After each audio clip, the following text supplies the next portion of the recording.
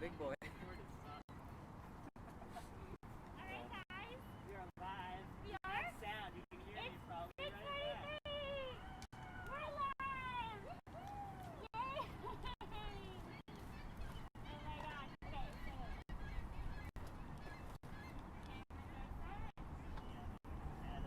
I have one camera and sound going in this rescue. Okay. There's a one screen that's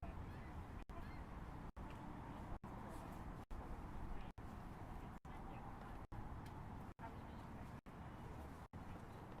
has Wi-Fi. I wonder if you see them. 60? Oh my god! 6 people! Should I say hi? Which camera? Are we on both of the cameras? Okay. Oh, okay. Oh my god, I just dropped my phone through the thing. Oh my god. My pocket. I forgot my pocket had that. Okay. So here we are. The tide is low. Am I in the shot? Yeah. Okay. I'm gonna put this over by you guys so they can hear you. Oh yeah, good idea. Alright. So for anybody who is watching right now, thank you so much for waking up early, or maybe you're in another part of the world and I'm gonna take this off because I'm by myself right now. Yeah, maybe you're in another part of the world so it's not really early for you, or maybe you're in New York and it is really early for you. This mask, I'm gonna share that this mask was specially made by my friend Renee, and it has the t-shirt material that is from the first 3 works in the series. So when I did the performance in Maine and Mexico and San Francisco, I just wore this orange shirt because the first time I did it, I was like, I was in Maine. I thought maybe I wanted to wear a red dress because the vision was of like a human being in a red dress. That was my initial impulse. But then I got a couple dresses from the thrift store and they didn't really feel like me, and so I ended up wearing this orange shirt that I just had in my bag, and it's crappy orange shirt, right? And it got really stretched out during the first 3 performances, but this orange shirt has lived with me for all these years, and actually I still have it, but it's falling apart. I think I brought it with me today. Hold on. Now I'm like talking to the camera.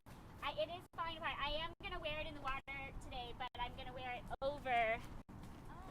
I'm gonna wear it over this tank top, and because it's like, and we ripped off the bottom so that we can make a mask, because that's the moment that we're living in.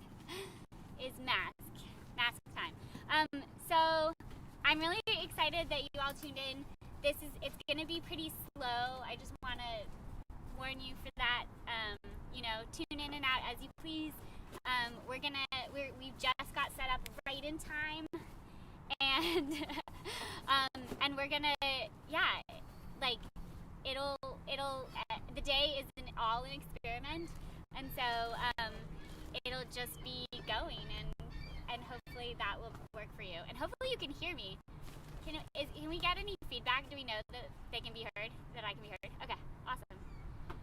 Yay! And if you're actually in the chat, if you're on YouTube, maybe you can put in the chat where you're watching from, so we know, we have a little bit of a sense of where people are coming from.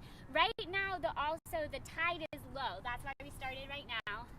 So this camera, I think, we're gonna keep this camera here all day, and so you'll be able to. I'm gonna be watching the water as it rises. This is all research for me, so I'm gonna be really paying attention to it. And if you tune in and out through the day, you'll also see it rise. And then sometime next year, I'm gonna be standing out there. I'll do my test stand. I'll do 3 test stands throughout the day, and lots of other things will happen. But again, it's gonna be like a slow, leisurely process. So enjoy, and thank you again for tuning in. I'm so excited to to invite everyone into this process as we go along. Okay, I'm gonna keep going. All right, that was my welcome.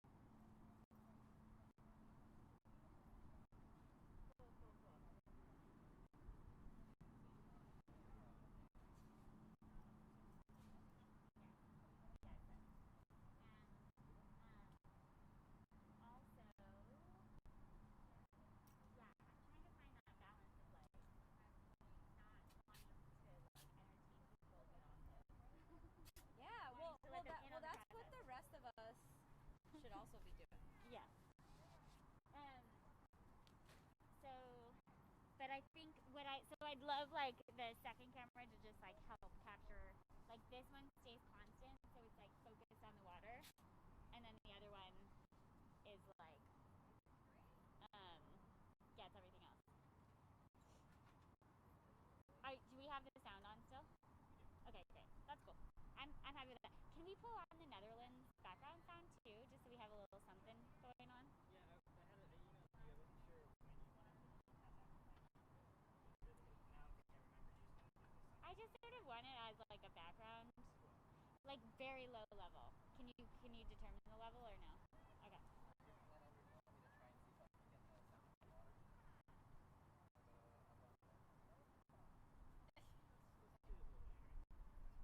There you go, girl.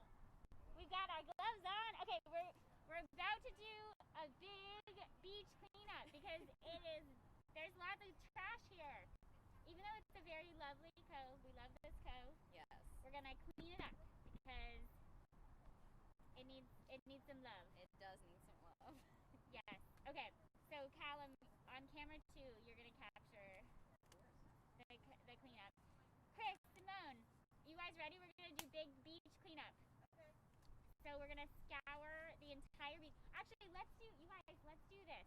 This is how many bags do you have? I have 4 actually. Where are the other 2 that I just dropped? I see those right there. Oh yeah, right there. Okay, Yeah. right. Yeah. There's 4.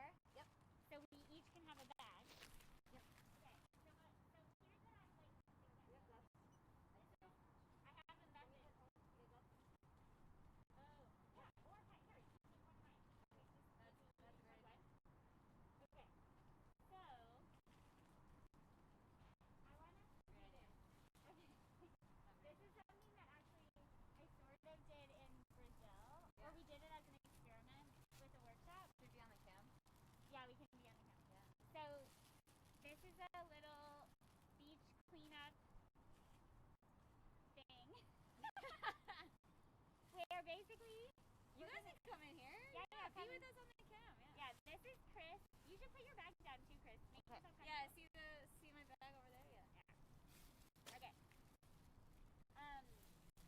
Okay. So See the camera here? that's I'm our blind. main camera. Hi. This is Chris. He's awesome from the neighborhood. You want to introduce yourself?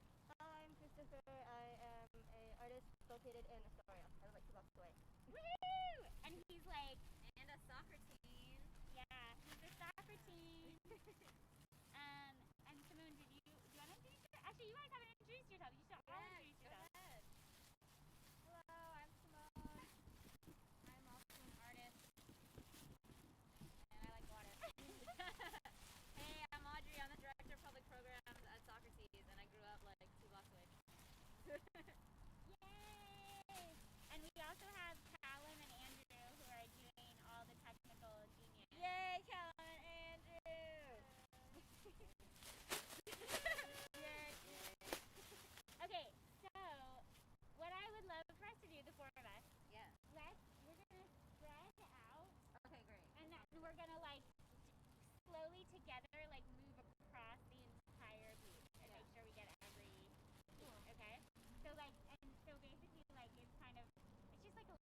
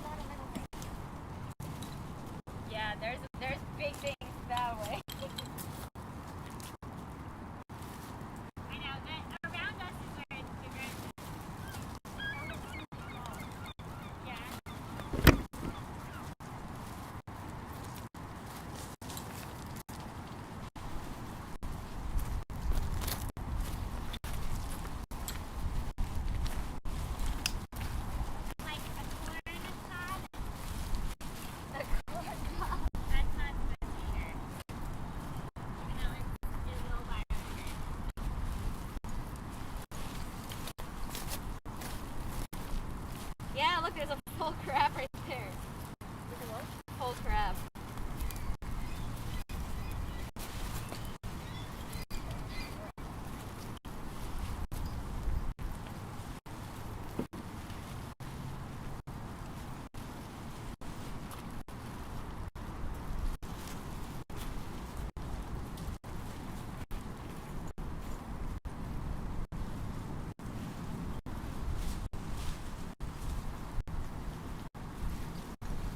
We could like collect all the glass too. In Brazil, Yeah. we like Julio did like a major. There was so much trash that would wash up on the shore, Wow. and he made this like installation Oh my god, that's cool. during the. He like collected all this stuff and turned it into a beautiful archive. I love that. Oh look, a dead crab! Yeah, that's the one that I saw. Oh man.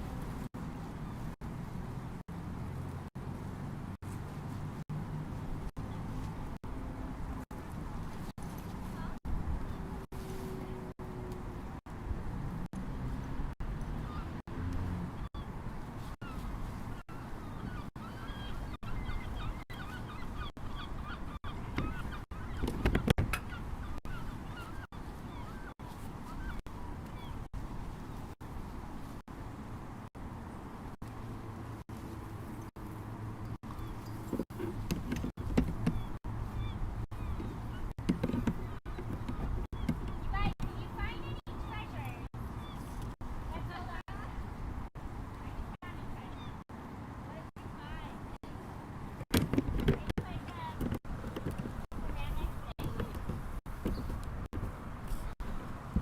It's like it is fun finding the trash. I mean, I feel like some beaches you go to in New York, there's like so much excitement for trash.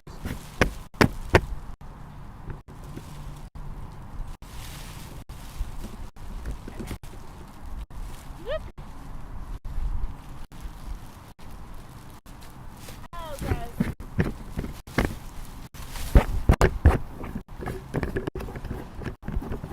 Slides get up close.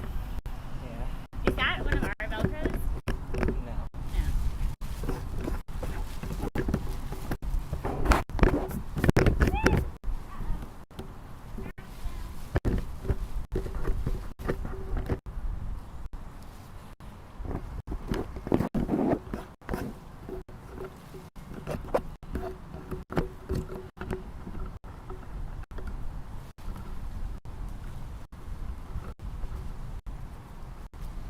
Our little baby crab. I'm gonna just save them there. Okay. Did you go in camera 2 yet or no?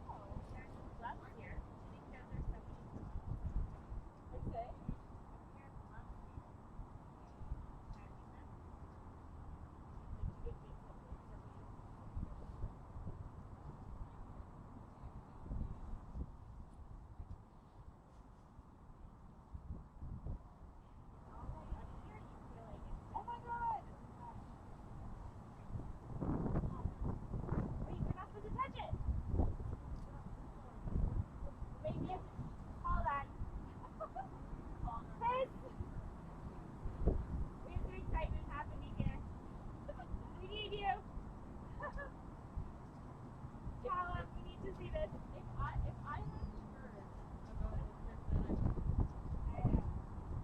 Okay, Ganesh is on the ground over here. What do we do? Oh, literally. I was gonna move them. So the other day, are we on this camera? Are we on sound or no? Now we are. Now we are. Okay. And you can hear the sound? I feel like I have to explain this to the people watching.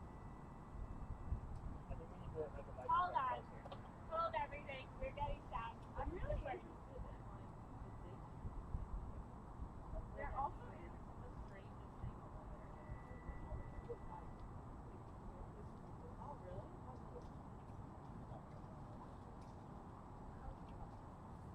Yeah. Wait. You don't even tell the story. Okay. Okay.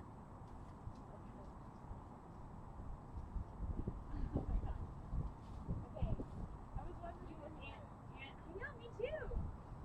Andrew, say when we're ready. You're good. Okay, so the other day, When we were doing our the other day when we were We were doing, say we did this big test to test the tech and set everything up. And right over there by on this log, Audrey saw Ganesh. And I didn't know about Ganesh, but Chris knows a lot about Ganesh. Yeah. Tell us. Ganesha, he is the god of obstacles, and it's believed when you pray to him that he removes all the obstacles in your life, or he helps you, he aids you in removing them. Remover of obstacles. I should put my mask back on. Mask. I just realized we were talking to mask. Okay, mask is back on because we're within 6 feet. Remover of obstacles just showed up on the beach. Isn't that incredible? And he was like sitting there watching us. It felt like, okay, this is the sign that we're gonna be okay. It was awesome. Everything on Saturday is gonna work. And then Chris taught us though that if we wanted to touch Ganesh, that we could only touch the feet. And why is that? It's believed that when you touch anyone else, it's a sign of disrespect, and usually brings bad luck or some kind of bad omen. From what I was taught anyways. Each Hindu sect has a different belief, Yeah. but where I'm from, we believe that if you don't touch the feet and anywhere else, bad omens. Yeah. Yeah. Got it. So now we're doing our trash cleanup. And I just found Ganesh again. What do we do? So do you think we should move him, Chris? Yeah, I'll put them off. Okay. No, wait. I feel like we need to put him somewhere special, right? We're not throwing him away. No.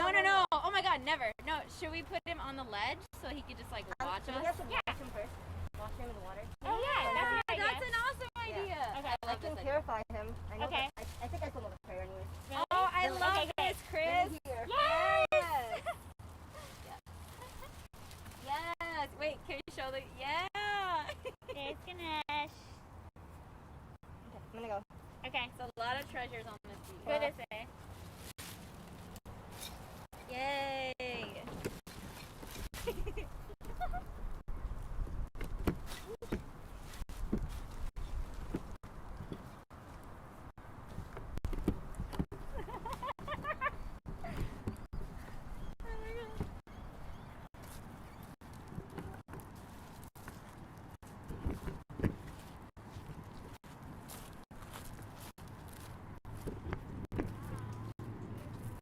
Wait, I feel like I want to get better.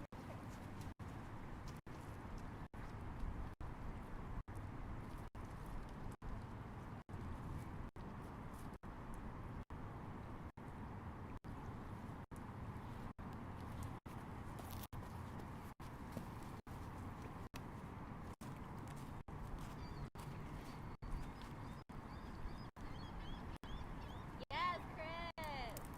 Beautiful.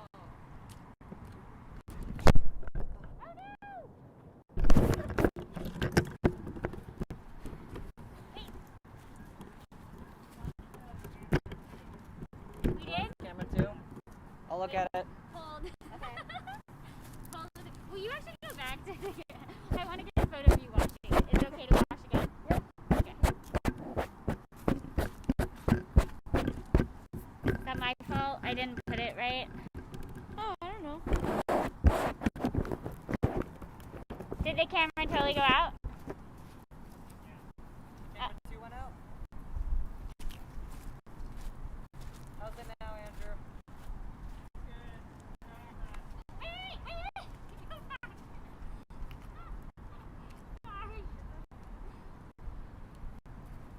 back.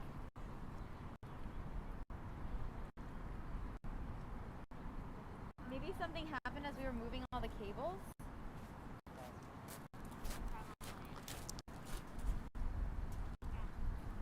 Got it? No, I didn't. Because my camera's not. Hold on. There we go. Okay, now will you Chris, you are awesome. Yeah.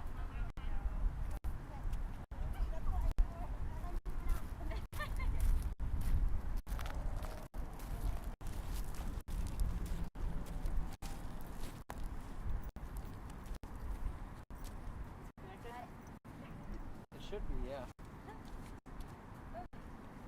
It has been a while. But just wait. I Just sort of connected leave the it other up there. camera. Let us take I wonder this if that's. I did it, but it should still. Thank you, Chris. Yeah, no problem. Ah. 14 years of religious study. What? Hi, Ganesh. So the other, the microphone on the other camera sounds better.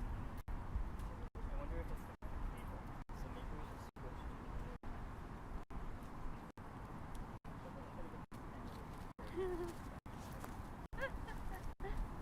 I have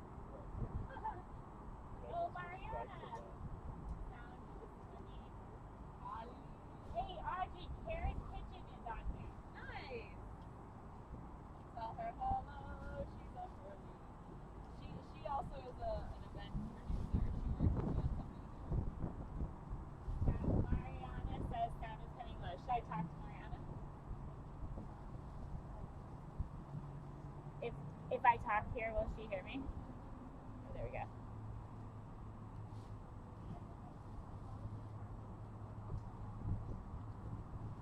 Sounds better now. If I talk here, will she hear me? Or no? Yes. Okay. But you're not in camera right now, so you see it. Oh, that's okay. I don't have to be on camera. So, everyone watching the live stream, just letting you know that we're troubleshooting some sound issues.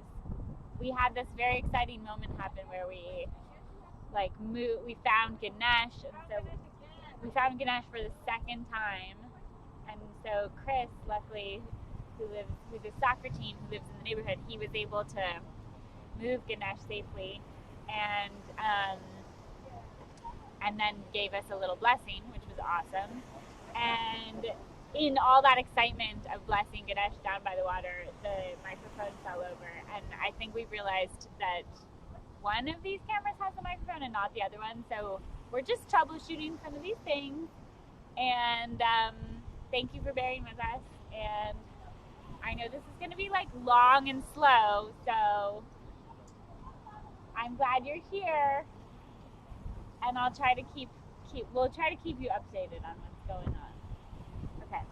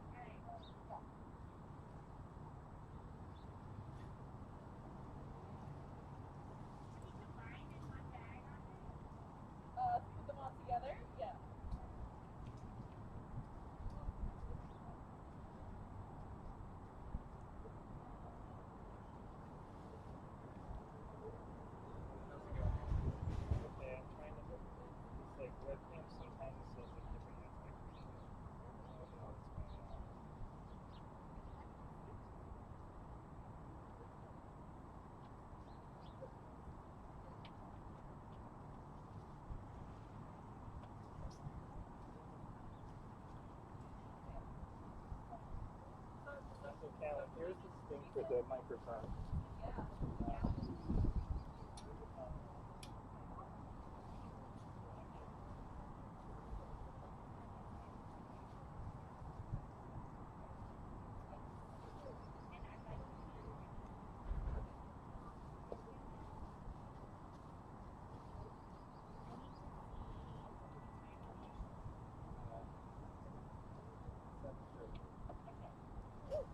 Oh, Sumi's here. She's ready. Oh, great. Yay! Okay, we can wait till Rafi's back then. Hi! Okay, we're gonna do it on Facebook. But let's have Zoom open too. Just in case. And that's your guys'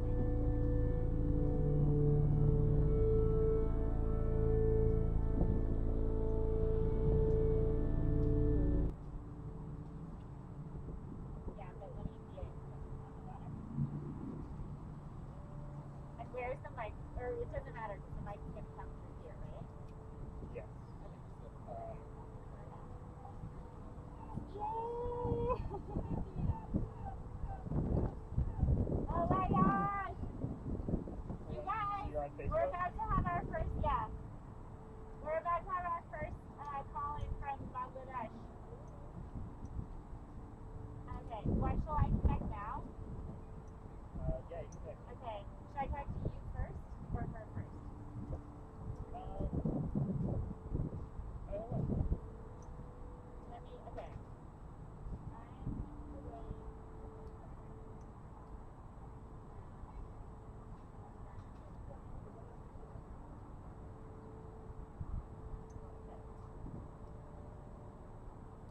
Which camera is on right now? I think I need to watch it. It's the live one right now. Oh. That's not good. Can we wear it? It is. Can we change the frame to that? Oh, that is so weird. It is so weird. This is what you were talking about. Yeah, yeah. But can we change the frame? Because then you can tell that it's two. Yeah.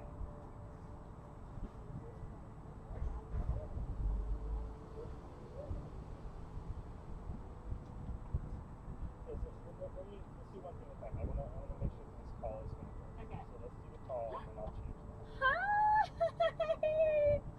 Oh my gosh, I'm so excited to see you! Mwah, mwah. I'm well! Yay! Okay, so I'm gonna add in Andrew, who's doing the live stream here. Okay, hold on 1 second.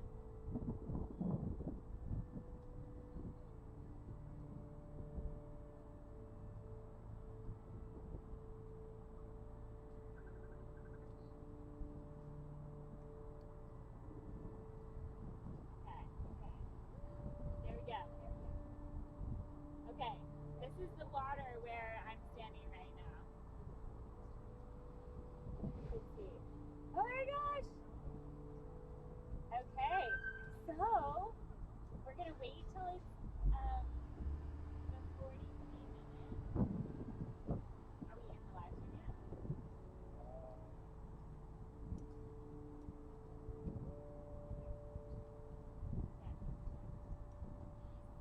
I'm working with this amazing guy, Andrew, who's like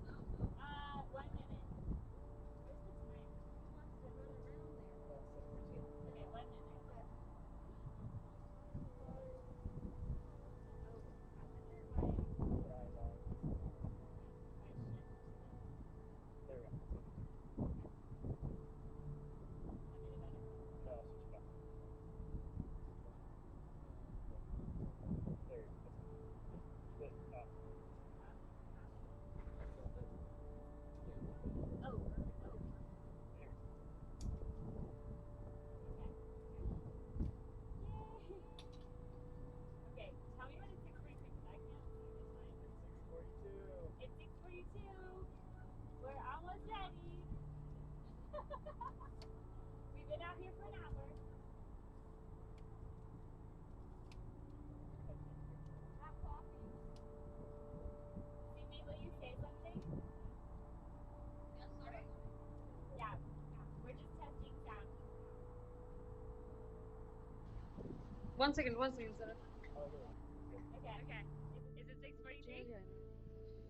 Okay. Whenever you're ready. Just 1 second. I'm so excited. This is so cool.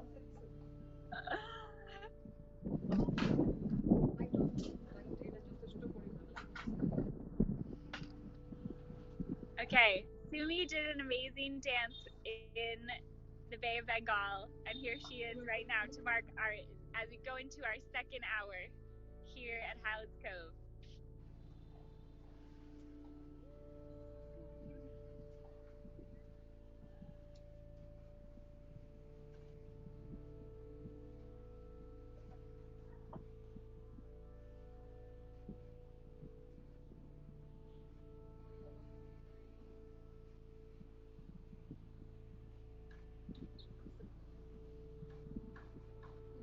Okay. Okay, ready, sir? Yeah? Yes, ready.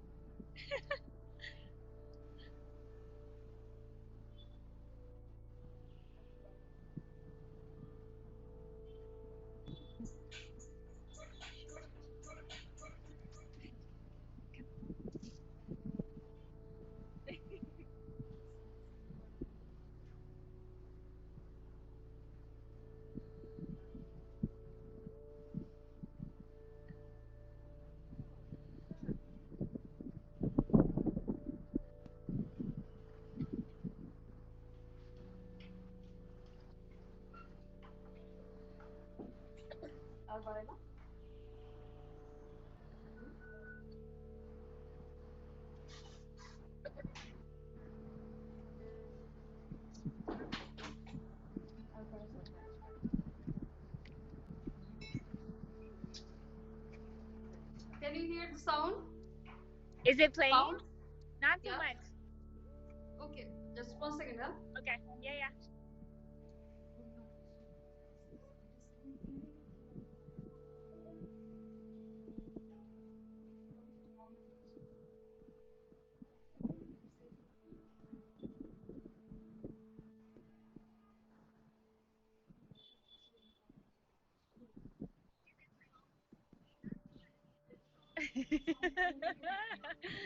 Oh, it's very like, Isn't it cool though? yeah. We're gonna get it. This is our first hour mark, so you guys, we're only at the beginning here. Can you? Yeah. Yeah. Yeah.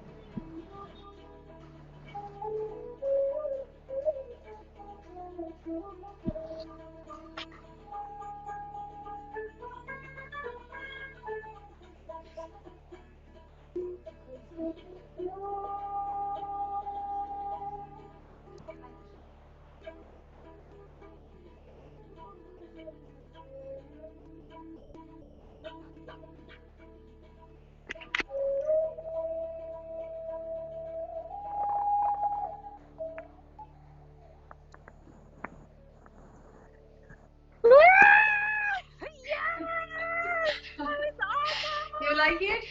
Amazing! Thank you, thank you. Oh, I love it! Thank you, Sumi! So beautiful! Thank you, thank you. Yes! Do you want to say anything about what you just did, the dance? Yeah? Do you want to say anything about what the dance that you just did? I love you. I love your performance. And salute to you because Oh, of your performance. thank you. I feel so lucky to have you sharing this with us. And I feel, I don't know if you can see, but this is the water here Wow.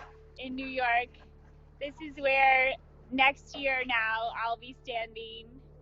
And so I was trying to, as you were dancing, I was like trying to connect you with the water here. Okay. So you can feel it and the water feels you. Yeah. Okay. So what's your time? What? What is your time? Then you Now- perform? I perform, so right now we're on the live stream and this is like the research process. So because of the pandemic, the COVID, I won't do it till next year. So this is like a moment to come together to mark. I was supposed to do it today, but then we had to postpone because of COVID. So next year. But then all day today we're on the live stream. So you're on the live stream right now. So everyone just saw you performing. Yay! Okay. Mwah. Much love to you. Thank you. Love you. Love you too. Thank you, Sarah, for inviting me. I'm really lucky to be there. I'm so lucky to have you with us. Thank you. Mwah. Okay, we'll talk soon. Love you. Okay, love you. Bye. Oh, Call me whenever you need me. okay. Yeah, we'll talk later. Okay, and tune into the live stream too later. You can see it. Okay, perfect. Mwah, mwah, mwah. Okay. Bye. Bye.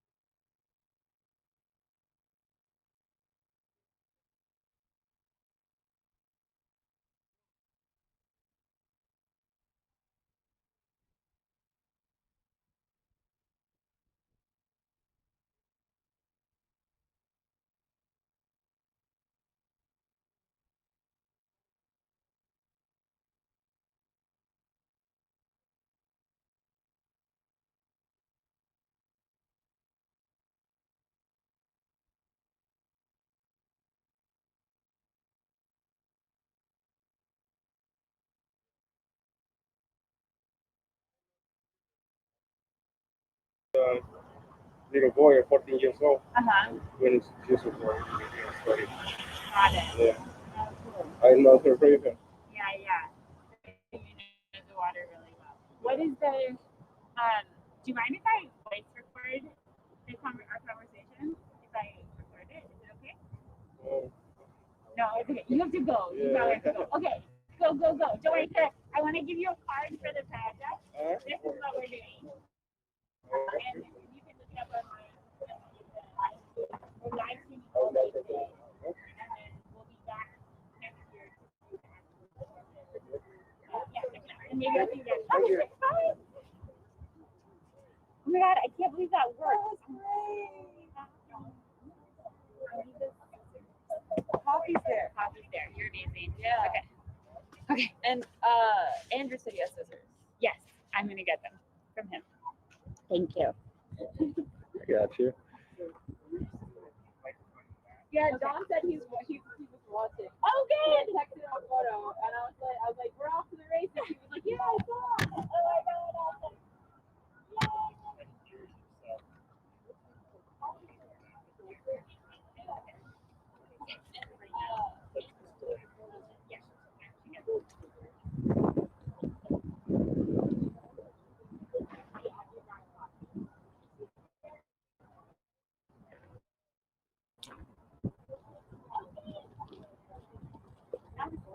I know. Like, you have on the live stream, you have the bigger image. You have the bigger image. Yeah. So, of the answer. What are we showing right now? Can we do that for that? What I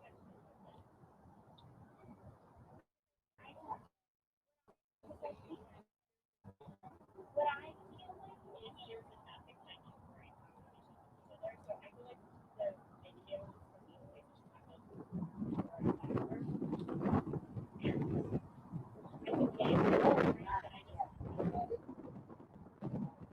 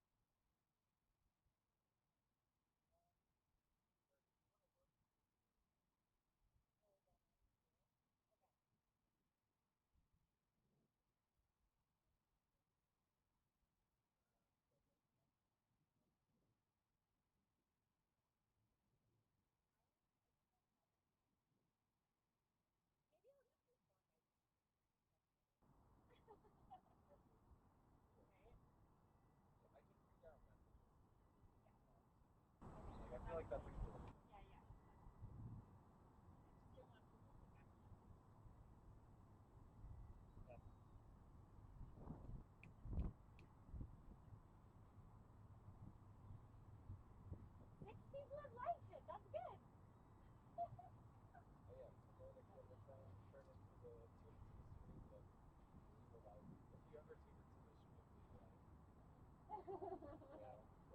It's like all of us.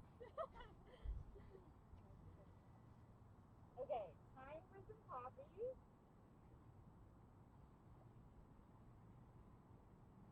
And then I think I'm supposed to go do my first band actually soon.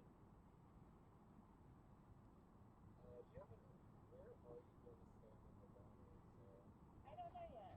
I have to figure that out. I will follow you wherever you go. Okay. It's just if it's closer to this like front area here, it's like I can get closer to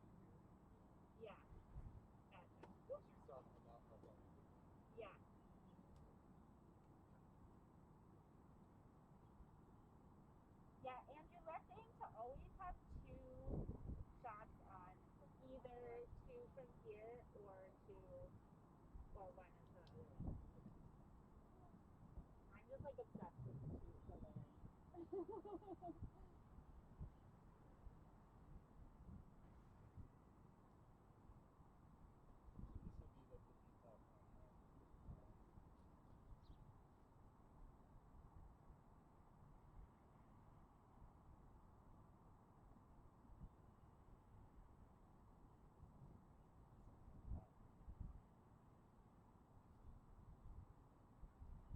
you pulled in Bangladesh again now, right? I'm doing that. So that'll be the default now. Yeah, gotcha. Cool. Can you just switch the sides though? So it kind of keeps changing as I go through the spreads. Yeah, like every different one that I switch to, like it will stretch to the full or it will squeeze it right out. So then, do you want coffee? Do you want me to pour you some coffee, Andrew?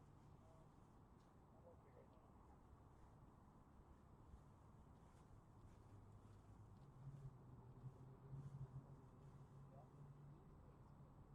Oh my god, I forgot to use my mug. And this also said we could just go across the street, get more, Okay. whatever you need, blah blah.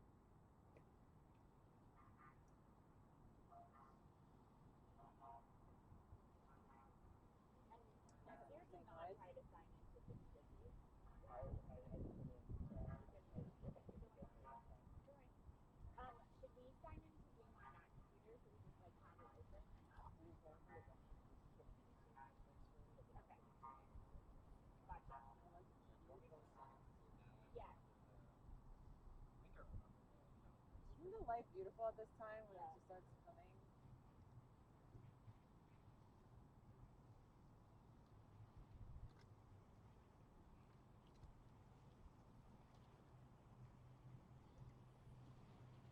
I tend to like when I take a schedule that I shouldn't. Of course. Do you want me to this? Like for more of it? Because I don't know if anyone else has this before. That looks bad.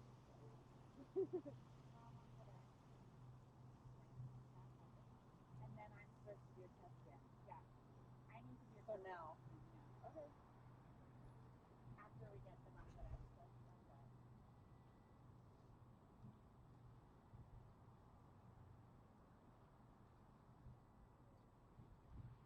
And then we end that, then it's Josh. Live on. I'm already in live on.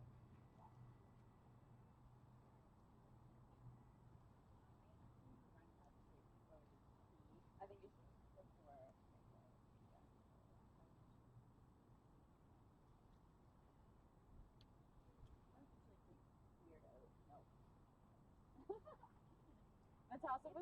Natasha was like, this is the creamiest that will be like most like regular milk. If you want something else, I can. No, just let me know. Have you tilted up a little bit now? Okay, cool. Alright. Up.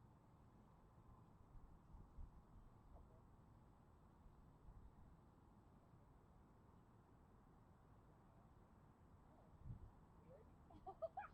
Sure. You like that? Have it like just overlay like you had it before?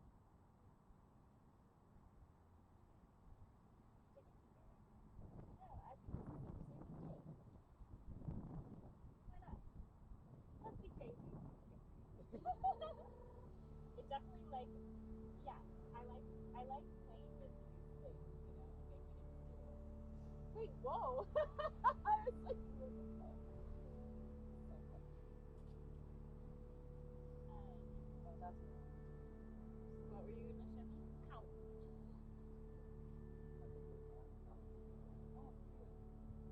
This is a nice vantage. Oh yeah. Standing on top of the thing. I need to also I took a screenshot of me talking to Suki, which I love it.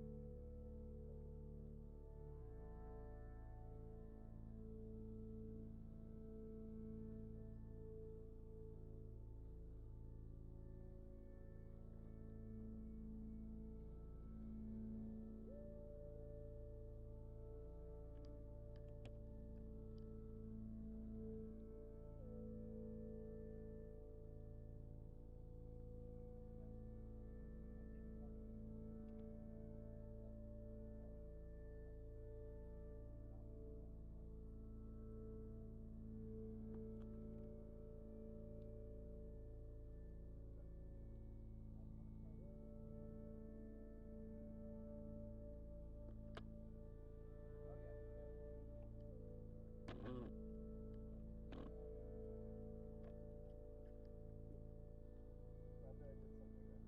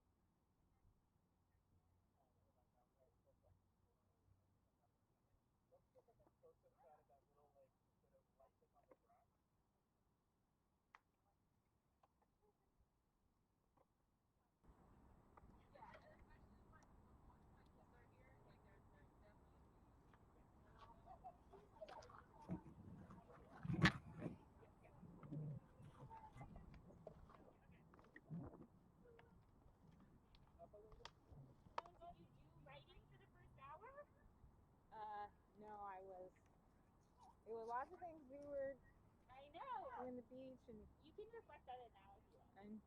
yeah, I'm gonna hook this up. Oh yeah. Did you see that it's in there? I put it in here. It's right there. Okay, I'm eating a banana, I'm drinking some coffee, and then I'm gonna go do my test dance.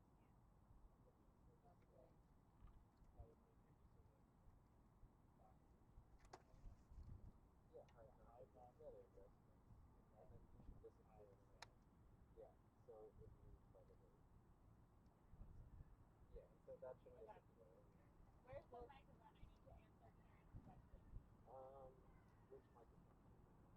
I need to answer Karen's question. Hello? Hello? Can you hear me? Can I go over there?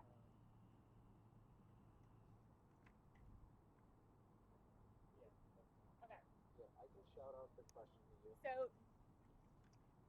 okay, we're addressing questions live because we don't have the thing that we're seeing the YouTube on is actually not, we don't have a keyboard, so you can't answer it with typing, and it's more fun to do it live anyway. So, Callum, what question do we have in the YouTube? Is the stream from Bangladesh live or recording? So Karen's asking if the stream is live or recording, which you guys can probably all see because you're actually on the live stream. It is, so when I was talking with Sumi, that was all live. She was in Bangladesh and that was totally live. We were doing that through Facebook Messenger video. But then the other video that was pulled in, did that already go away? It went away now. That was from Bangladesh that was from the actual performance that I did in Bangladesh, which was in 2017. So we actually pulled 30 minutes of footage from that video, and it was from the beginning because we were trying to match the waters. The whole idea here is actually to kind of connect the waters where I've stood for the full tidal cycle in Bangladesh, in Brazil, in Kenya, in the Netherlands. I will be standing in Aotearoa, but in San Francisco, Maine, Mexico. Those are the 7 locations so far. And the idea is to connect all of these waters together to this water here in New York at Hallett's Cove. So that's also why I was trying to show Sumi the water so I could feel like her dance was infusing us here with loveliness. So it's kind of abstract because it's all virtual, but it's also feels really meaningful to me to connect these places. So that's the idea. So I hope that answers your question, Karen. If you want, there's tons more videos. If you go to the website, the project website, 36pt5.org, there's lots of videos on there. And then I show the work. The video work is usually shown as a durational video, 12 hours. The Bangladesh one is 12 hours, 21 minutes. Netherlands is 12 hours, 46 minutes. They're all between 12 and 13 hours. And that's how I show the video work when I install it somewhere. And there's actually a couple exhibitions happening right now. One at NYU Gallatin Gallery has the durational footage showing on the street. If you're in New York City, down near NYU Washington Square, it's kind of great, and it's outdoors. You don't even have to go inside the gallery. So if you check out the website, there's more information there. Okay, again, 36pt5.org is the project website if you haven't heard about that yet. Okay, thank you. All right, I'm eating a banana and drinking some coffee because I haven't had coffee yet. This is my first coffee in the morning. And I'm eating a banana because I'm about to go do my first test stand. I think it's going to be shortened now. It's going to be half an hour-ish. But that is what I'm going to do. So you'll see me doing that momentarily. Thank you. Oh, I'm so backward.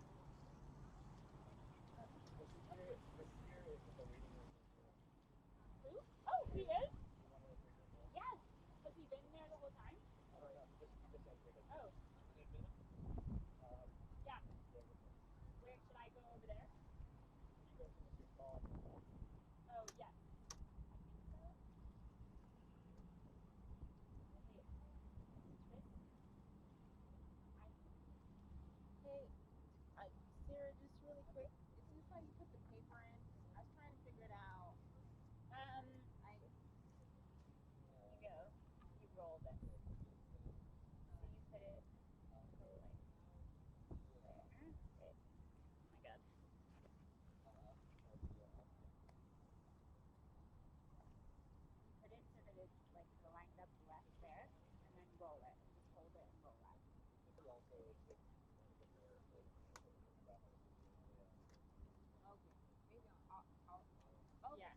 Hold on 1 second.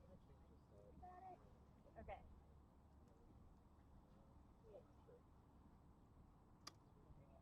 He's there. Can I don't actually. I should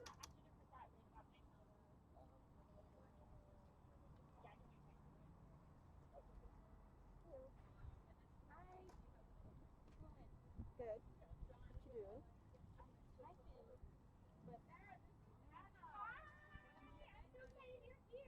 But You have whiteout? well, it's just like the blooper in there. Yeah, but give whiteout when you make mistakes. If you make mistakes. Well, it hasn't typed yet because I'm trying to get the Are you in too?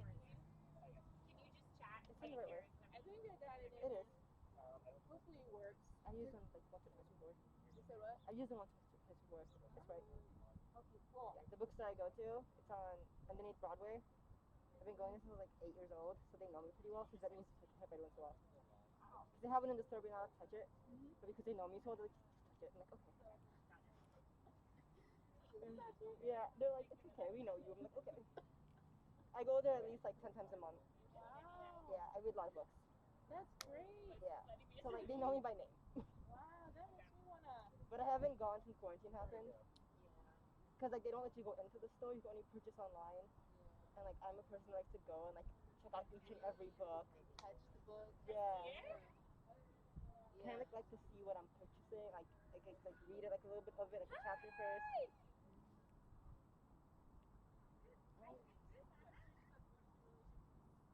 Okay, I feel like there's lots of oh yeah, if you want to check out this library, I really want to look at this book right there. And I like the and this one, this like seafaring book. I want to check out the Matariki book. Yeah, that one. All of these books are dope. This one. Oh my god. So I was walking here and I saw so much trash all the way down there. Yeah. So much. And then there's in there now, I see it. Oh my gosh, it's like we're like. Hey Chris, can you move out of the way of the camera? We're like. Oh, sorry. It's like we've been like scarred. I didn't know this. Scarred.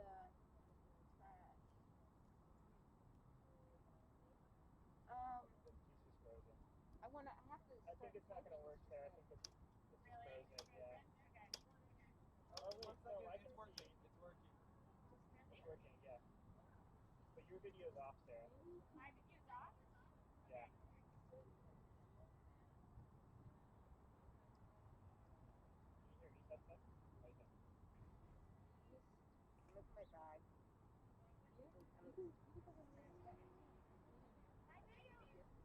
Oh, because I was answering I about want to get back to that. It's just that I feel like what I'm trying to do like is figure stuff out, like ask questions, but also see if I can figure it out. Nasir is actually there. Yeah, he is. Yeah. Oh, Yeah. They're just muted. oh, there he is! Oh, someone else. I gotta catch this. Sorry, I'm gonna. Yeah, can you help? Yeah, can you? Yeah. And feel free to write stuff. Okay. Oh my gosh! I'm sorry that we're so delayed. Hi! Do you... So... Oh, baby! Oh my gosh! Hello! Hello!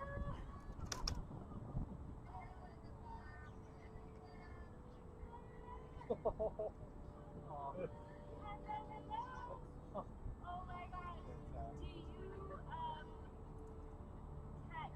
can you say your grandma? Yeah? Okay. Okay.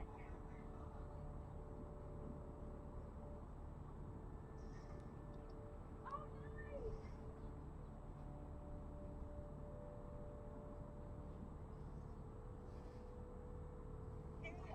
Yes, yes.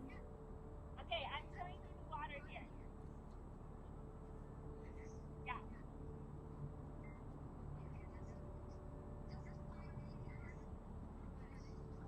Okay.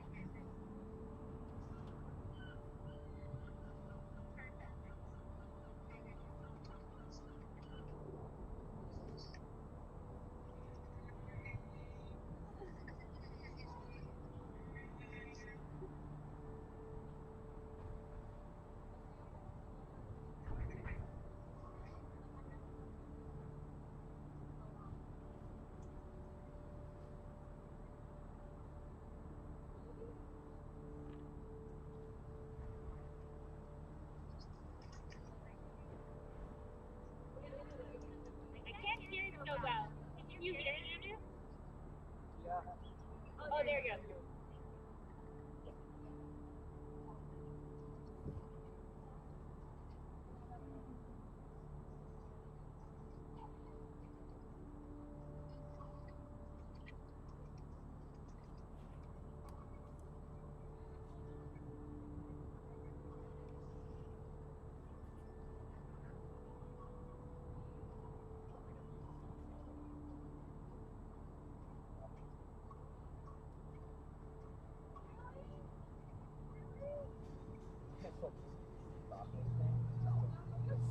Yes.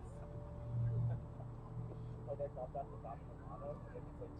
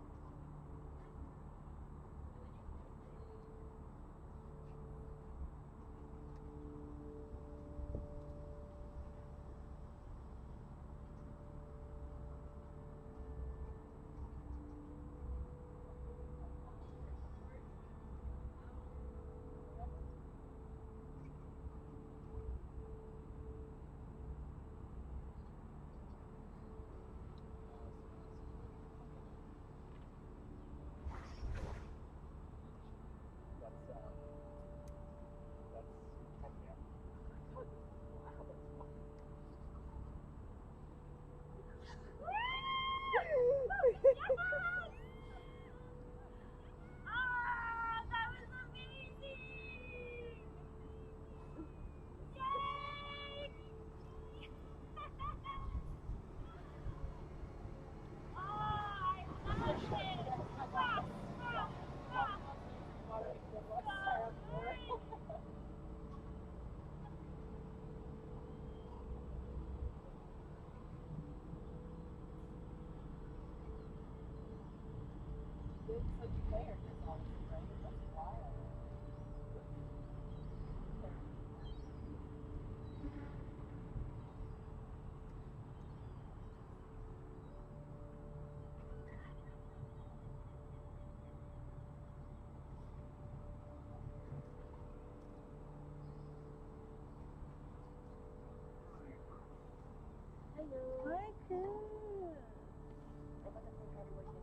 You did? Yeah. Are you gonna type something? I don't know. I moved up Type. a little bit because I was trying to make it work. So you'll white out. Jesus, sorry, I keep forgetting that thing is there. Yeah, you'll white out. So I can like work that out and go back. No, it's perfect. Leave it. Okay. Yeah, this is all about like making mistakes and like Okay. yeah, but Okay. you can put like put the date and like say who you are typing. Yeah, go nuts. Damn, I always.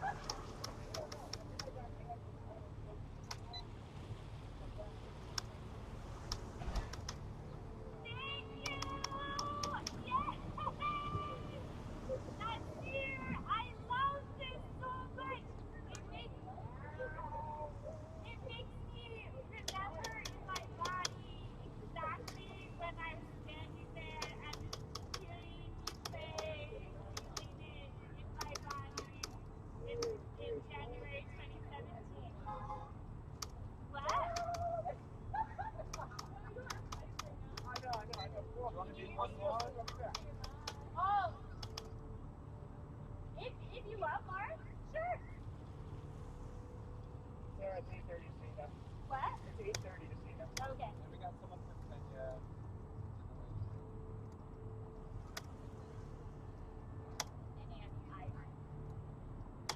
Next to me, cheese is the winner. Hi.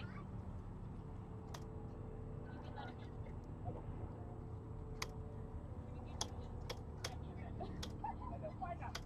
We're blurring the lines.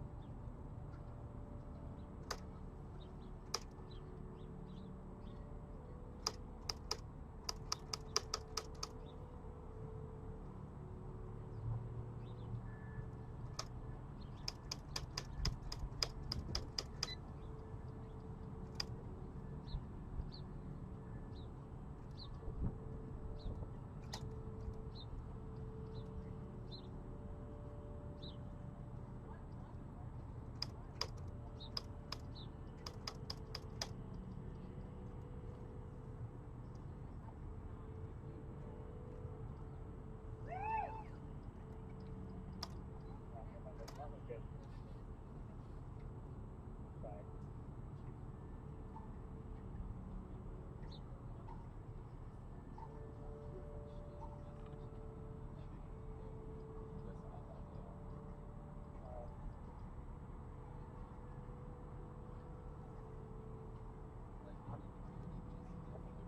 You'll figure it out if they're asking the question or something. You just gotta go the other steering right now. I'm trying to figure out a better way. Maybe it's better to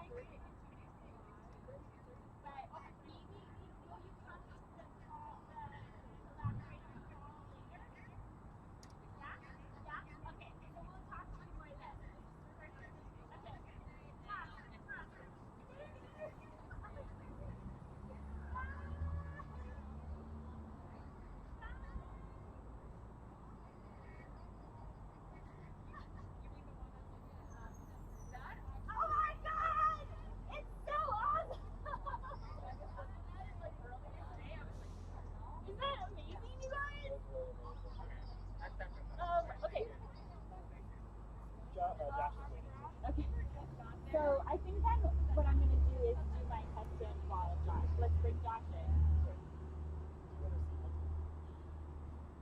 Yeah, I want to see them. That was so cute. So Nasir is the one who's playing in the video, you know? Yeah. Let's pull that back some other time later. Okay. So I'm just, right now this is what we're on, so then we go back just to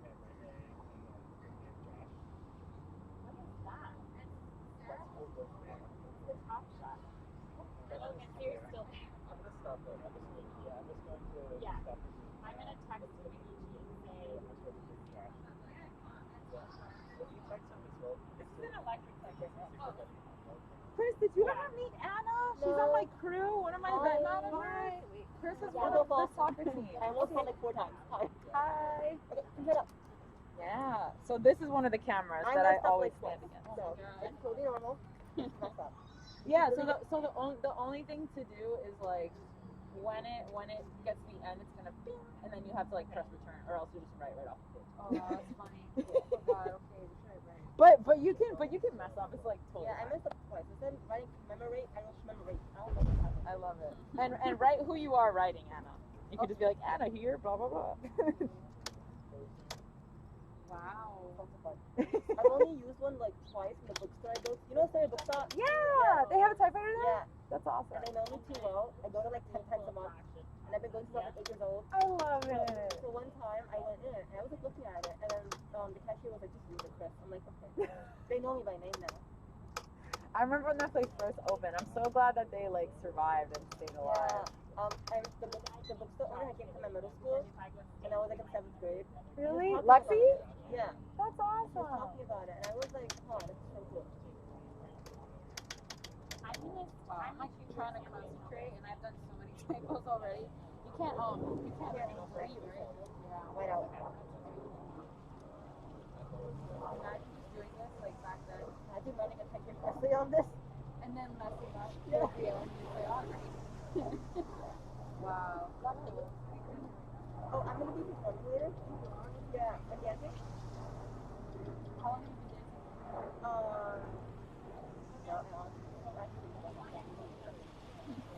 My mom took me to dance classes when I was in 1st grade. I was like, what, 7, 8 back then? Yeah. I do different styles. I've learned Afro, I've learned Bollywood, I've learned hip hop, ballet, contemporary, modern, lyrical. Yeah. I know a good amount of different styles. You go to like a specific dance school for that, like your whole life? No, I mainly like my school offered lessons and I could take them. And then I just started taking like professional dance lessons right before quarantine happened.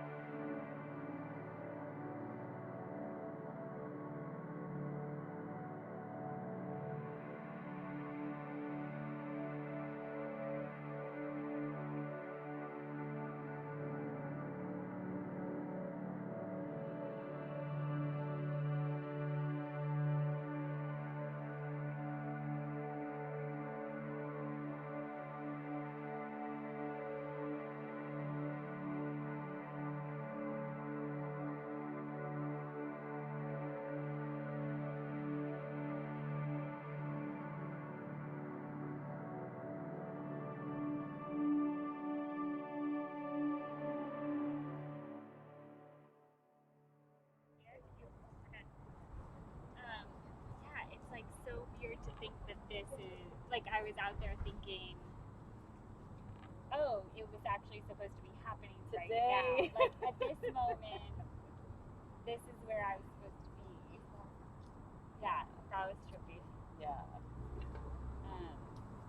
Just put my mask on again. I need to have the good example. Yeah, and it's like it all comes back, like the action of just like being. Yeah, I bet it's like all that muscle memory in your body from all these like layered Yeah, moments in Totally. all these different places. totally. Yeah.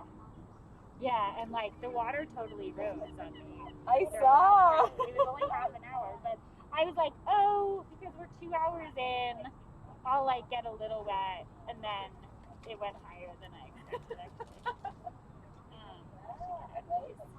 Although, you know, we should post. I might just do haircut for a little while. Yeah. Do you want me to go host them off or something? Yeah, or whenever. You got braiding sweetgrass over there. Oh yeah. Yeah. Yeah. Did you feel? Yeah. What was that like for you watching? No, I felt it immediately. Uh-huh. Like feel it in my body. Yeah. And just like feeling so much of you and just this act of this, like especially me as as a woman, right? Yeah. It's like a single woman standing there, Yeah. and like meeting this. Uh-huh. Meeting the the hugeness Yeah. of everything. Yeah. Of just the earth. So it was I really felt it. I was just watching it. Yeah. I mean, it may seem simple, but like it was so profound already. Yeah, that's good. No, that's what we want. That's the point. And I mean, yeah, that was also what I was thinking about was like how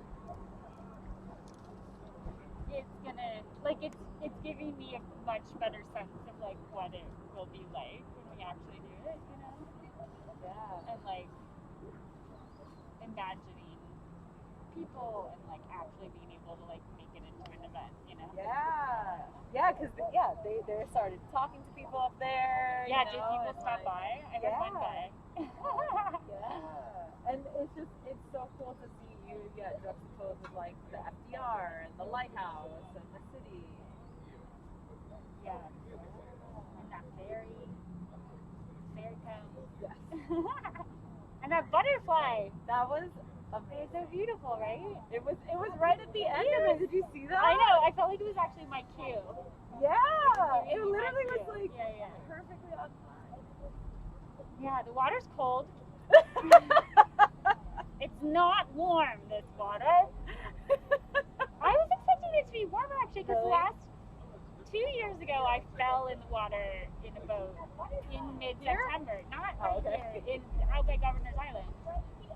And I was doing Mayfield's performance, and we were testing the boat. She was like dancing on the boat, and then she like leaned her body too far over, and we just went and capsized. And I was like, okay, this water isn't very cold, but it feels cold. It's gonna be cold when I go full immersion. I was fine now, but like full immersion is gonna be cold. But and I was like, oh, I don't know if I want to. So I was like, I'm a wuss if I need a wetsuit for like an hour stand. Like, no, not happening. So yeah.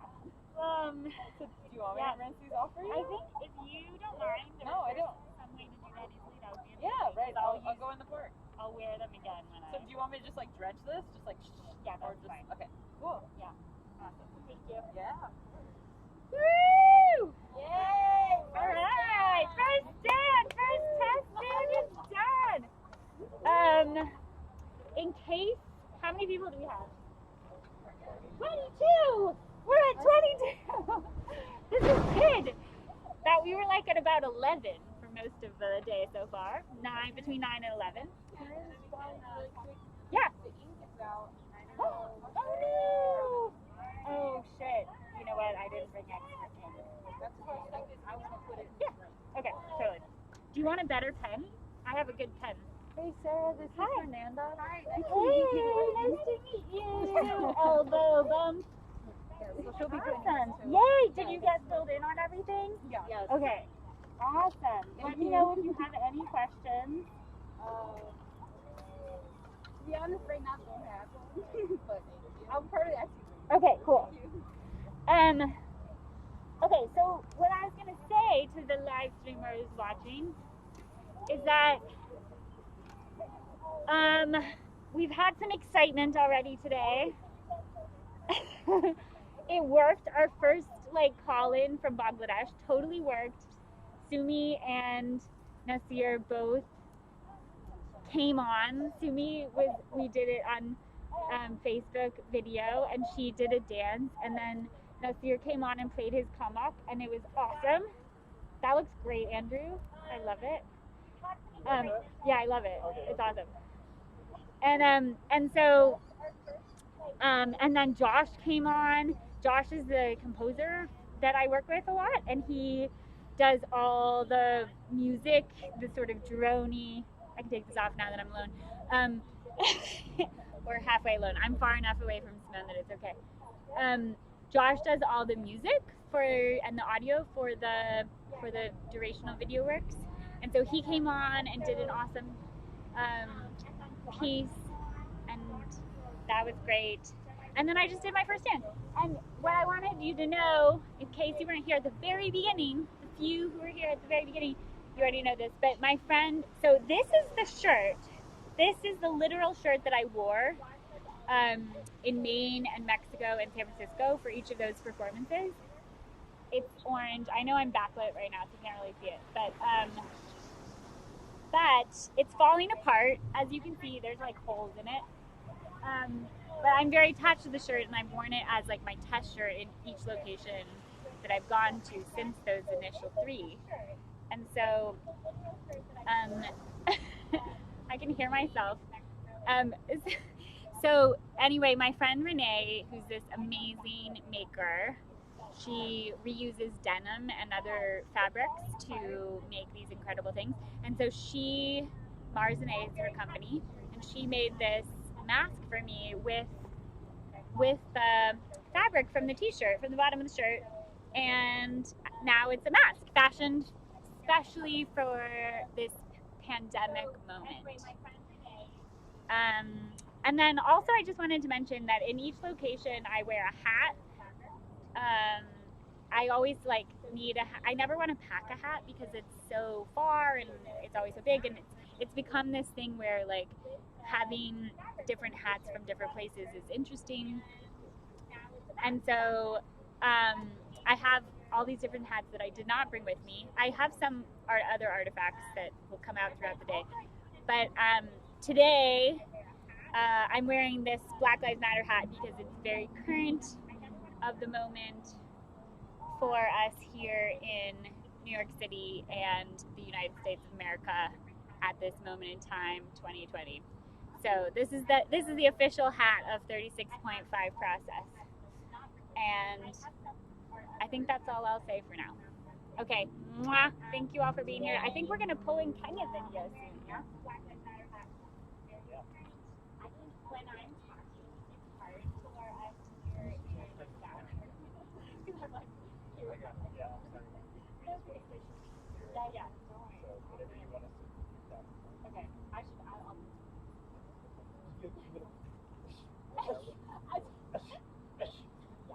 Yeah, we'll be very cognizant of the answers. I know. That's my hope. I like her.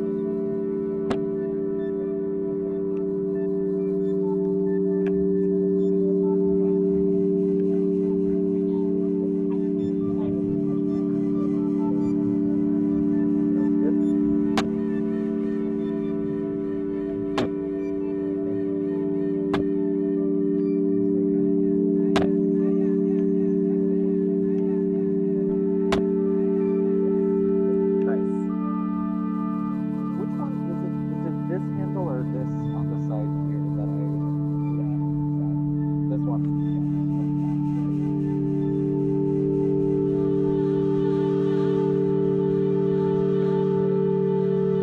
Yeah, I think this one is for left, right.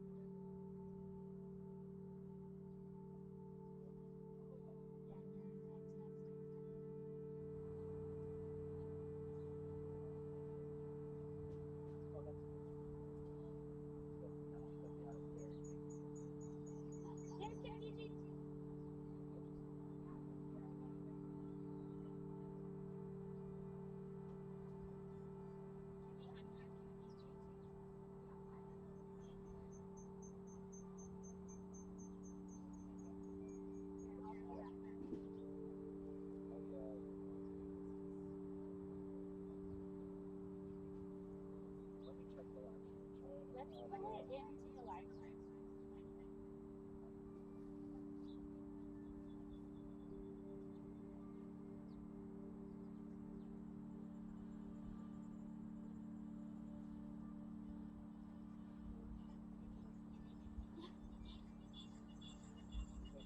I should go with it.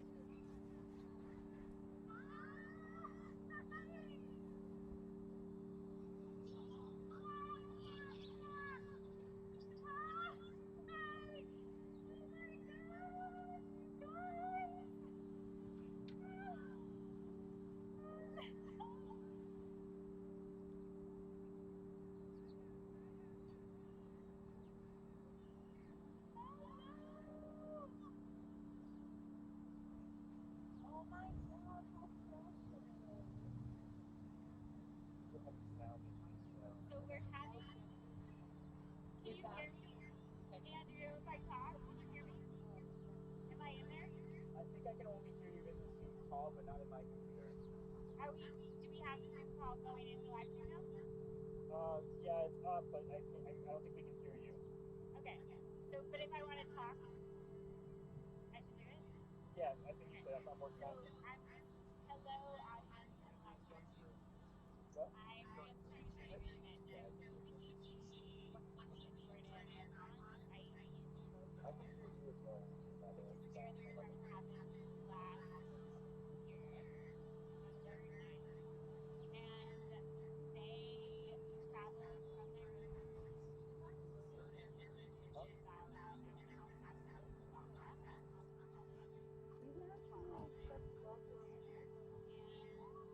as the day progressed,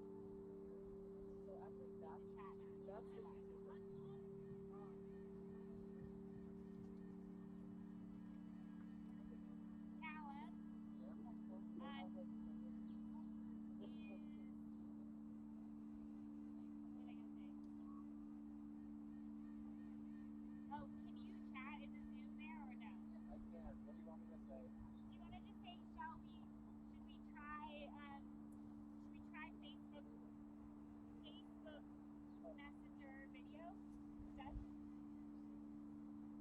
Or let us know if you want to try.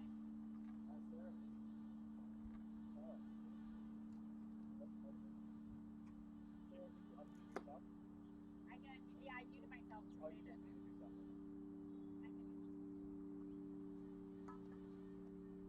We're time checking. It's 9:43. I see. This is the hour mark. We're entering our third hour. Is that true? Yeah. Yes, because we started at 6:43. Oh. I'm Yes, losing wow. track of time. Yeah. The sun is now on shore here. The hat is important now. I actually, when I walked out with the hat on earlier, I thought, I don't really need this hat, but now I do. The sun? Okay, this is interesting. This is important to know. The sun comes from behind you. Can you tell me what this is like a whole story? Really? Yeah.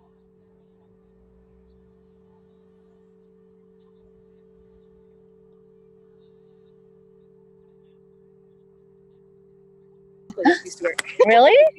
Oh my gosh. Wait, tell us about your history in this neighborhood. Yeah, so I grew up here right across from the Gucci Museum. My family and my parents still live there. So I have been playing at Socrates since I was a little girl, and now I work here, which is super wild. But this place is interesting. I was telling Sarah this another time.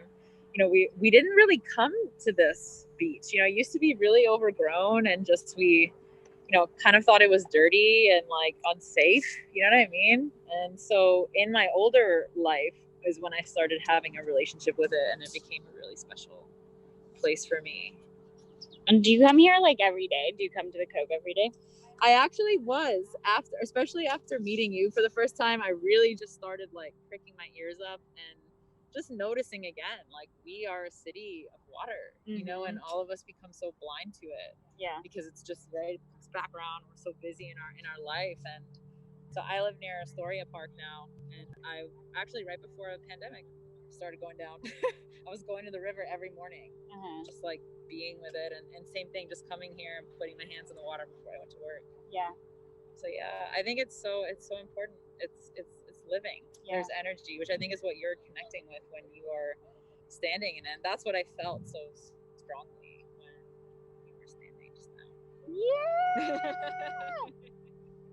You can come with me again when I do the big one. I would love to. Yeah, I should. Well, obviously, I should take my shoes off, right? Or yes. Like, yeah. You also, do you have a change of clothes? Is that? I'll take these off. Okay. You can just go up to like however. Yeah. No, I'll take these off, and I have flip flops. Okay. These Good. are waterproof though. But yeah. What's happening with Kenya? Can they get you? Wait. Okay. I think we're still on. Thank you for that, Audrey. Audrey's amazing. She's like doing so much work. It's really awesome. Okay. Let's and we're so lucky to be here at Socrates.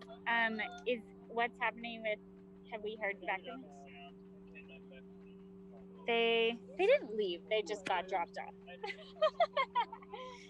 They would not leave. I wonder, did he? So he didn't respond to that. Okay. So what I'm gonna do is I'm gonna just text them and see if they want to try on Facebook Messenger. Let me just see if that might work.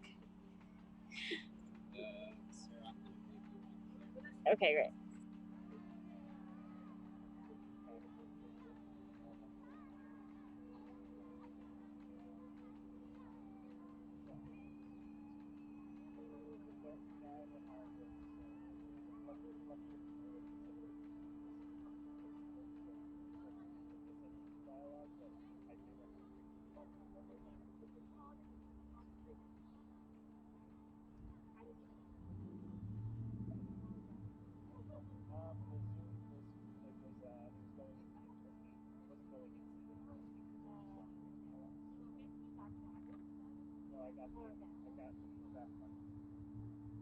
Yay!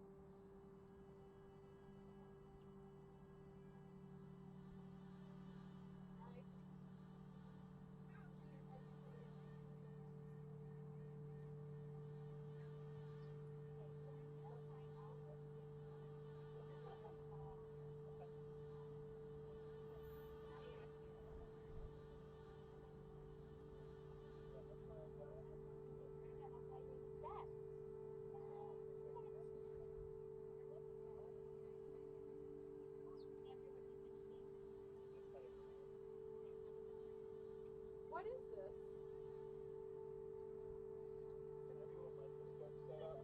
Are you serious? Yeah, I did like a little water sample over Sarah at one point, and then I thought it was distracting, so I stopped. Oh my god! I liked it. I like it. I love it. You were talking about your mask, so I thought it was distracting, so I turned it off. But Yeah, it was there for a so little this bit. is what's on the. Every time you layer, I'm happy. Okay. Layer is like Okay, one layer. He's layering different things. So that's like where we are. How a photo or video? video. A video layered on top. Oh, cool.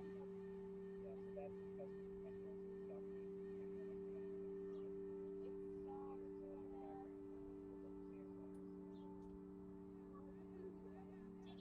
Did you get on the live stream? Was there any bit of Kenya trying to come through? I think we saw them, but I Yeah.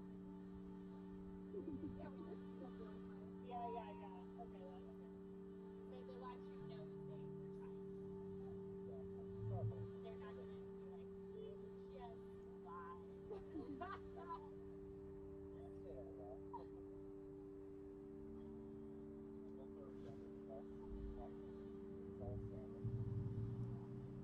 They're not gonna be like, just lie.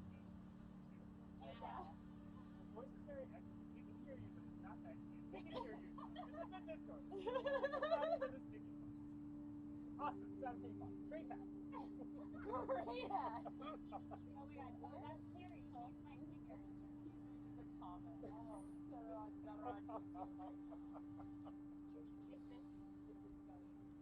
Yeah. You can hear me a little bit from that one. love when the wolf comes to the yeah, right? Oh my god, scary. Do you want to stand in the water? I'm good. I'd like the cup and then the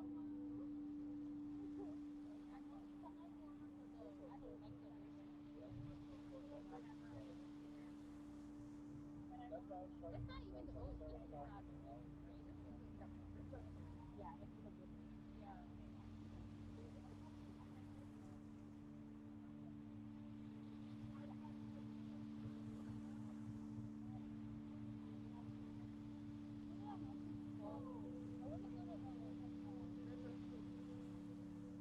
To the husky.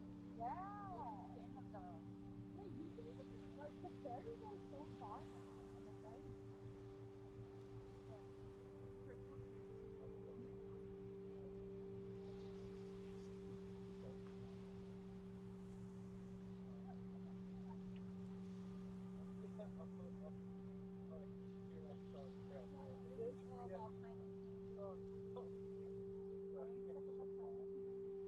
Yeah, what is it?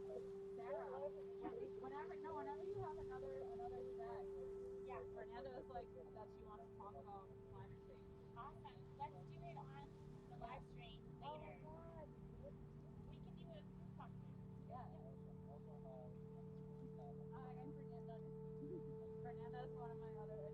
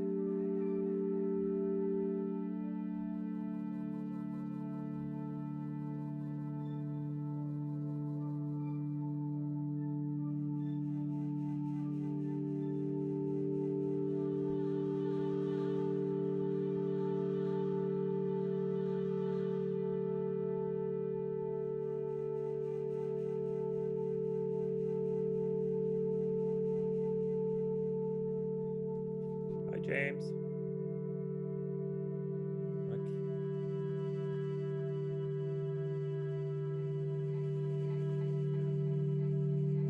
I think you're on mute.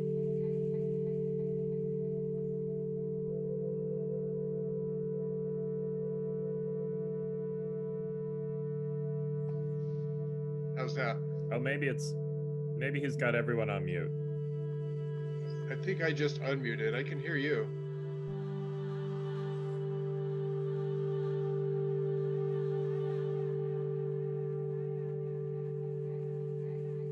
Hi, guys. Hi. Can you hear?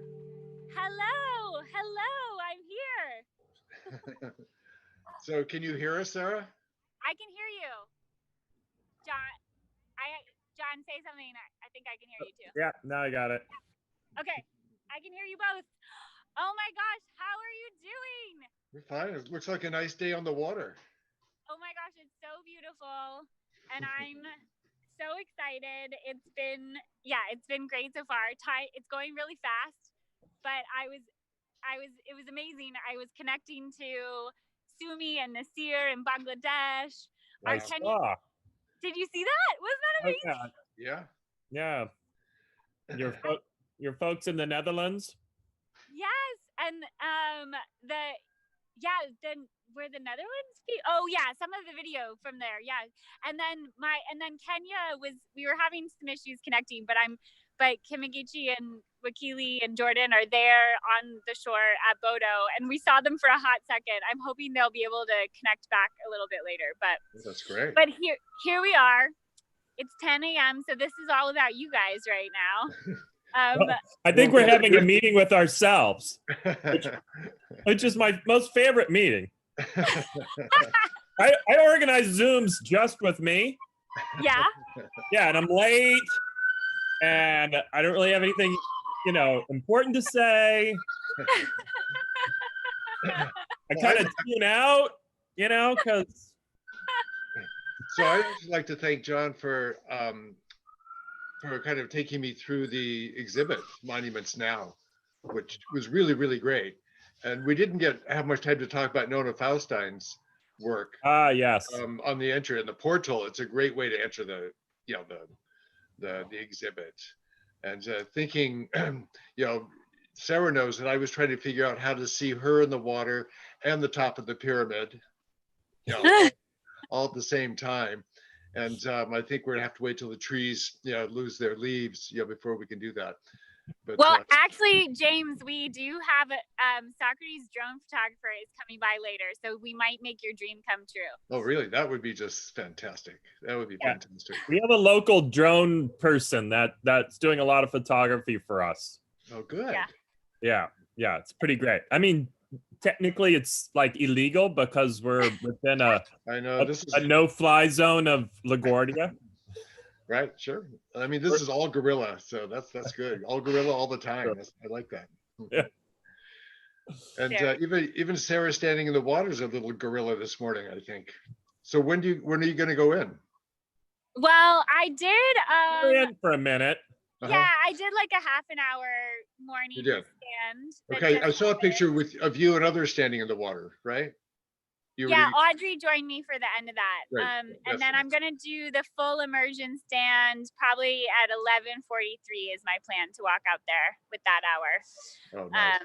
Yeah, but I'm excited. Yeah, I wanted you guys to be able to come in to be able to just give a little bit of context of like where we are, how it's going in relationship to Socrates Sculpture Park, in relationship to the monuments exhibit, the work you guys are doing at Socrates, and James with your sort of background in memorials, and just I wondered if anything that's kind of coming up for you, or thoughts on why this how 36.5 relates to what the work that you're doing. I'm curious to just hear you talk about it a little bit.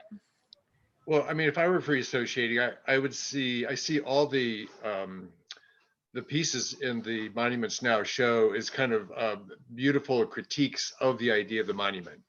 So the monuments now are basically about counter monuments now. and the critique of the very traditional notion that they're, you know, permanent, that they're everlasting, that they're inanimate, kind of fossilized. And these are all, you know, living memorials, so that invite participation, invite performances that are really about the people who come to see them. And that's kind of where you come in, because you also have a built-in critique of the monumental, you know, suggesting that in fact the only thing that remains the same are the rising tides and the lowering tides, and then, you know, you go out and stand as kind of a pre-memorial, if you will, for the, you know, potential climate change catastrophe, you know, that is kind of awaiting us, and kind of standing there as a warning for all. It's a little bit like the lighthouse stands and the beacon, you know, shines to keep, you know, keep the boats away from the rocks. And you're kind of standing out there as that, you know, beacon, just to remind everybody that we are actually in peril. And, you know, doing that in a way that, you know, where you come and you go, invites everybody to come and go, and remind everybody that we all have to both take a stand like you, but also that it depends on our activity, our living activity, you know, and our response, you know, to what, you know, to this horrible situation that we have actually contributed to. So I love this idea of the pre-memorial, you know, that you represent, you know, to human resiliency. It's hopeful, and I'm hoping it actually stirs the rest of us, you know, to action. So in that context of Socrates, it's just fantastic. So John, how do you see Sarah's work in the context of the other artists? You know, in Socrates.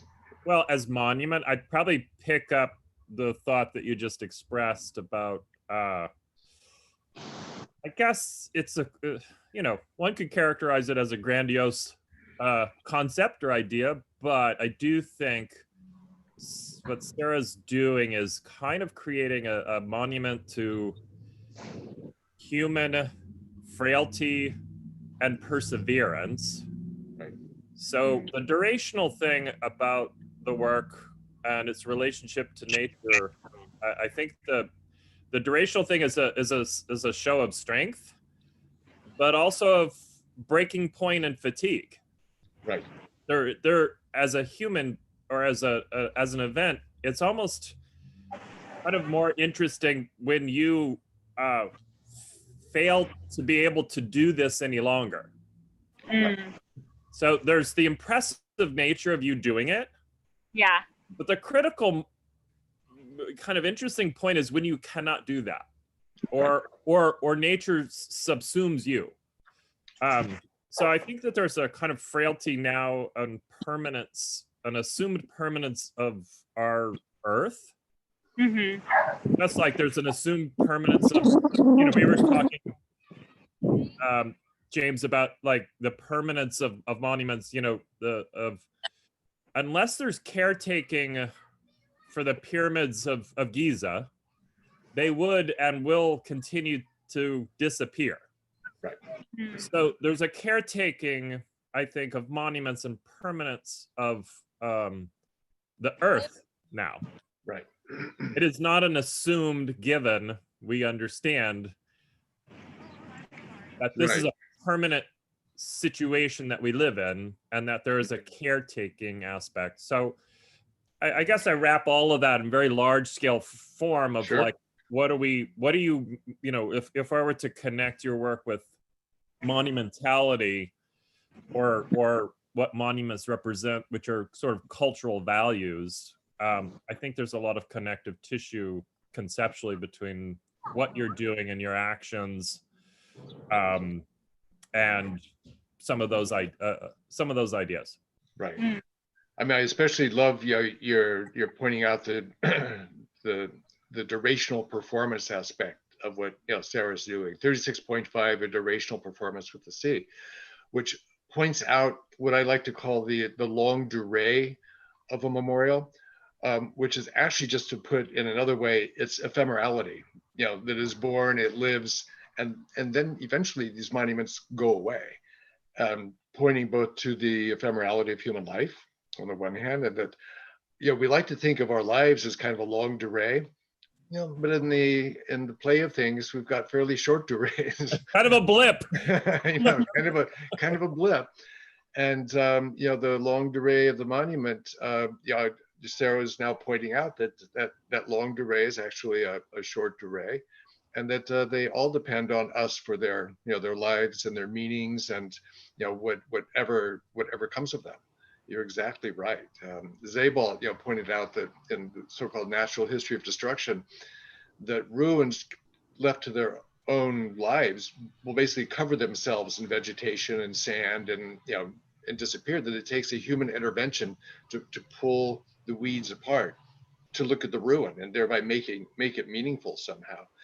And that you know, Sarah's, you know, doing this intervention in the seas. You know, you're kind of pulling the water apart to, you know, to reveal what's happening beneath the, you know, in front of our very eyes, and to call attention to it. And I think that's you know, it's kind of a miracle of art. You know, one of the reasons I was drawn, you know, so strongly, you know, to what you do. I love the John, you know, and Socrates, you know, sculpture park, you know, have also given you a home, or you know, a funny plinth, you know, based on, you know, from which to do this. You know, the watery plinth is fantastic. That's my favorite. Of course, it is called Hell's Gate. So yeah, right. that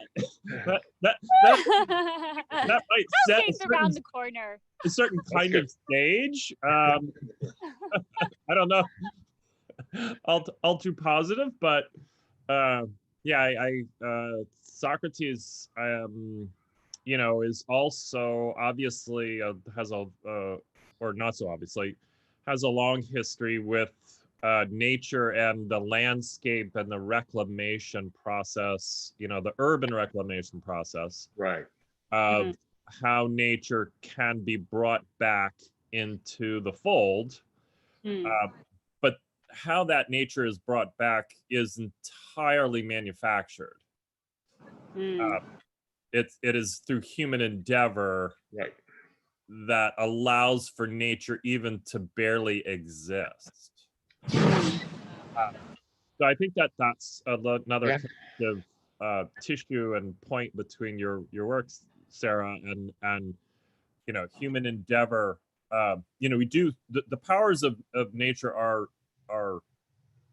extraordinary.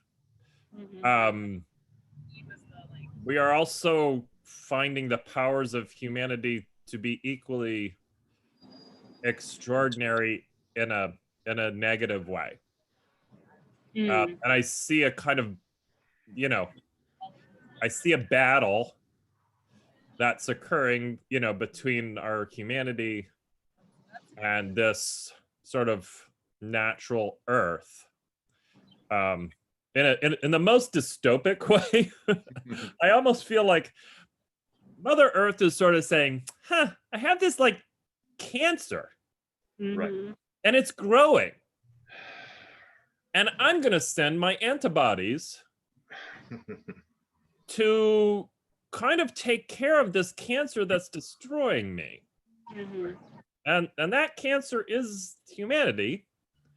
So I'm going to send them typhoons, tidal waves, diseases that they've never controlled before. Those are in a very bizarro, dystopic kind of idea of like the maybe the Earth's own antibodies and mechanisms to deal with what's happening. And you know, unless we, you know, as humanity kind of turn that around, sure, that's a natural, literally a natural response. right. And I see it as a battle. I don't know. I don't know, you know, unless we can cohabitate and be a better, not just a sort of a leech on the earth, but kind of a symbiotic, right, give and take. We won't be able to coexist. Right. I mean, there's a weird way in which our, you know, human creativity now has to be creative enough to find a way to put the brakes on our own technological creativity. You know, we got to build an off ramp now, and to undo try to undo, kind of it was inadvertent, but it was harm nevertheless, and try to undo that. So how are we that creative, or are we only creative enough to, get ourselves into trouble? I think it's possible. Can we be creative enough to get ourselves out of this mess as well?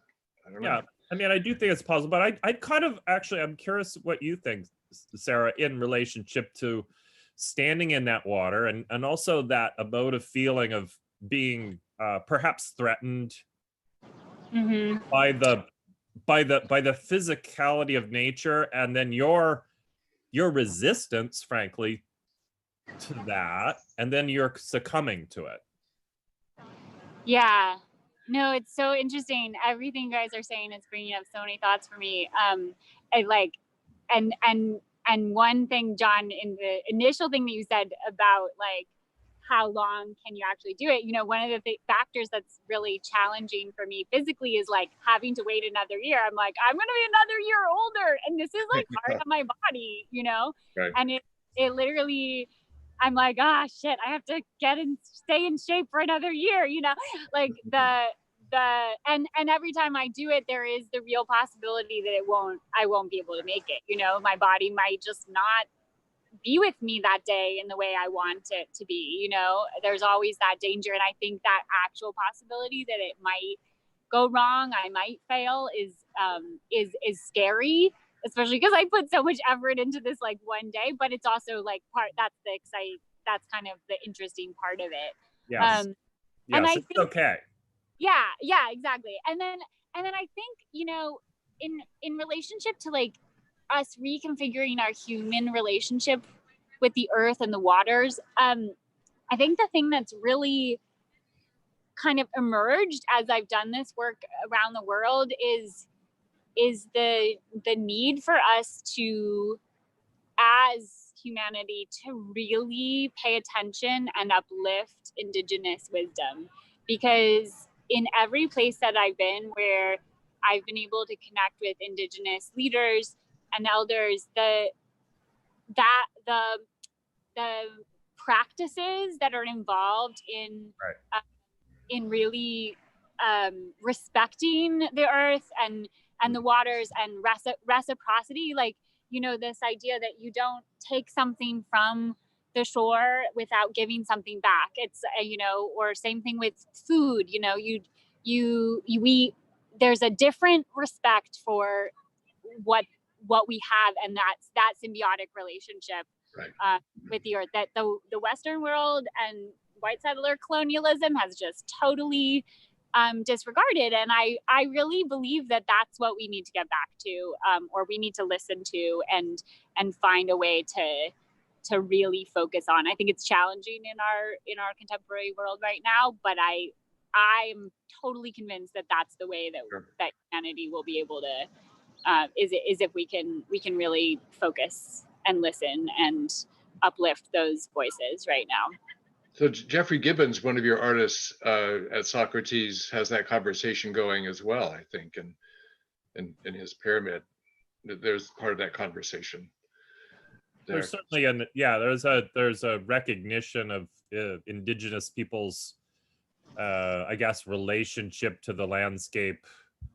Not sure, his. Well, what I think is interesting, and I honestly don't know a lot about like Native American civilization building, but I don't think they didn't have a very strong, the fact that they built those ziggurats. It's one of the very few examples of what we would kind of more gravitate towards in Western civilization, which is material culture or city building or permanent bit. Like it's a more, I think that it's such a rare example in a weird way. There's adobe building and stuff of a more domestic scale. But it's not a culture, it's a more landscape-based culture, probably one that's more symbiotic of a give and take rather than a let's build this. Which is a more perhaps Western idea of what one does to create something. I don't know. Yeah. No, there's this notion not of defeating nature with something that is everlasting, but something that goes from dust into mud into this these beautiful ziggurat objects, knowing that they're going to also turn back into dust. Yeah. It's got a built-in a shelf life in a way. So John, you have a sub theme in your exhibition. It was ask me a question, or what's the there's a educational component which is public engagement with folks that are coming to the park, and it's called Let's Talk. Let's Talk, right. And questions are posed periodically for people to respond and have a conversation with staff member at the park. And usually these questions revolve tangentially around monuments, but one of my favorite questions was, when was the last time you changed your mind? I love that. Right? Fantastic. A very particular question for New Yorkers, I believe. Because I'm pretty sure that's like a never answer. Well, actually, someone said in response, "Why would I?" like literally, that was the end of I don't understand the question. Why would I change my mind? I believe in what I believe. Why? It's also a great New York answering a question with another question. Why would I? But remember when Sarah was in the water doing one of her tests? Technically in your performances, you don't talk, but everybody else is talking, and everybody comes and they watch her and they say, "Well, what's she doing?" And then we answer, or somebody answers, "I think she's doing this." Well, why? And I think this is why. I think she's calling attention to climate change, but I don't know. She didn't tell me. I mean, so but it's that let's talk component of that. Your performance, is also in keeping with the, kind of the silence of the other monuments. Making everybody have to talk about it and fill in what's going on with their own voices and questions. So I love that let's talk component of the exhibition, John. That's kind of interesting because as a human being doing the project you're doing, Sarah, and being uncommunicative, you're like a static artwork in the sense of a public artwork. You're not a blank slate because you're providing a lot of, why is that woman dressed that way? Right. Why is this white woman dressed that way, standing in that water? So that's the same kind of information that perhaps a static public sculpture would be providing. It's like, why does it look this way? But I'm not, so a lot of people can project and think and react in their own ways. And we also overlay our own interpretive and our own ignorance, just as I was describing Jeffrey Gibson's, this is the limits of my knowledge about what I'm being prompted to think about. So I think that's helpful in not helpful, but it's like, does that engage further curiosity? Is the aesthetics, the strategy, durationally, that's part of, durationally, that's the hook of your performance. But a lot of people don't even understand that you're going to be in that water for that long. I think there's a whole aesthetic component which you engage with, the red, for example, which kind of draws you into the questioning and the curiosity. So the silence, the silence of an artwork, the silence is pretty interesting, and the silence of the water. Yeah, and I think that I think one of the most interesting things is that I love sort of putting this out there so that strangers have conversations with each other about what's going on.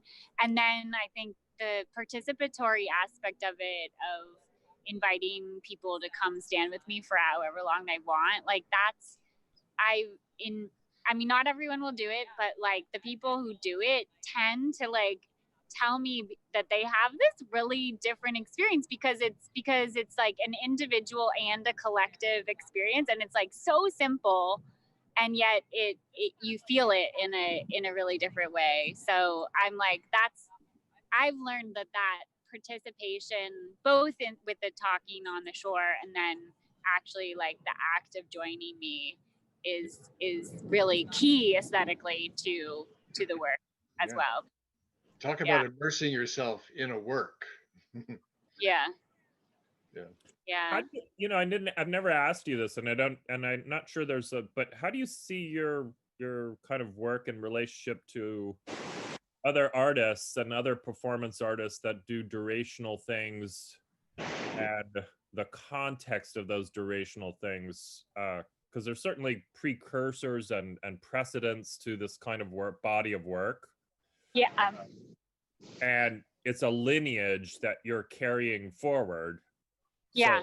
So I'm kind of also, again, it's not something we've ever, we talked about it all, but I'm curious about it a little bit. Yeah. I mean, yeah, there are so many performance artists and land artists that have influenced me, and big like conceptual thinkers. Like you mentioned the red dress. I think in this way, even though I'm like so small, for me, like Christo and Jean Claude are so key in like the Wrapped Islands with that bright pink around, and like creating. It's like a temporary spectacle, but I'm also, because I'm thinking about things in relationship to the, you know why? It's because Kim and Geechi's trying to call me. What do I do? Oh no. We can still hear your voice. You can still hear my voice? Oh, okay, there we go. Okay. Oh my gosh. Kim and Geechi and Kenya, we're still trying to get through to him. Yeah, so like, and then of course, Aiko and Como are movement artists, Butoh movement artists, who've influenced me a lot in terms of just like bodies in space. And then of course, there's like the time-based artist. I'm gonna say his name wrong, but do you know how to pronounce? I'm gonna pronounce his name wrong. The guy who does the clock, the time in. Oh my gosh, what is his name? Andy? No. No, the Chin. I want to say Tetin. Oh my gosh, now we're on the live stream. But the guy who like punched in every day for an entire year in his home. I'll look it up later. We'll put it on the live stream. And then there's like, Marina Abramovich sitting still for however long, days on end. The stillness is interesting to me. I think my practice kind of comes from a variety of different angles. Robert Smithson, Nancy Holt are like really influential in my thinking. I think Andy Goldsworthy's got to be on your list too. Andy Goldsworthy, totally. How he builds those cairns that the tides come in and knock over, and then they last just as long as the tidal cycle, a little bit like you. Yeah, it's like for me, I guess it's like a combination of many different lineages that are like performance art, land art, video art, really looking at it, from and like performance movement practice too. Right, because that's your world is kind of performative and theater, not originally, I would say, like art performance. Yeah, like it's turned into visual art performance. My first 10 years were really working in the theater as a director, which is part of why I think what happens on the shore. Like I staged. No, you're directing. I can see that. Yeah. No, Yeah. that's the shot. This is the thing. This is it's Yeah. supposed to look like. I think it's fantastic. Great. Yeah. But then I think it's been really freeing. I think the last decade, my work moved first into more like live art and then like as a director, and then has moved into this more individual practice that is live art and video art in public spaces, which is probably where, I mean, it all influences everything, but it's interesting because I think even when I'm making video art, I will be structuring things in relationship to performance, because that's my background. But I definitely do not, like, now I feel like I've contextualized my work in the visual arts world more, but The very first time that you wanted to do something durationally like this in the water, did you do that alone without anyone's knowledge? Oh, actually, the first time, and Andrew Simon, who's the reason who I was staying with when I did the first one, he's going to be on the collaborator call later. But I was in Maine at an artist residency, and I had the idea, and it was really like I've never in my life had such a moment where it was like I'd been having this image of a little artist running around New York City, but the city is sinking beneath her feet. It was in my head for like 9 months. And I was working on it on this other piece I was making with my collective. And that piece was called Born for Nothing. And then I saw the tidal cycle, and I was like, and I just was staring at this rock. And then I literally had this idea, and I was like, oh, a person needs to stand in the water for a full tidal cycle. And I was like, who can I convince to stand there for me? And then I was like, no one. I'm like, no one's gonna do that. So okay, within 5 minutes, I was like, okay, I guess I have to do it. And it was a Monday that I had the idea. And I was like, I told the other artists at the residency, there were like 17 of us. And I was like, I think I want to do this. And everyone was like, yeah, go for it. And so that first time, it was really like, everyone really got on board and supported me. But it wasn't like there was an audience. Like, we had 2 people watching me at all times. We literally set up Merity's camera, like, as it was she had a DSLR camera. So we set it up on a tripod, and then every 5 minutes someone would hit click.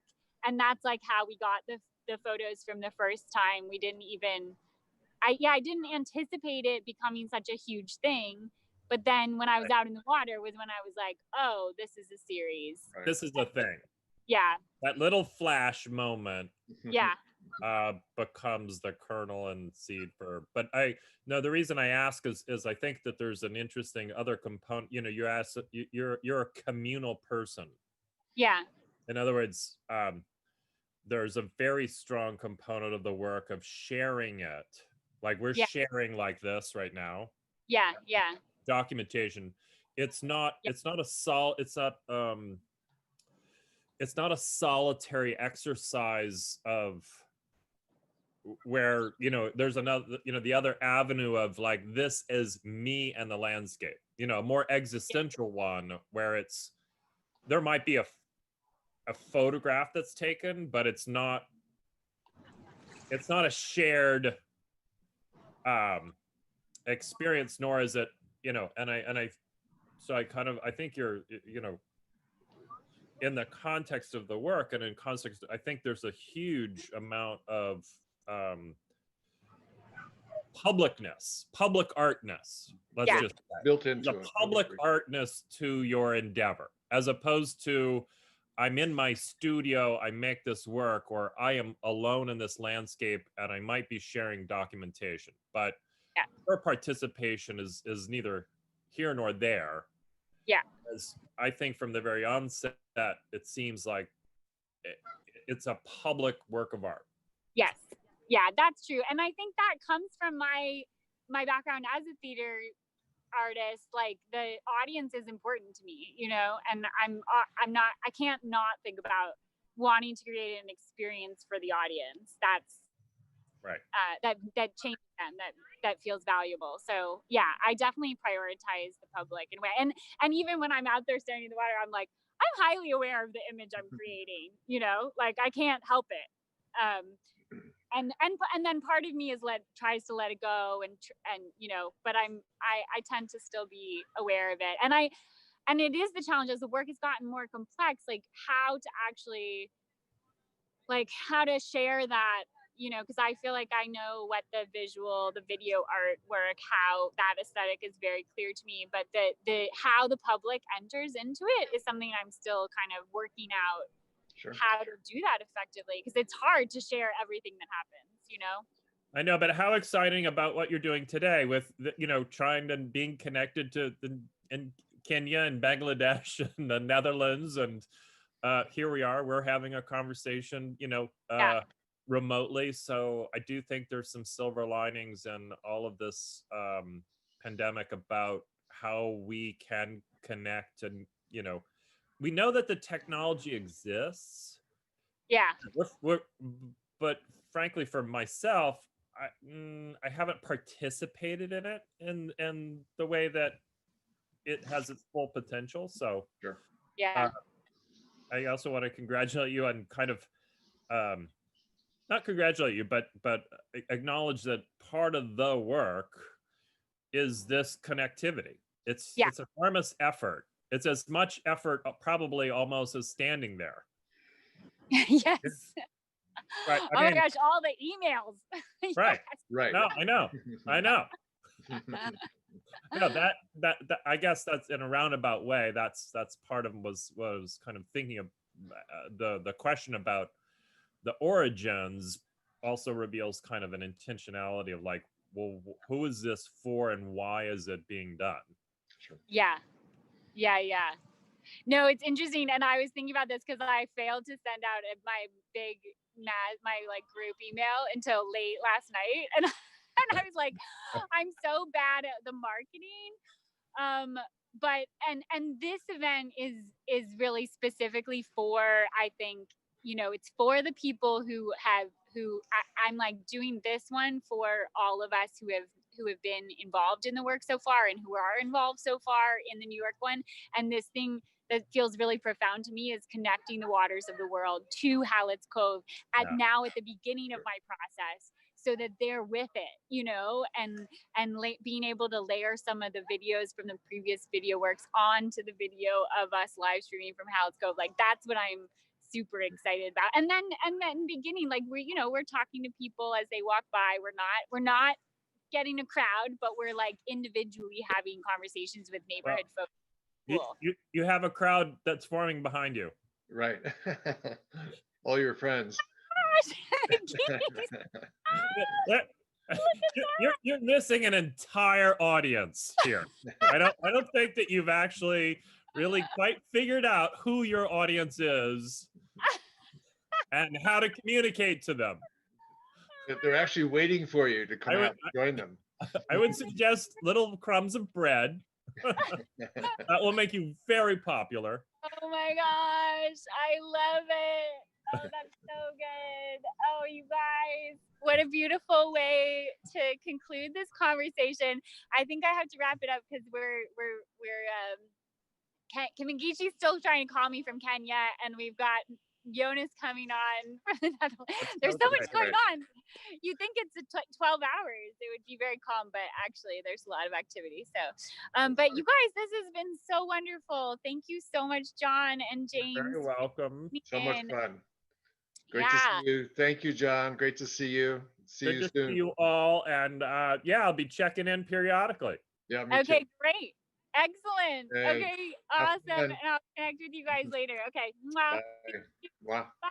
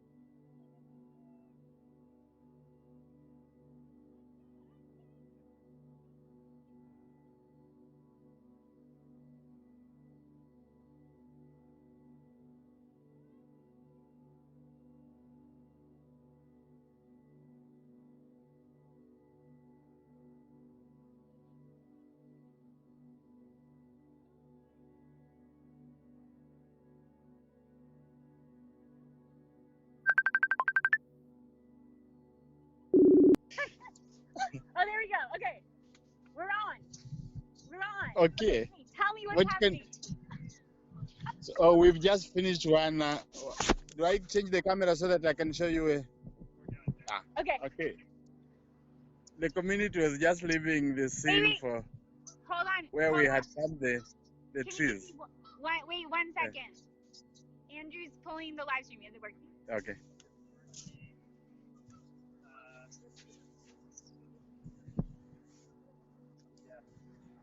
Wakili!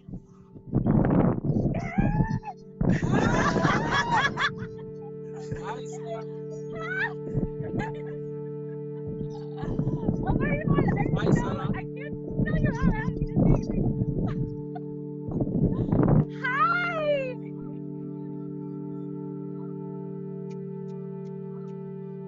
Oh no, they went out.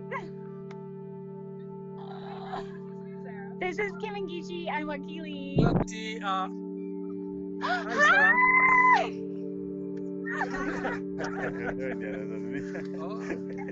Kenya. Oh, great. Hi! Hi! I'm good to you. I'm good to you, Sarah.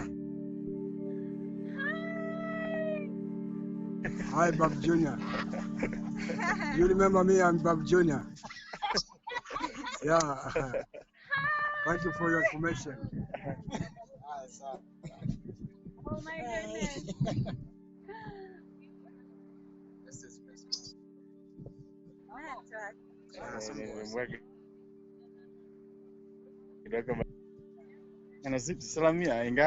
Hi, Sarah.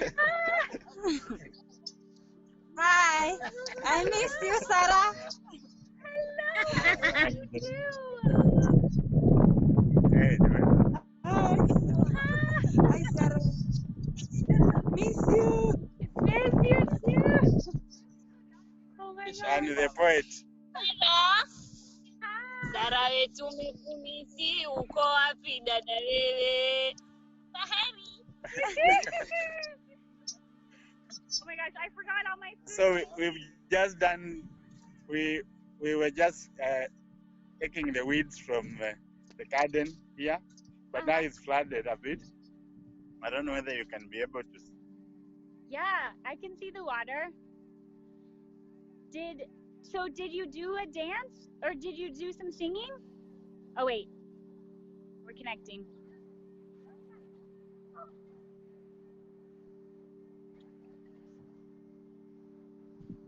What?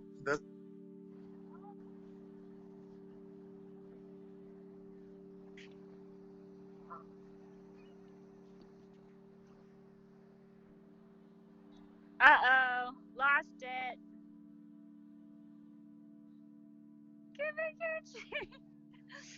Oh my gosh. I just realized I wasn't on the Wi-Fi. I'm not on the Wi-Fi on my phone. Yeah. I'm using my data, which is fine because I have unlimited. But I'm like, I should get on the Wi-Fi, right?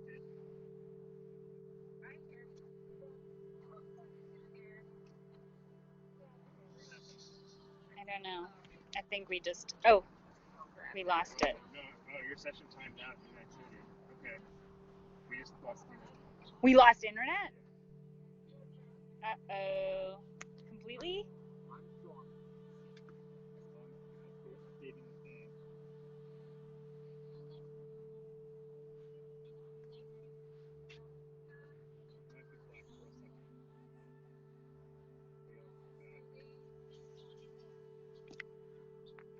What was the password for the internet again?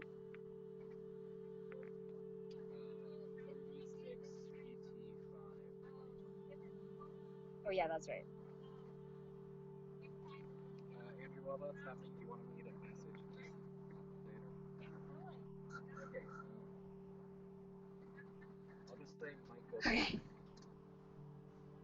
10:45. Oh, is Jonas in the waiting room? Yes. Okay. I brought him in. You're free to.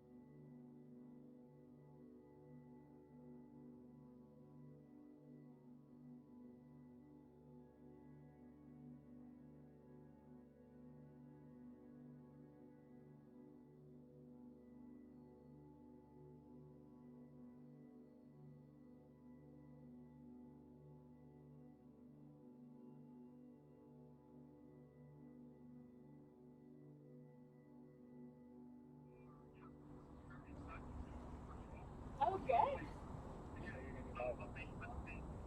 Yeah. Awesome. Wait, are we live now? Okay.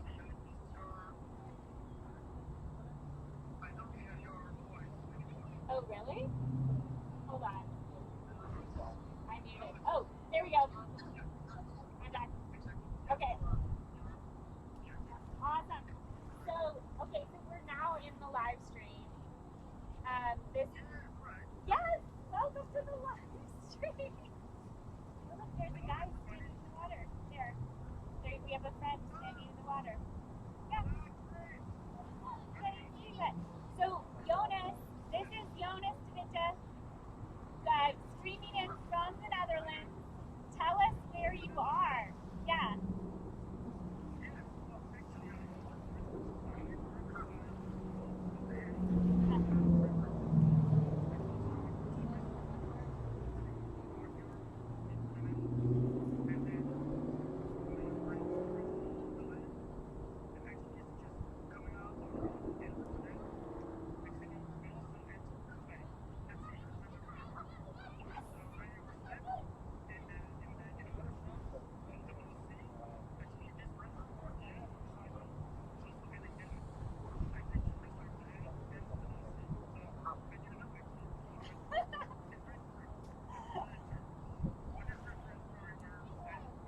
Amazing.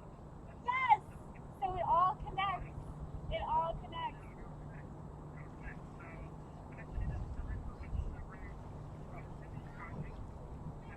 Uh-huh. Yes.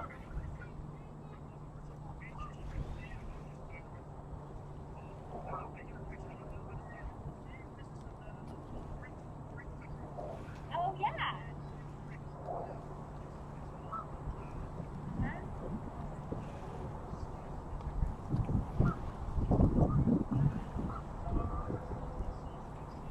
Yeah.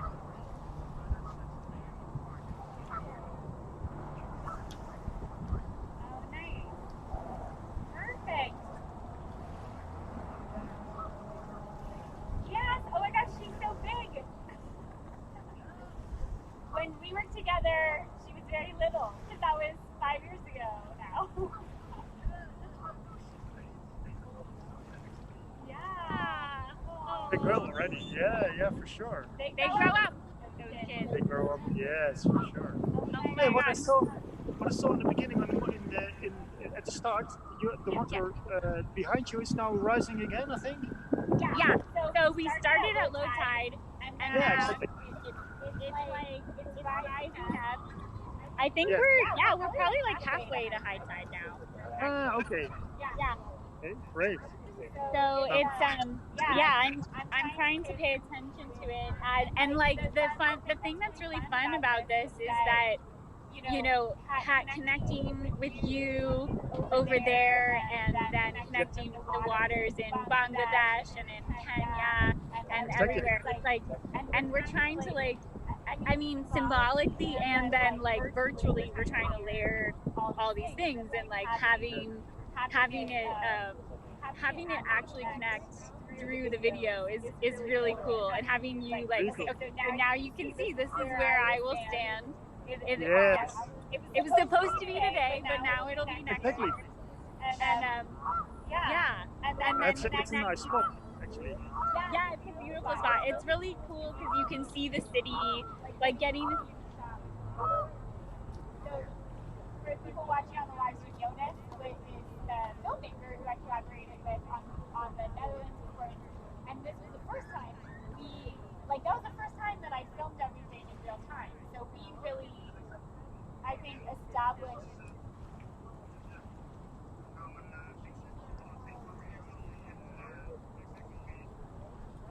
Oh, nice.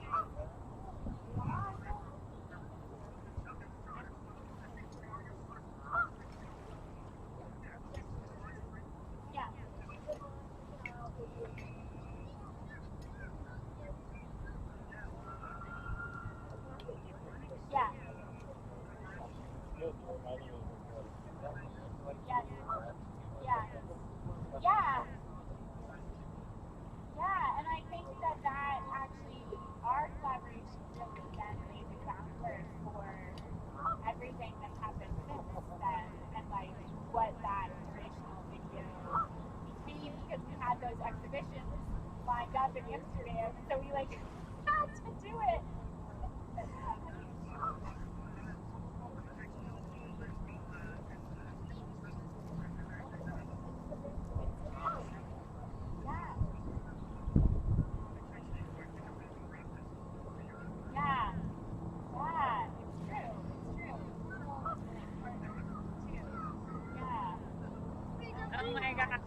I know. Well, I hope that we can bring, once the series is complete, I hope we can bring like all the video works back to the Netherlands to share it all that would be, together.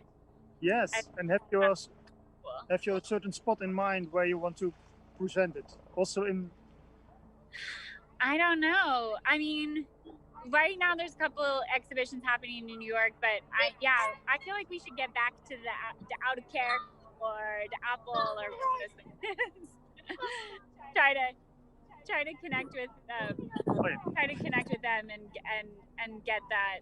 Yeah, because that translation of the performance into a video artwork is like a whole other thing that happens after the live event. So yeah, but it's interesting. It's fun to talk to you because and to share this conversation with everybody because there's so many important people who have contributed so much to the project as it's moved along, and I feel like still that that time-lapse shot at the beginning is still like the image that everybody connects to with the work, so Yeah, that's true. Well, of course, there was also a search for us, of course, to see how we can bring it into an image or to bring into a live event actually also. It was a real, actually also kind of tryout, but also the real stuff. I mean. Oh my gosh! And do you remember how we couldn't, we had to find our location, and it wasn't until it was only a week in advance that we actually figured out Katwijk because of how the sun motor had changed. It was such a crazy adventure. Yeah, it was really, really strange. You were there at residency, also preparing and to see how the sun motor reacts on your performance. Actually, but finally it went out that you couldn't be there. It was too dangerous. So you have to figure out, I think, 3 or 4 spots you had in mind, but actually a few of them we were visiting together.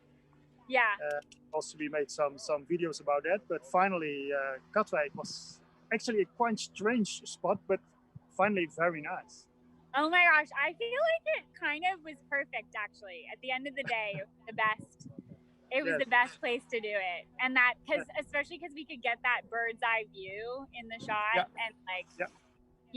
it worked out. It worked out extremely well. I feel like everything worked out the way it was supposed to be.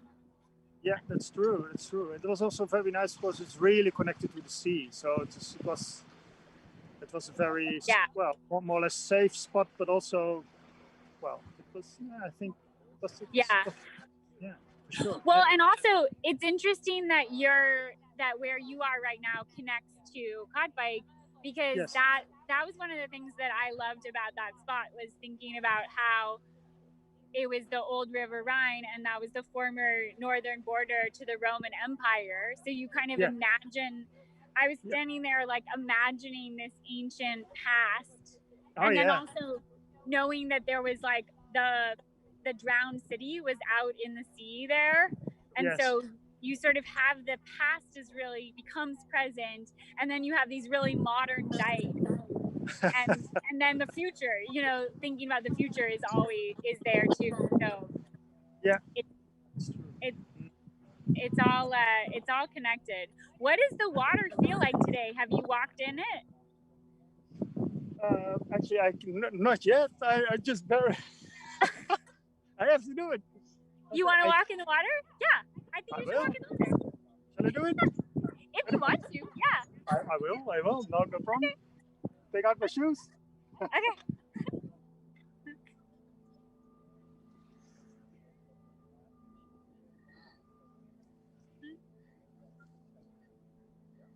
And then feel free to come behind me too if you want to try to get. Yeah, totally. Okay, Jonas is gonna walk in the water. Yes, preparing. We're gonna see him walk, and I'll walk in the water here, and then we'll be connected. Okay. Oh, that's good. That's good. Yes, let's do that. Yeah. Let's turn okay. it. Here we go. Woo! I took my shoes off. Great. Oh. Okay.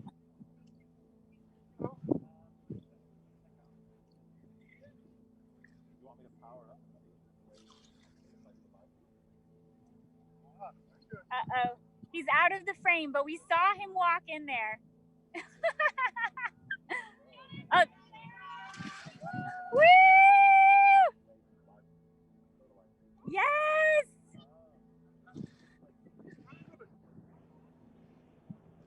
Awesome.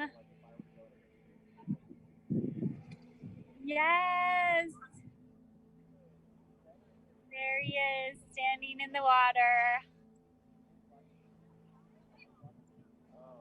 In the river that connects to the Rhine, or that is the old River Rhine that connects to Katwijk. That's so cool.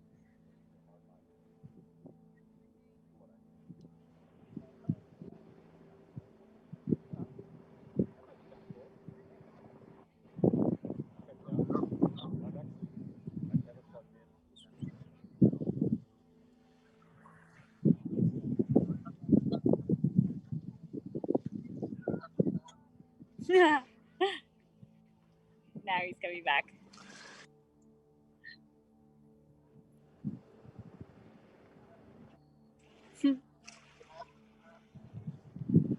Wow. How was it?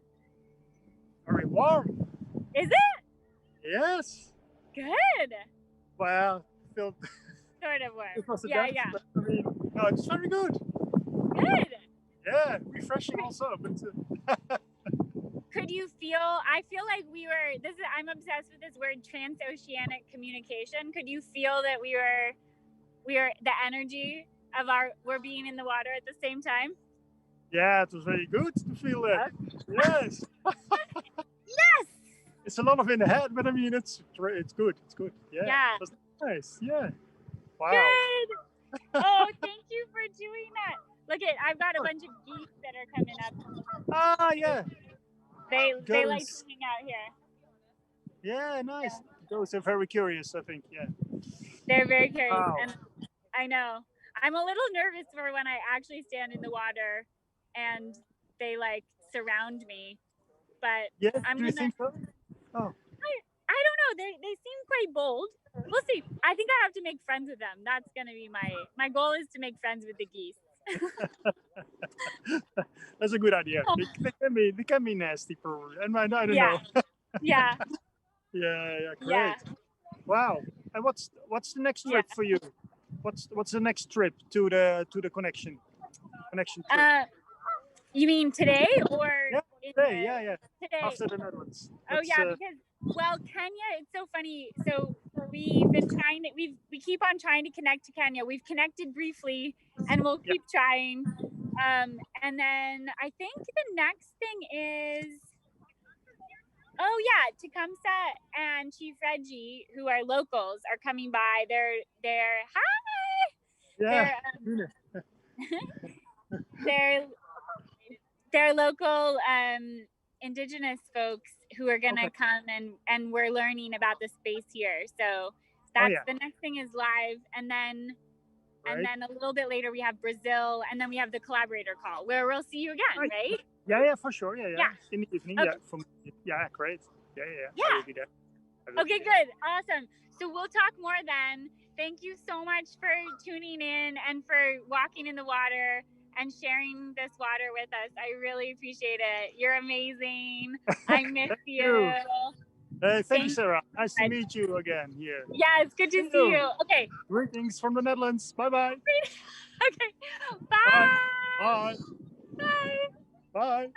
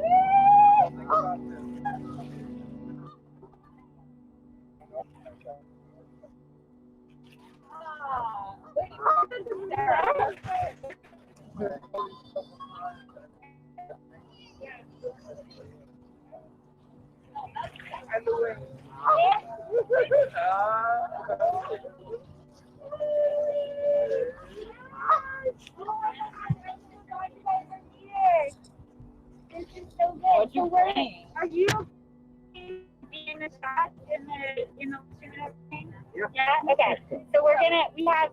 This is like the webcam that's coming live. This is Andrew. This is Andrew and Simone and Emma, Chief Red Dance. Yeah. And so we're just gonna document as much as we can. But Yeah, this is yeah. a good time. And we just I just got off the call with my collaborator in the Netherlands, connecting with my folks in Kenya, and then in Brazil. Oh no, Brazil, Kenya, and Bangladesh. My collaborators over there. So that was kind of amazing because I wasn't sure that it was gonna work. Like I thought I wasn't like it's all like a little crazy this. I was crazy. Yeah, it's all good. I told them I was like, okay, willing to try to call in and like and I just sort of did not work, especially in Bangladesh. And then it worked. And like my friend Sumi, she did a dance live, while I'm sitting down by the water. So it was just like it was really special. So anyway, I'm like a little bit high on everything. It's so good. So, I don't know, do you guys want to hang out for a little bit before? Yeah? Okay. Need anything to say?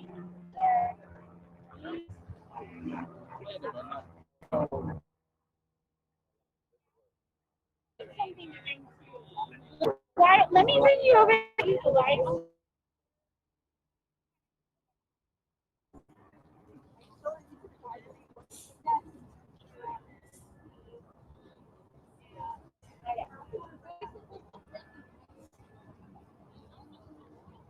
And they're local.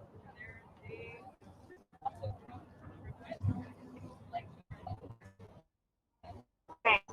So right now we have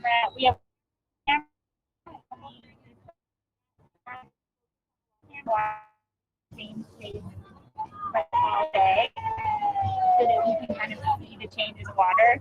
When we started, it was like you could see all the rocks. And then it looks like the shop moved actually, Andrew. Yeah. Okay, thanks. And then this other camera is kind of following like what's going on. And so right now it's falling out. And then sometimes we layer in a video from one of the powers. So can we layer in like the Netherlands time? Just I want who are sort of tuning in from afar.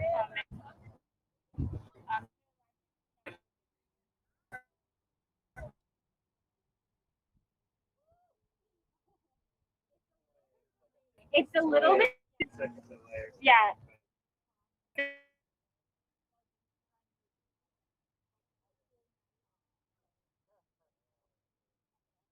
Echo.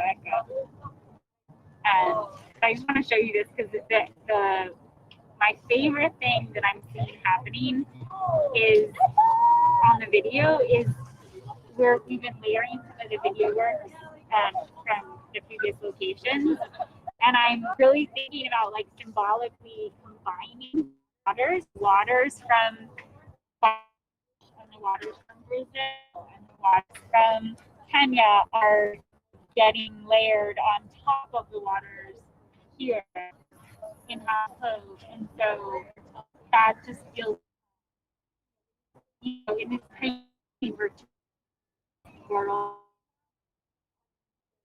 the of those connections, like happening digitally, it's kind of interesting. We'll see it in a minute. What are you guys doing today? Yeah? Did you sleep well? You always sleep well? Really? That's a time. Really? I'm nervous. Oh! Yeah.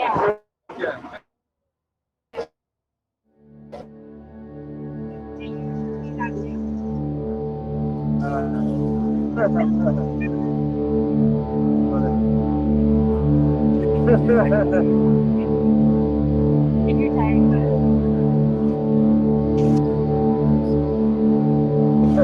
yeah, I tend to sleep as well because I'm just like go and then my head is like, okay, done for today.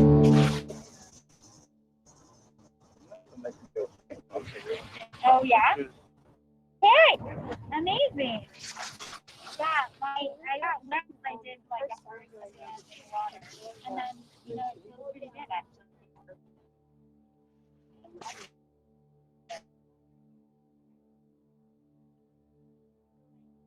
Like this is most of the footage we have is this stuff, but this is a time lapse from the Netherlands.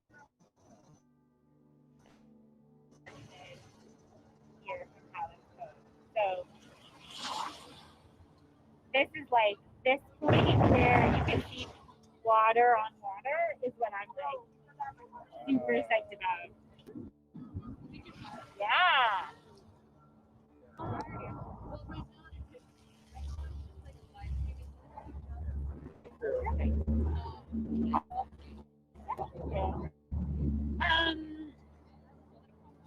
Awesome. So nice. And then what I was thinking was, well, that I wanna I'm gonna do my bigger stand in the water. Start that at 11:43, which is like the 5-hour mark of when we get out there.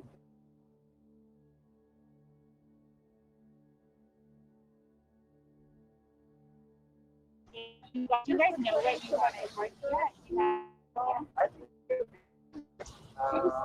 Kind of like the conversation.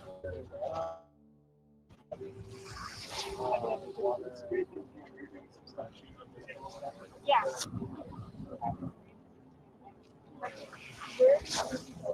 Yeah. Yeah. Yeah. Okay. Cool. We got a story. Want to share? Okay. Also, here for just That is What?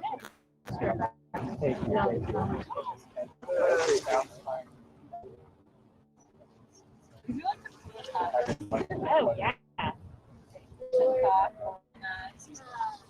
Yes. Yeah, I'm not a sound person. So like,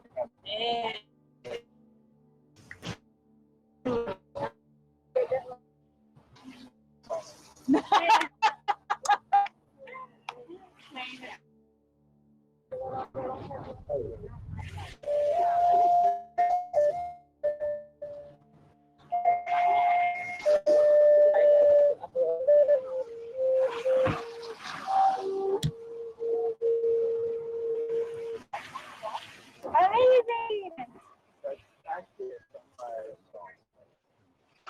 That works. The sun is rising somewhere. I don't know if the sound is. Yeah. Short version. Yeah, yeah. So why don't we, I'm thinking let's move this to the shade.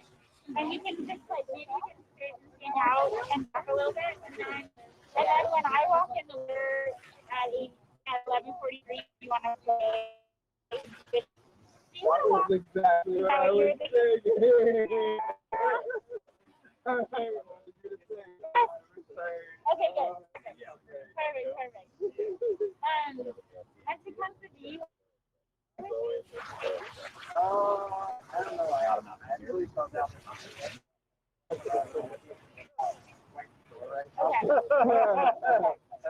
That sounds like.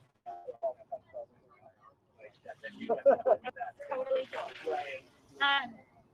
Red, thank you so much. You are like hanging out now. Hurts my brain. These are fabrics. Oh, we're gonna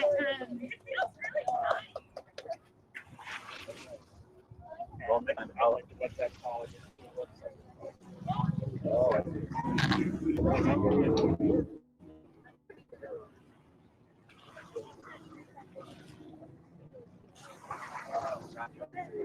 It's already in the phone.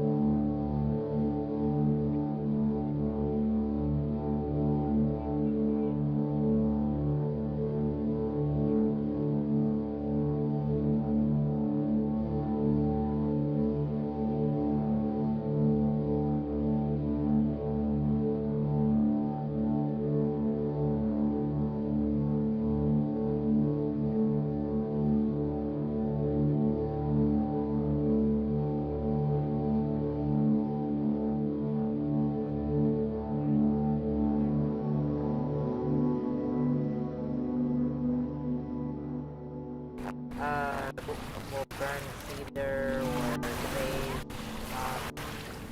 Depending on where you are, sometimes they'll use cornmeal instead of tobacco.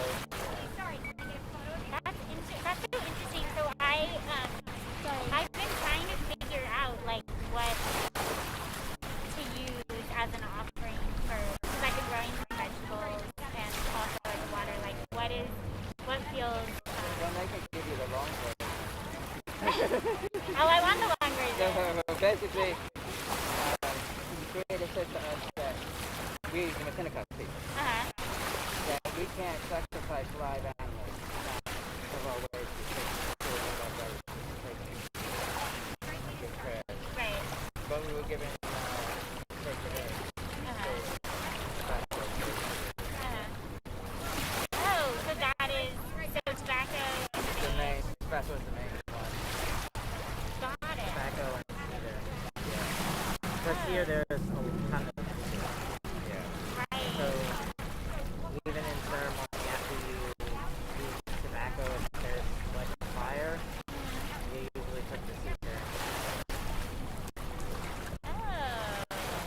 Wow. And wheatgrass is also wheatgrass. Wheatgrass. Yeah. That only grows in certain parts, but yeah. Wheatgrass is like we say is our grandmothers, and it looks like the hair of the. Uh-oh. When did you use this? No, it's okay. Oh, okay. I was like, what? Equipment! Oh, it's a waterproof thing. Yeah. I see. Okay. We got worried. Sorry. Stick up. No, yeah, so usually what people would do is that they'll braid the sweetgrass because of that. Yeah. Do you want the starter for meal? Yeah.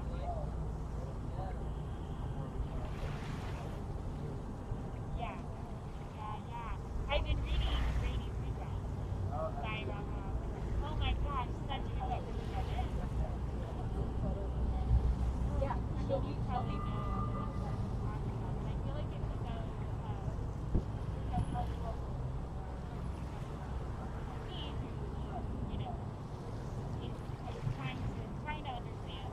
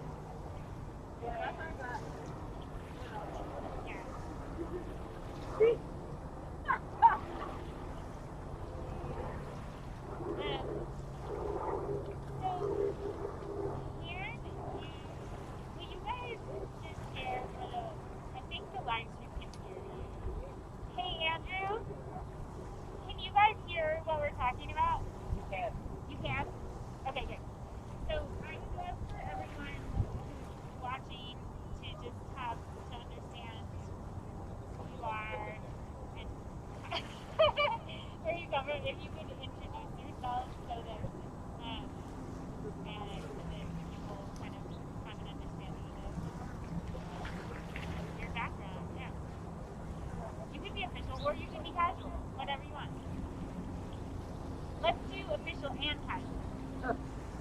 I want to see the difference.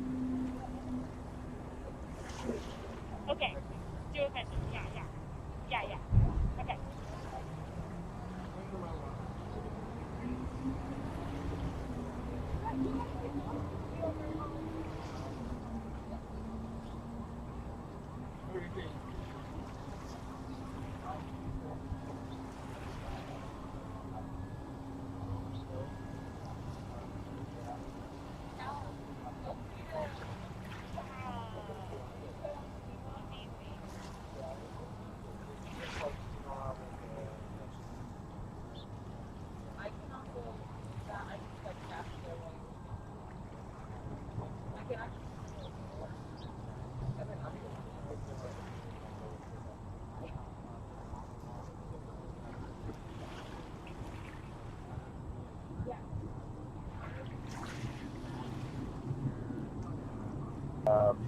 Minnetonka turkey plant, and I'm also swamp.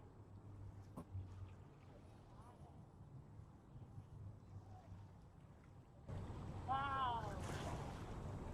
How many? So when you're the chief, like how many people? How many people are in the clan?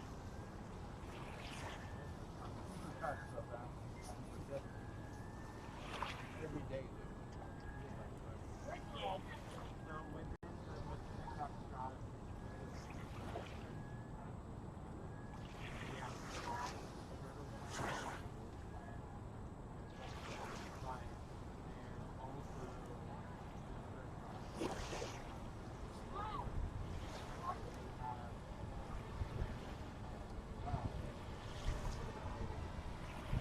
As well as we also have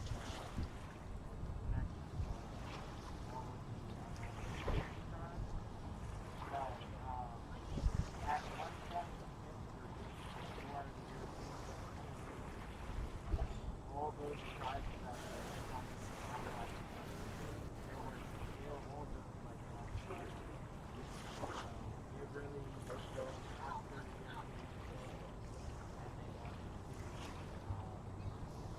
they don't deal with violence.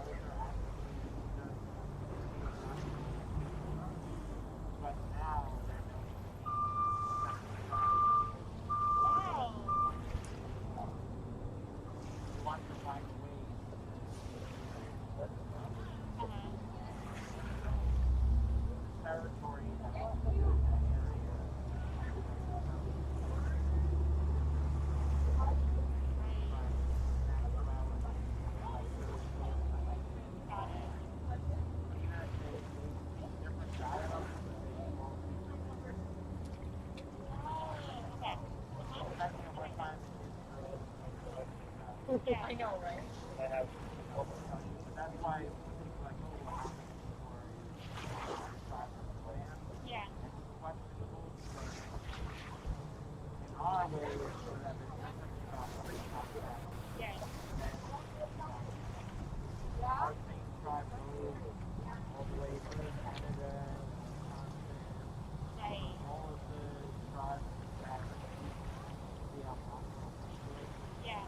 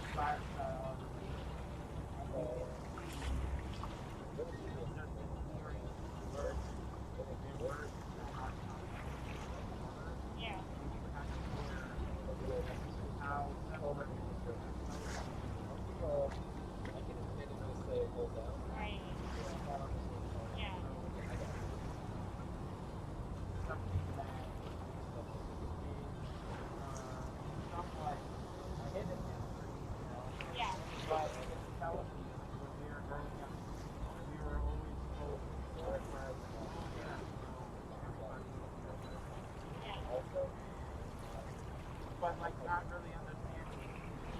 Yeah, yeah. How a lot of different cultures Yeah. Get it close. Yeah. We might have to move back. Oh my god. There it comes. It's like with the ferry, especially. Yeah. Okay. Oh, we did. That was good. Yeah. Take it back. Yeah. Okay.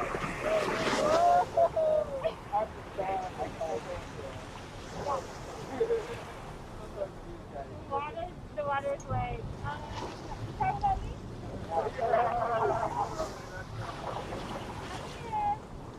I got this. We're back to home. Hell, don't worry about the tripod. Just get the wire back over here.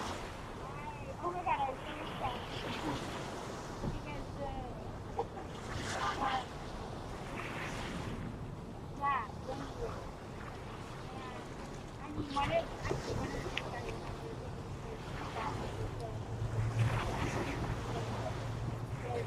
that in the language, or this is how I understood it, that in the language,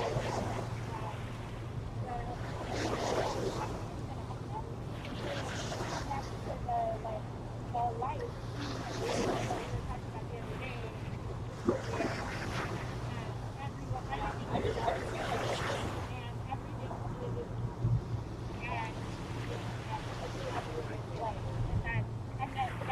I hear the river on the street. oh wow, Yeah. And like the water, but it's kind of clear, but it's clear too. Yeah. in terms of how we treat things, you know, and I was like, how can we bring that kind of like, how can we change the English language to do that? Yeah, to be more original and active and like, I've been trying to like, save water and not objectify the water, or, you know, take pillows, or, you know, trying to refer to it as a being, and not, yeah, because I just feel like I don't know, in the language, I can go straight with the podcast. how do we shift that in our brain, in English, you know?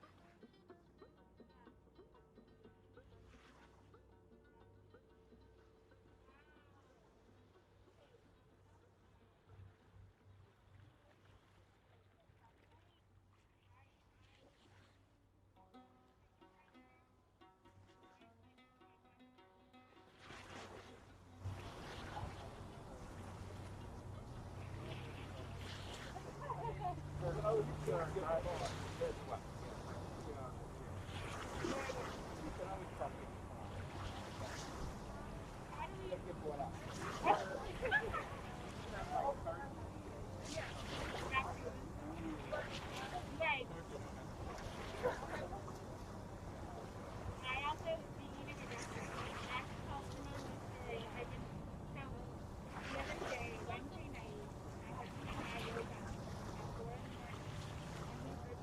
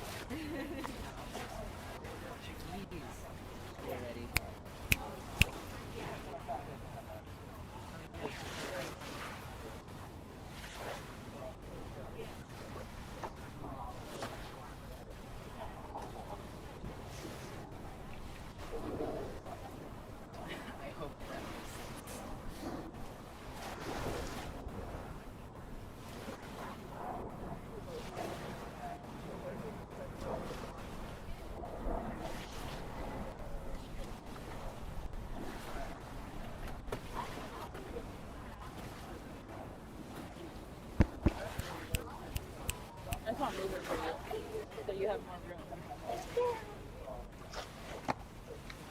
Another idea is if we got, if internal audio works, then we could get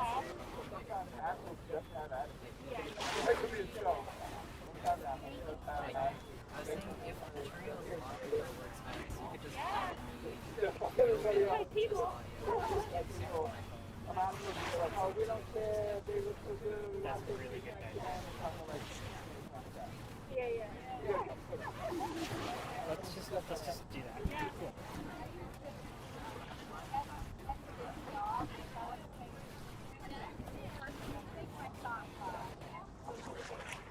Oh my god!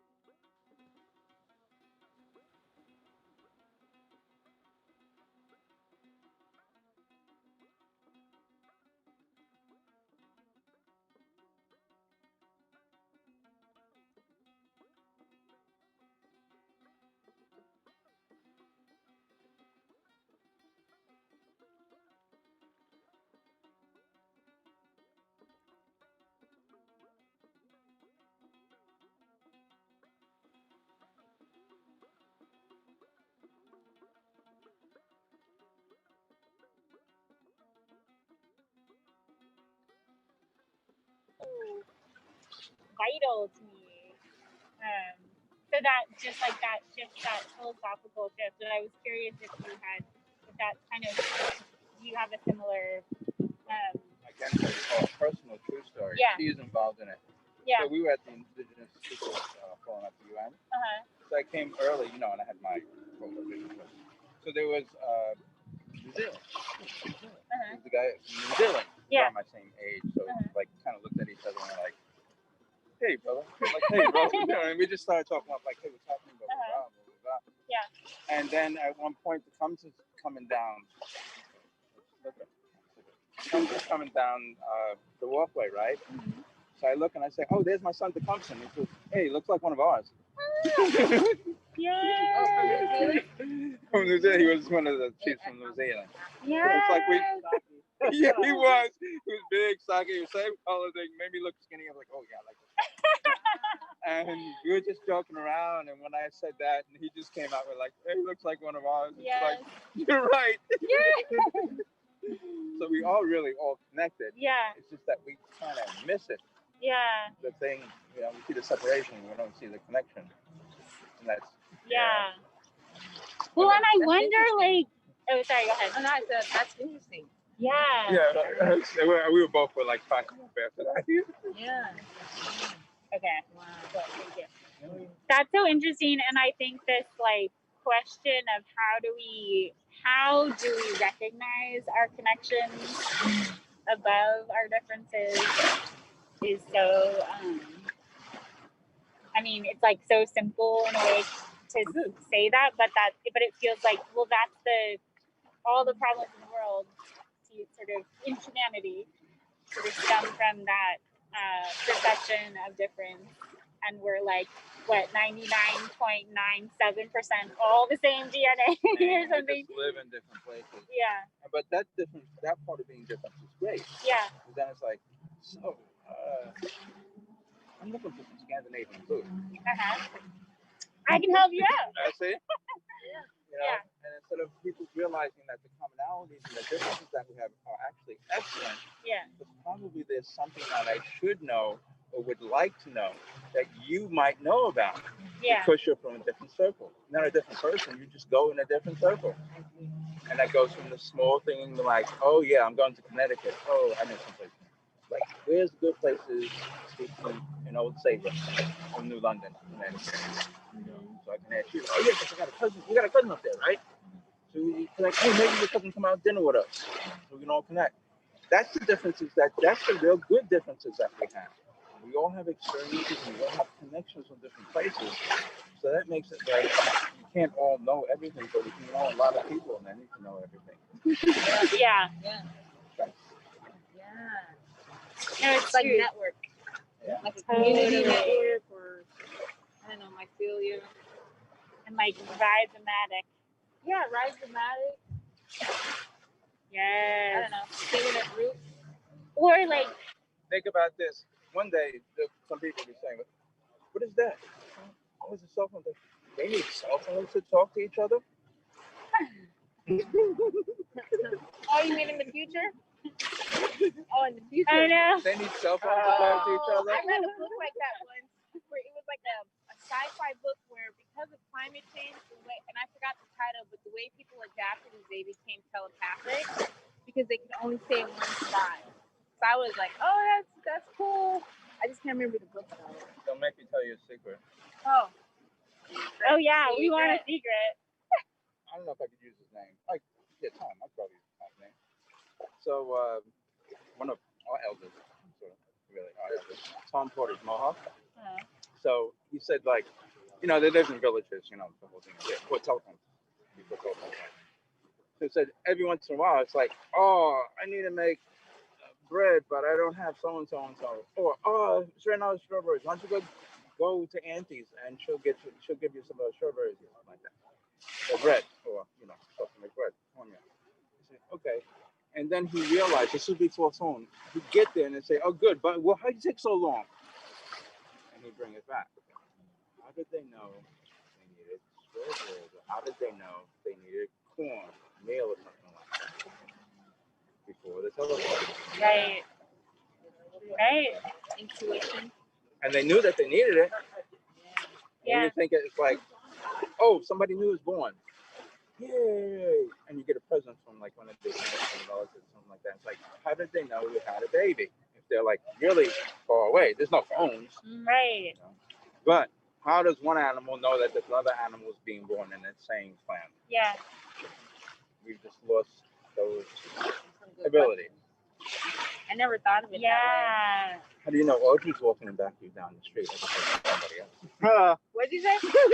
How do you know if Audrey's walking back you? You know, Audrey. Wait, me? Yeah. if she's walking and backing you down the street as opposed to somebody else, you just feel like you turn around, go on that, right? Yeah. We gotta just go find it again. You know, that's so interesting because it also sort of ties into something that I've been thinking about a lot in relationship to the water. That like I've been trying to. I can imagine that there are humans in the past that have like really felt the tidal shift in their bodies, like as it and so they know that like when it's coming and when it's going down, like deeply in their bodies. And I've been trying to reconnect with that as like a way of just intimately understanding the breath of the water, and and these like amazing capabilities that different animals have, and like what human capabilities do we have that we've lost touch with. And I'm curious about like what in relationship to water specifically have you humans been able to connect with differently than we maybe do today? I mean, I think that goes like when we were talking the other day about how people think that they're all separate from the water and stuff like that, but in actuality, if we look down at our belly buttons, that we realize that you have a connection to the person who birthed you. Yeah. And then in science, we know that you're surrounded by water for those 8, 9, or 7, or 10 months that you're in your mother's belly. And so in that way, you know that you have connection to the water. Yeah. But also, like in our teachings, you know that you have a connection to the earth because the earth is the one that provides that. So you have a connection to Kukunaki, you have a connection to the water, but also a connection to all the living beings, you know, because of that. So we find ways to disconnect ourselves, you know, and to ignore things that are right in front of us. Yeah. That are, if you take time to think about, you're like, oh wow, that's really prolific. But in actuality, it's just something that we've taken for granted and we haven't even really thought about, you know. Yeah. But it still was there, you know. Your belly button's still there, whether you take time to look at it and think about why do we even have belly buttons, you know. Belly button's still there.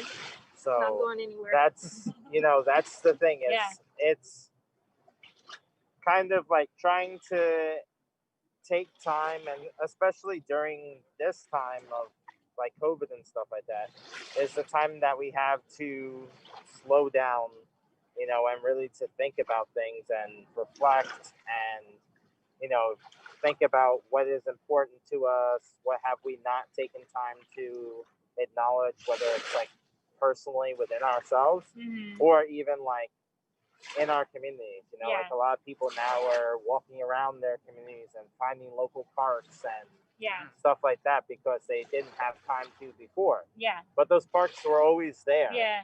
The people who were there, they were always, you know, they had been there before at the same time, you know, the animals, they were always there, you know, the water is always there. Yeah. So it's kind of just taking time to acknowledge those things, see those things, and then like really think about it, you know, because that's a lot of the issues that we're dealing with, you know, whether it's, you know, climate change, you know, the water rising, or, you know, all the hurricanes we're getting and stuff like that.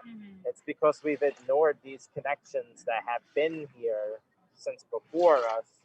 You know, our ancestors were living in this way, you know, no matter what part of the world that you're on, you know, and our ignoring those things is what is, you know, what we think is causing right now what's happening, you know. So it's important that we take time and we think about, you know, should I throw this piece of trash in the water, you know, should I throw it on the street, you know, things like even like with oil and stuff like that, you know, is pumping water the best way, you know, is hydrofracking the best way, you know, can we find other ways, and how can we be the best humans that we can be living in connection with not just other humans but with water, with other animals, you know, with plants and stuff like that. It's Yeah. now is kind of like really connecting and not being disconnected, you know. I know we had talked about like even disconnection we have to food is equivalent to the disconnection we have with water, you know. Yeah. And like for us, food and water, that's all medicine. Yeah. It's medicine that anybody can afford, you know. And if you eat bad food when you're young, it doesn't affect you as much. But when you get older and you feel everything, right? If you eat, you know, if you only eat meat every once in a while and then you have like a binge week of eating meat, you know, your stomach starts to hurt and stuff like that. I suffer from that. So that's the same, you know, that's the same thing. You have to be, it's something that is not just a one day thing, you know, it's like a continuous being conscious of, you know, you can't, once you learn something, it's harder to totally forget it. Yeah. So, you know, now that we've made those connections, you know, to the waters or to our food or the local park, you know, it's about every day thinking about those connections, you know, respecting the differences between us, but also about respecting those similarities and how important it is for us to all take care of, you know, water or the earth or even, you know, where we live, our parks and stuff like that. Totally. Oh my gosh, I would love to continue this conversation with you about like, especially right in this moment during the in the pandemic, this time, and now that we have this whole year before the performance actually happens, like, how do we use this moment to really encourage the public to think about these things in a different way? Because that's exactly, you know, yes. Like I totally agree with everything you're saying, and I feel like that's the benefit of this moment is that there's some other way to communicate with it, you know, and like we were talking about the other day, art has this kind of special way to communicate sort of abstractly but emotionally, and so I'm curious how we could work with that and go deeper in this moment. So oh my God, I'm just excited to continue. I just wanted to tell you all. Yeah. Just food. There's food. Yes. This is so great. I didn't want to. I know. I think I'm going to have to wait to have food until later, but you guys can have food now. I think, let me check what time it is. Oh my gosh, I know. Well, you know what? I missed it, but I recognized it in my brain. So it's okay. It was. We were just having such a good conversation. I couldn't stop it. It was 11:43, but I felt it in my body. I felt the hour shift, so don't worry. It's okay. We got it covered. But now it's 12:01, and I think I'm gonna do another half-hour stand. Yes. Instead of an hour because of timing of everything. Yeah. And I'm gonna put some shoes on because it's not dangerous for me or not safe for me to walk out with bare feet. No. So should we take like 2 minutes to prepare and then if you would play the flute while I walk out, that'd be amazing. Yay! Do you want to eat something really quick before you do that, or maybe I'll have a bite? Yeah, I should have a bite because I am hungry. I think I'll just have like a bite of a sandwich. Would you guys like? Yeah, do you guys want something? I'll have the other bite. Yeah. But we're not supposed to share during COVID. You get your own one. Otherwise, I would love to share. I'm used to growing up with kids. Can I give it? Yep. And hopefully it's your own kid. Hopefully. Hopefully there's something if you need. Okay. Like during, or maybe Audrey. Tell me if there's stuff happening on the floor, if you can hold that microphone.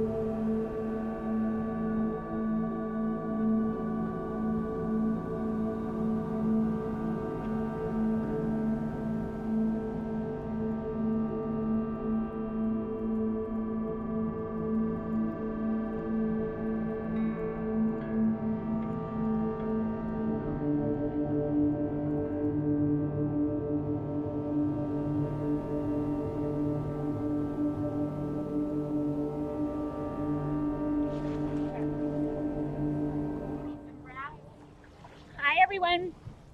I'm just checking in to let you know what's happening. We're a little behind schedule, but it's all good. I'm gonna do a walk out into the water momentarily, and we've got Chief Reggie and Tecumseh who are gonna help me get there. I wanted to acknowledge everybody's comments in the YouTube. We can't type responses because we don't have a keyboard set up on the monitor that we're watching it.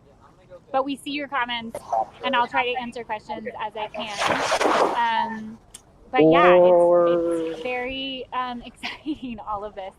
And I think you're seeing some Brazil footage right now layered on top of our Howlett's Cove live stream, which is pretty awesome. I'm a little obsessed with this, like connecting the waters digitally. And if you have, maybe you've been watching, but maybe you have, if you haven't been watching yet, I want you to know that this shirt that I'm wearing, this ripped up shirt, and then what's on the mask is the t-shirt that I wore for the first 3 stands in the water in Maine, Mexico, and San Francisco. And these are actually the pants. So this is like my outfit for the first 3 stands, and then it became my test outfit in all the other locations. So this shirt and these pants have been around the world with me, and they're now going, and they've been in waters in every part of the world that I've been to, and now they're gonna enter Howlett's Cove for the first time, first full immersion here in the New York estuary. These clothes will be immersed. So it feels very important to me, and I wanted to share that with you.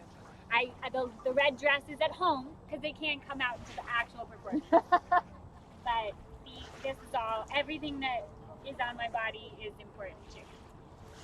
Okay, did you get enough to eat? Yeah? Shout out to Chateau Le Wolf for feeding us. I know. Yay! Chateau Le Wolf! Thank you, Natasha. Thank you, Chateau Le Wolf. You helped make this happen. Our power and our food. Yes, and the Eastern Internet. Everything. Chateau Le Wolf. You guys, anyone who lives in New York City, if you have not been here, you must come. It's the one and only doggy cafe in the world. Half. Oh, I don't know about that. I don't know. But definitely it's the coolest place to be. Across the street from Socrates Sculpture Park. Mm-hmm. Thank you for feeding us. Thanks for your partnership, for being down and so supportive always for Sarah's project and everything you do at the park. We love you. There's a lot of love happening. There is. It's important. Food's awesome, right? So good. Natasha knows. Oh my god. Okay. Are we ready? Born. You finish, and then we'll go. Born that way. Born this way. Let me think about where I'm going to sit. What do you think, Mark? What do you think, Mark, in terms of the shot? I think it's centralized.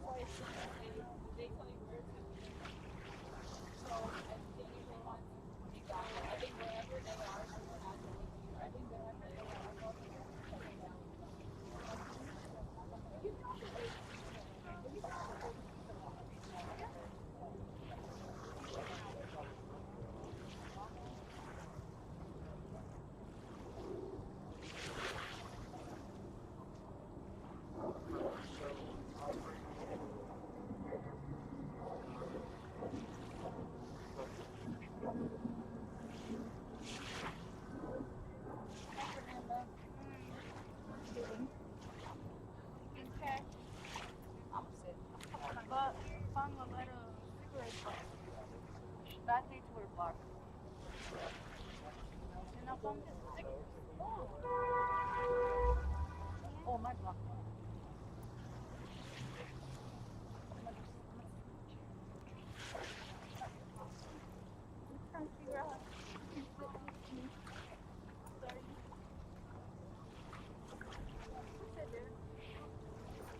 I want to read. I read the first.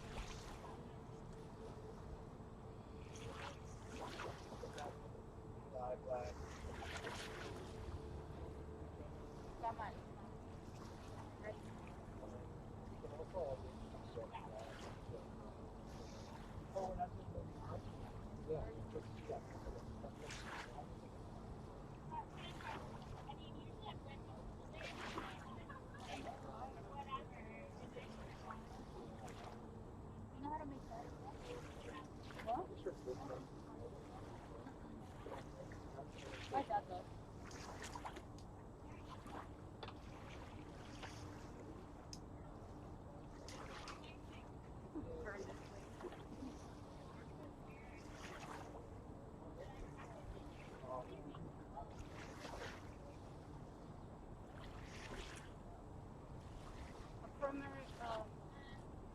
these are market things.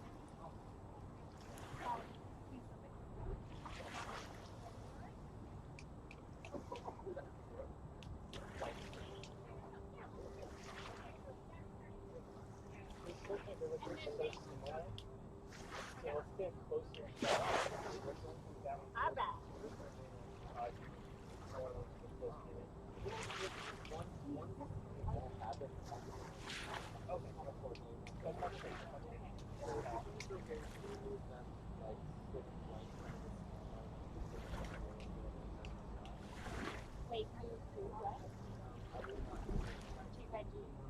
We're gonna, I think they have some closer.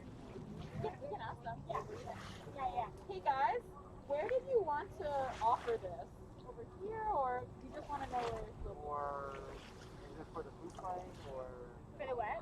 for what? No, for the, like, because we're trying to, we want to make sure we can capture your playing. I'm going to probably walk out a little further over that way. Do you want to come towards me, or do you want to stay here?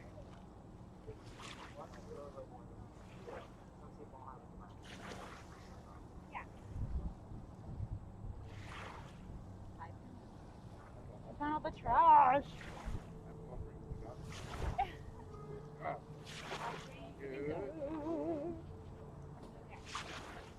Awesome. So, What?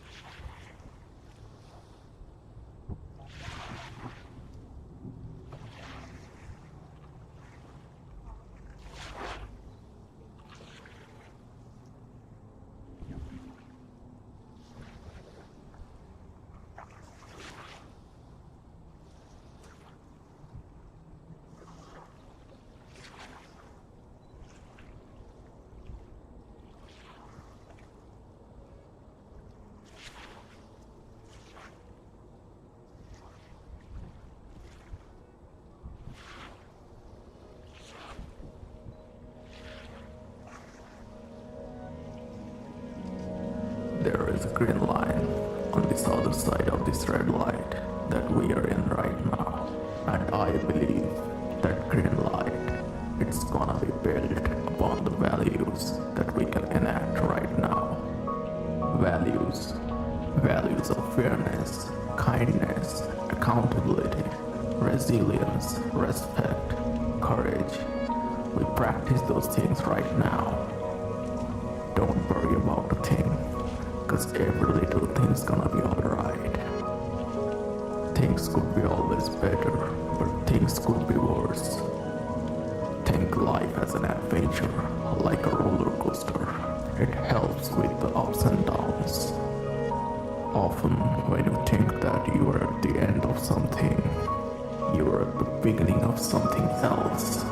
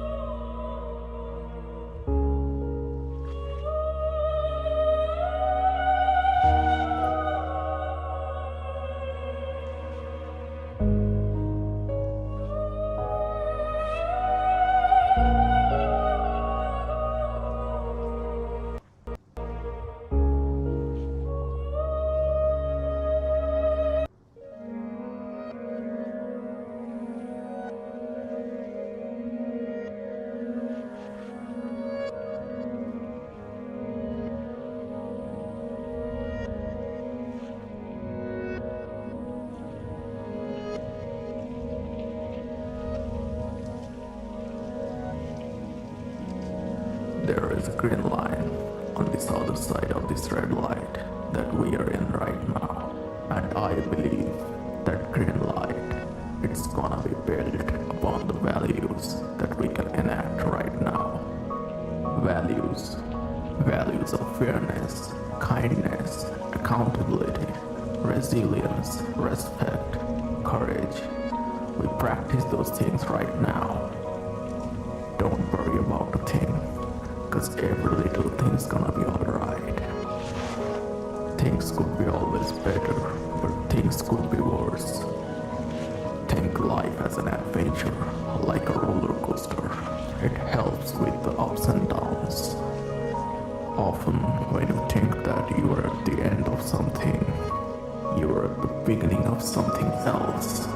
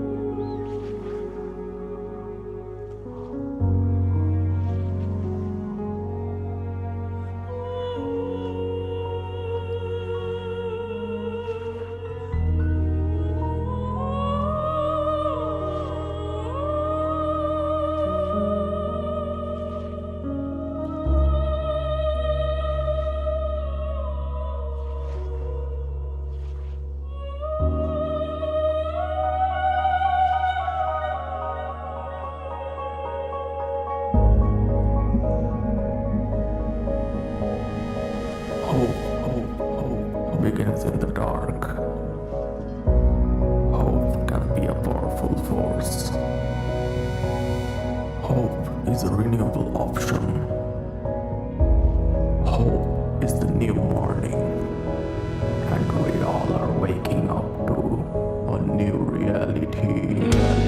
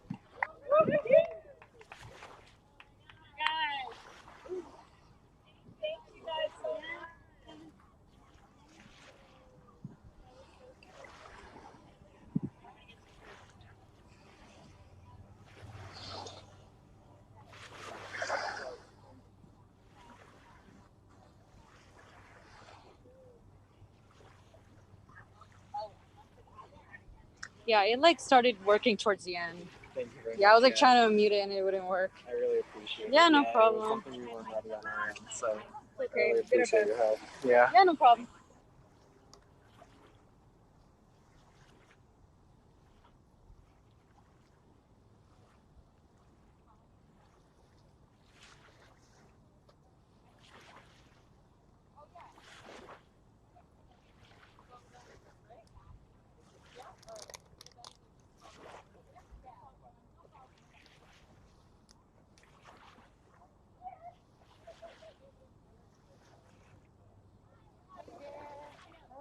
When are you performing 7, right? 6 o'clock? 6 o'clock? 7:30?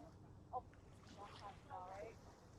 It feels like it's 4 or like 3 right now. So many people came, and I was like, oh, so many people. You should hit some like grab it. Wait, no, you can't even gather them around. No, but I talked to some of them, I explained it, and a lot of people like were interested, so thank God.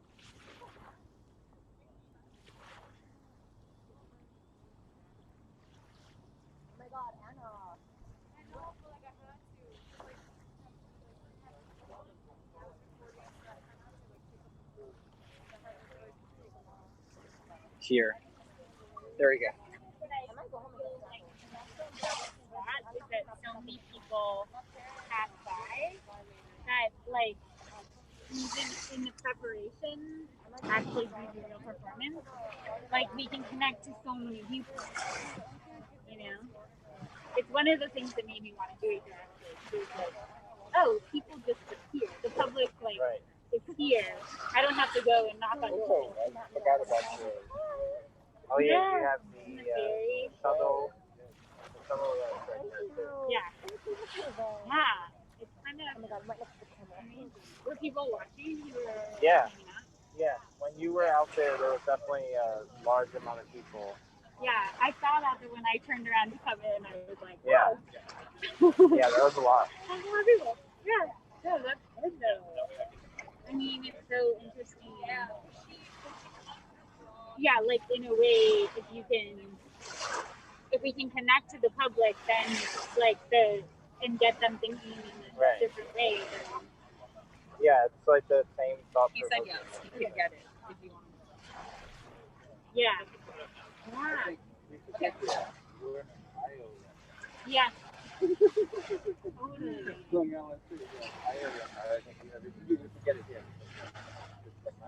Yeah. Yeah, we're surrounded by water.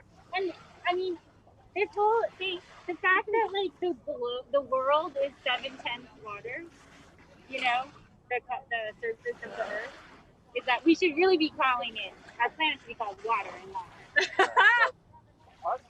Successful politicians, mostly air. You're mostly water. Yeah. Oh, you said it fully. I didn't say that. Do you want a towel or anything? He said that you can. Are you doing the call? I have to do the call with Brazil. Are they there? Yeah, they're ready. I can let them in now. Okay. Yeah. Let's let him in. What do you need?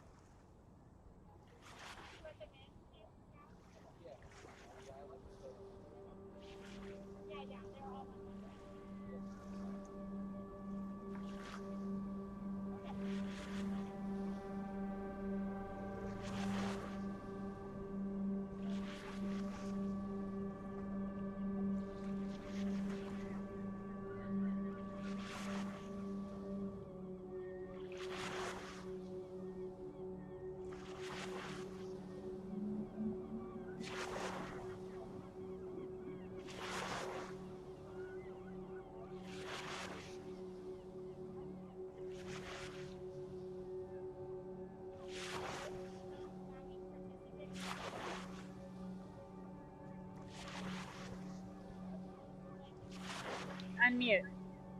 The host is not allowing. Okay. Did you let them in? Clara says she's still waiting. Oh no, there's Vinicius. Vinicius!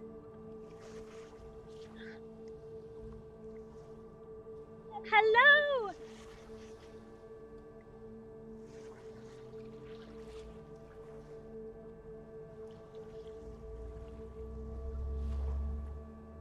Vinicius!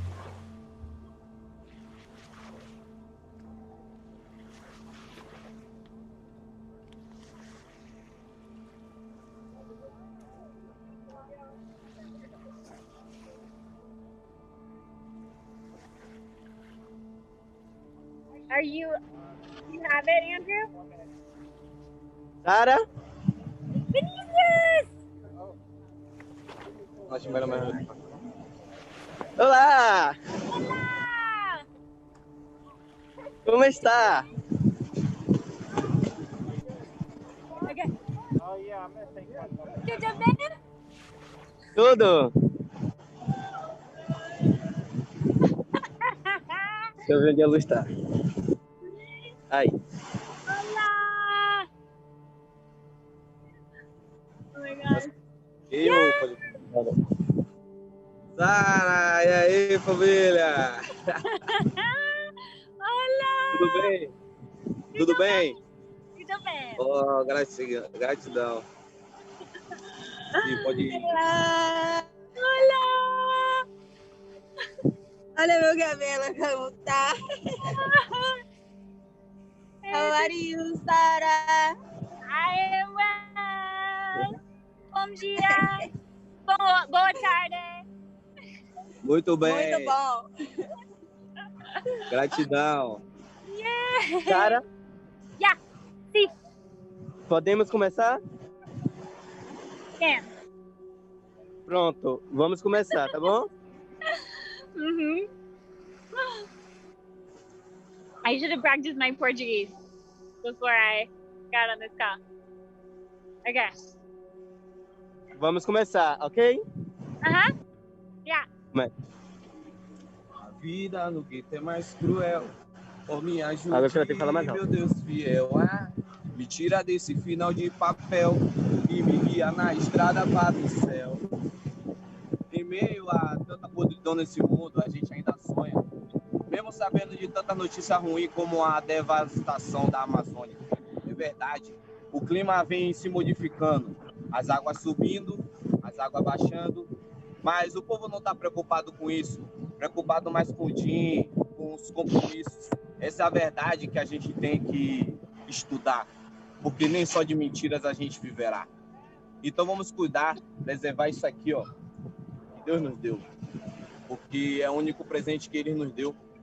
Essa é a verdade. A cada passo que a gente dá é uma vivência. A natureza é árvores, é pássaros, é vivência, é a pureza. Mas então, vou caminhar sem fim. Continuar esse caminho até evoluir. E saber que o universo se conecta a mim. A cada dia que a gente caminha, a cada dia que a gente tropeça, a cada erro que a gente comete, a cada promessa. É a verdade que a gente tem que contar. Da natureza, do seu bem-estar. A saúde é importante, por isso a gente tem que preservar. A vida no gueto é mais cruel. Oh, me ajude, meu Deus fiel. Ah, me tira desse final de papel e me guia na estrada para o céu.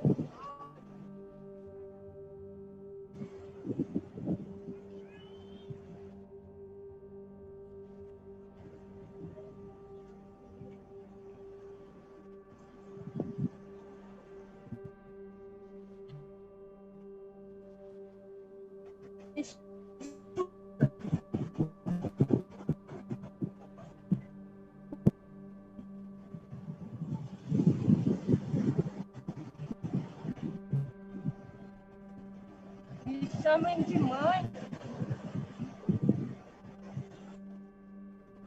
Eu tô aqui há 4 milhões de anos e meio.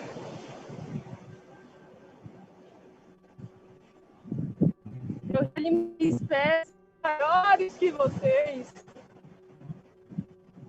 Eu já fiz passar fome. Espécies maiores que vocês.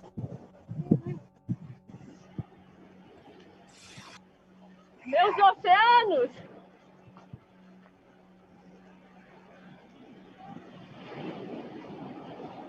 Meus oceanos, minhas matas, tudo se regenera. Como vocês vivem? Como se você vive? Não regenera, não. Vocês vão fazer performance por 10, 15 minutos. 10, 15 minutos. Quando eu prospero, vocês prosperam. E quando eu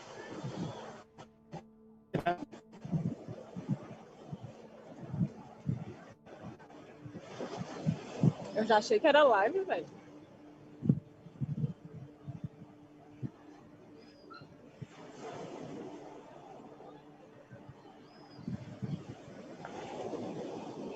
E quando eu padeço,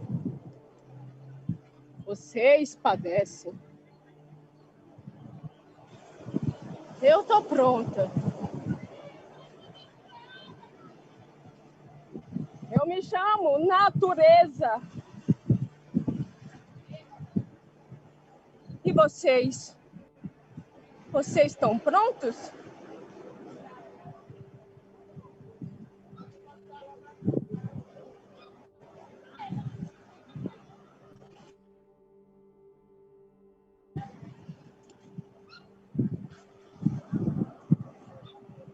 Da encosta da favela tá difícil de viver. E além de ter o drama de não ter o que comer, com a força da natureza a gente não pode brincar. E o que resta pro meu povo é somente ajoelhar. E na volta do trabalho a gente pode assistir, em segundos fracionados, a nossa casa sumir. Tantos anos de batalha junto ao barro descendo, e ali continuar vivendo.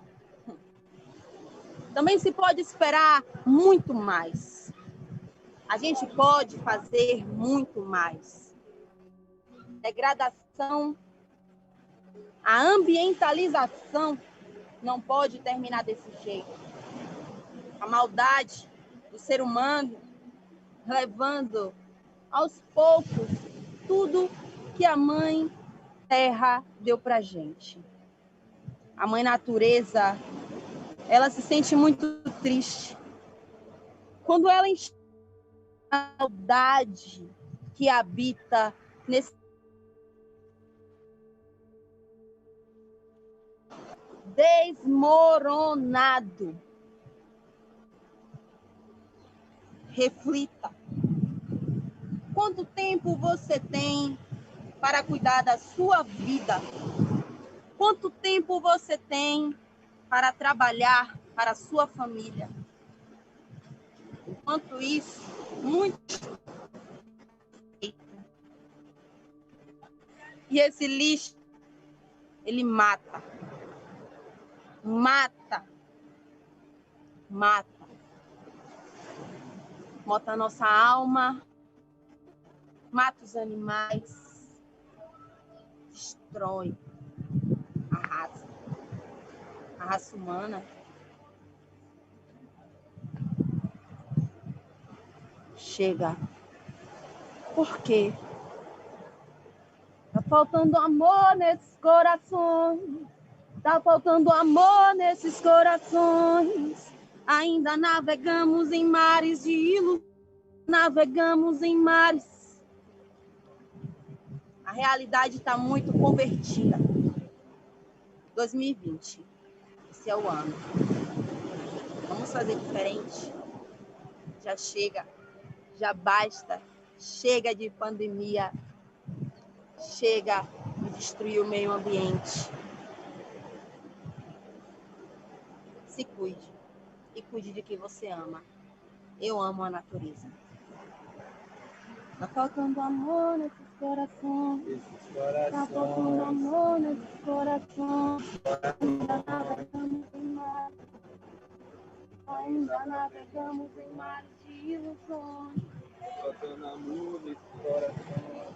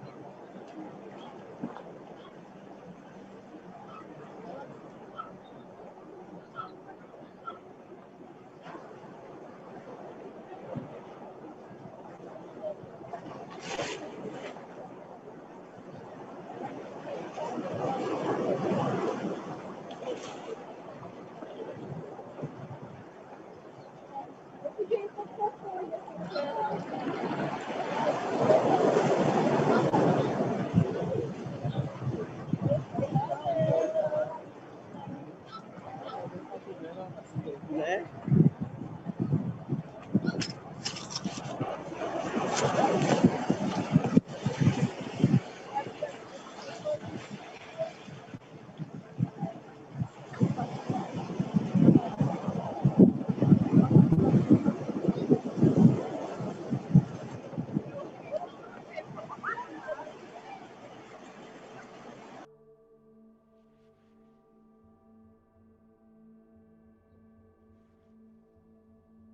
Mas pode ficar todos assim.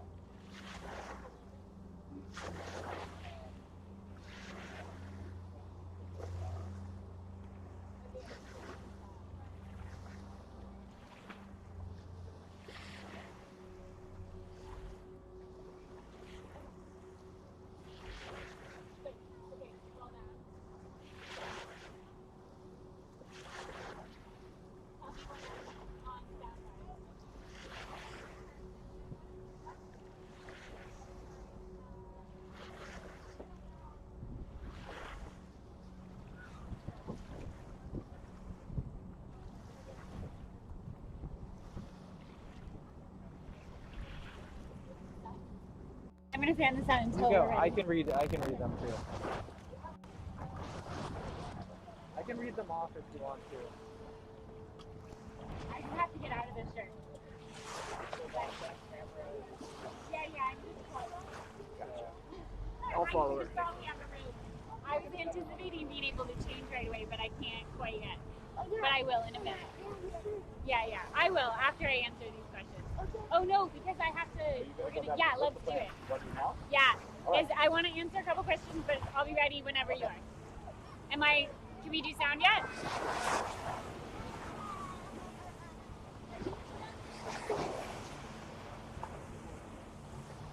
What?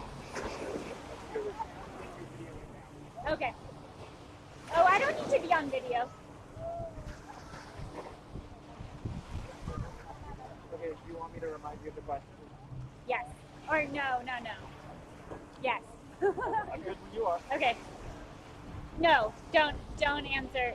I'm just gonna say a quick hello. Am I on, Andrew? I'm on? Okay. No, I don't want video. I just want sound. Okay. So, hi everyone. I'm just popping in to answer a couple questions that I see are in the live stream. Stephanie, the mask. I've said this a couple times, so a few people have already heard it, but yes, this mask is amazing. It was made by my friend Renee, who lives in Harlem. She's a maker and she refashions things out of old denim usually. But so she took some of her denim and then she took material from the t-shirt. This orange shirt is the shirt that's been around with the world with me, and it's the shirt that I wore for the first 3 performances in Maine, Mexico, and San Francisco. And it's been falling apart, as you can see. And so I've always used it as the test shirt, though for the remaining performances. The red dress is at home. But so I decided, since I wanted to make a mask for today, especially, that it would be awesome to use some of the material from the shirt, so it's like super meaningful. So this is the mask. Ta-da! This is my super mask. I'm gonna have a sip of water, and then I'm gonna walk out into the water. There's Audrey. I'm gonna walk out into the water one more time because we want to try to get a couple shots without the hat. We love the hat and with the monument. And get the monument. Wait, should we do hat and monument and then take off the hat, or should we just do hat, no hat? Okay. Only because the hat is important for this moment, for sure, but we're thinking that we might, for publicity, sometimes it's good to, I tend to not wear a hat in performance if I can help it, if I don't need to for the sun. But it's a hat as a research thing, but not, I would never wear a hat in performance if I don't have to. So we're gonna just do a couple shots without the hat. So I'm gonna go back into the water for just like a few minutes. And Mark's gonna tell me when I can step out, or Audrey's gonna tell me. Okay. How's the water coming? It was okay. It was better than I thought it would be. That's great. But not anymore. All right, so the goldfish will be the non-hat. Yeah.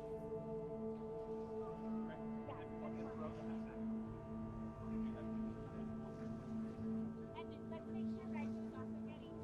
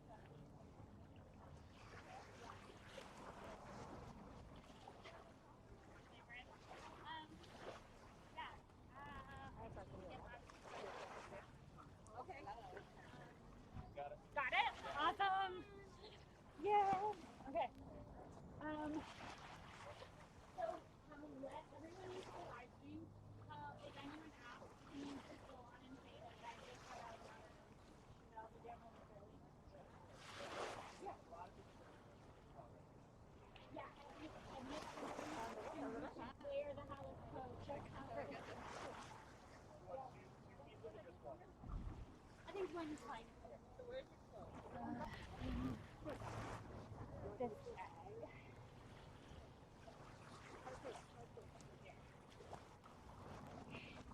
Can you carry that so I don't get it all wet? Yep. Okay, I'll be back as soon as I can. This one? Okay.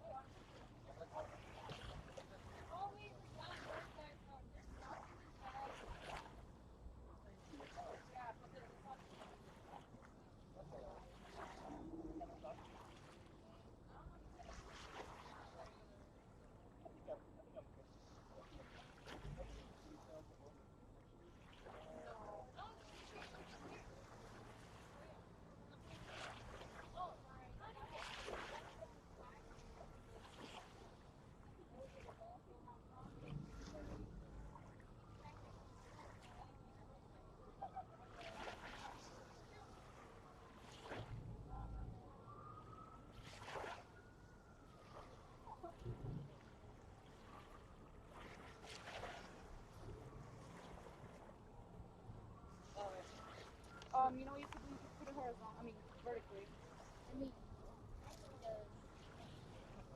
put it like this, Fernando.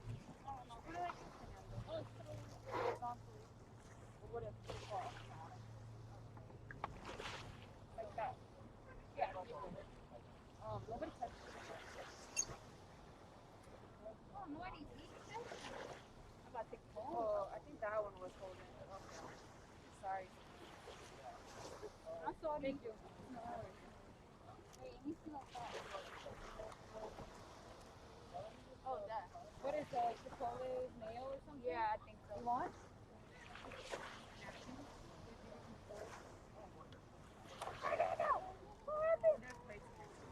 It is?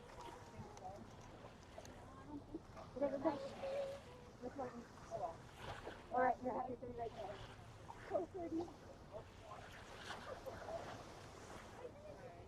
Is there more coming? I know there's more coming.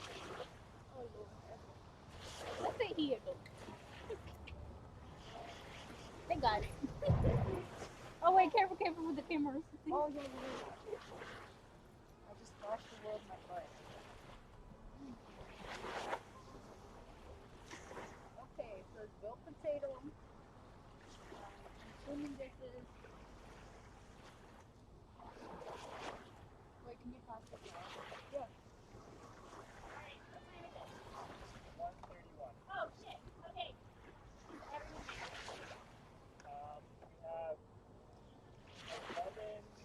participants, 9 people here. Okay.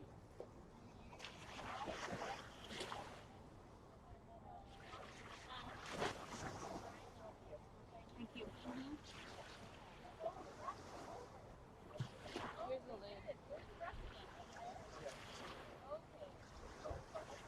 It's spelling everywhere.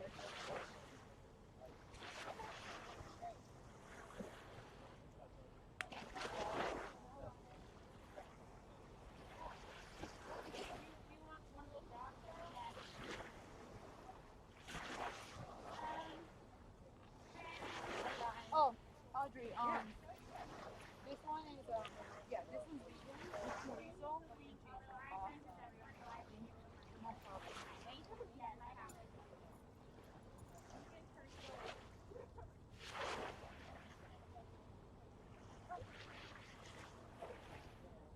That sauce is good.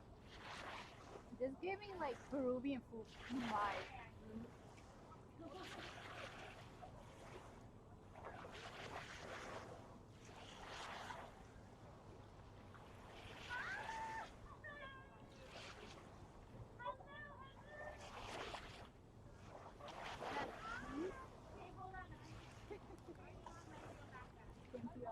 Oh my god, of course. I'm trying a vegan. Good though. I like beans. Do you want more of that sauce?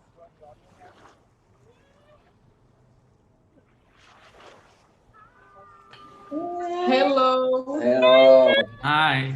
Hey.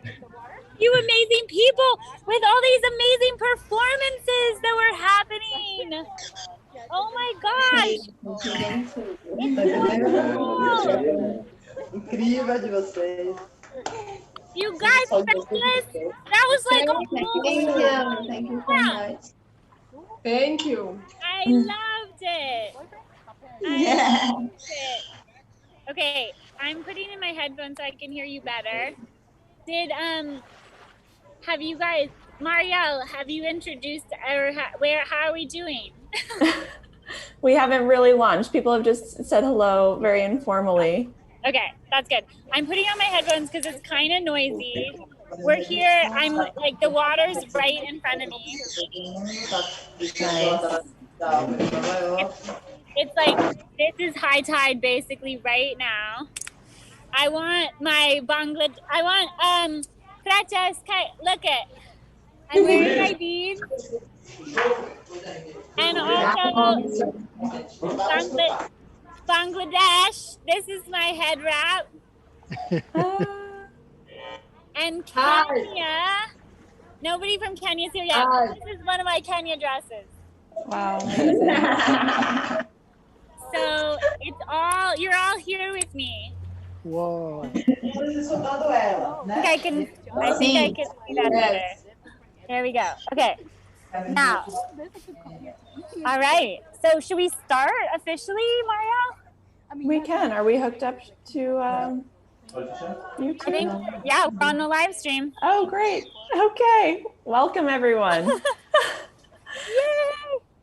I'm Marielle Villeray, and I've been an advisor to the 36.5 project for nearly 2 years. I'm so happy to have the opportunity to guide the conversation today between project collaborators all across the globe.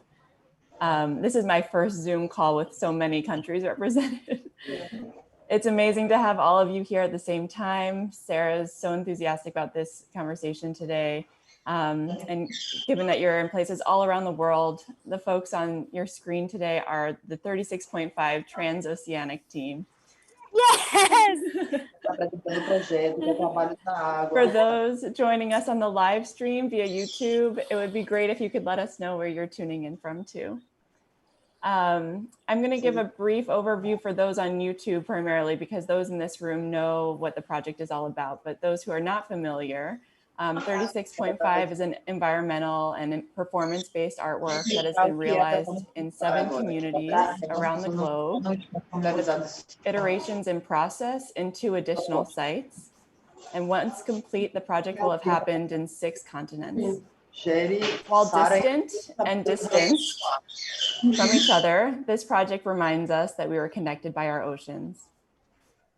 So the lead artist, all of you are so familiar with, Sarah Cameron Sunda. She engages each community represented by individuals here to understand local relationships to water and climate change, specifically sea level rise, and stands in the water at a determined site for a full tidal cycle, about 12 hours, as the water rises from her ankles to her collarbone and recedes again. She invites the public to join her, connecting the landscape with the viewer as a participatory action. I'm in New York, at home in Brooklyn, about 3.5 miles from where Sarah is right now on the shore. Sarah, can you tell us exactly where you are and what the significance of today is, the idea of process and research for today's program, and what else is happening over the course of today's tidal cycle? Yes. So right now, I am in Hallett's Cove, Queens, right next to Socrates Sculpture Park. This cove is actually part of Socrates Sculpture Park. So it's like... Oh, that's Clara. I was like, Clara's here. She's translating. That's what's happening. Clara, are you in the background? She must be behind the camera. There she is. Okay. Mwah, mwah. Okay.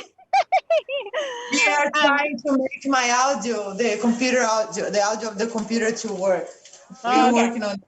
Okay, don't worry. Everyone.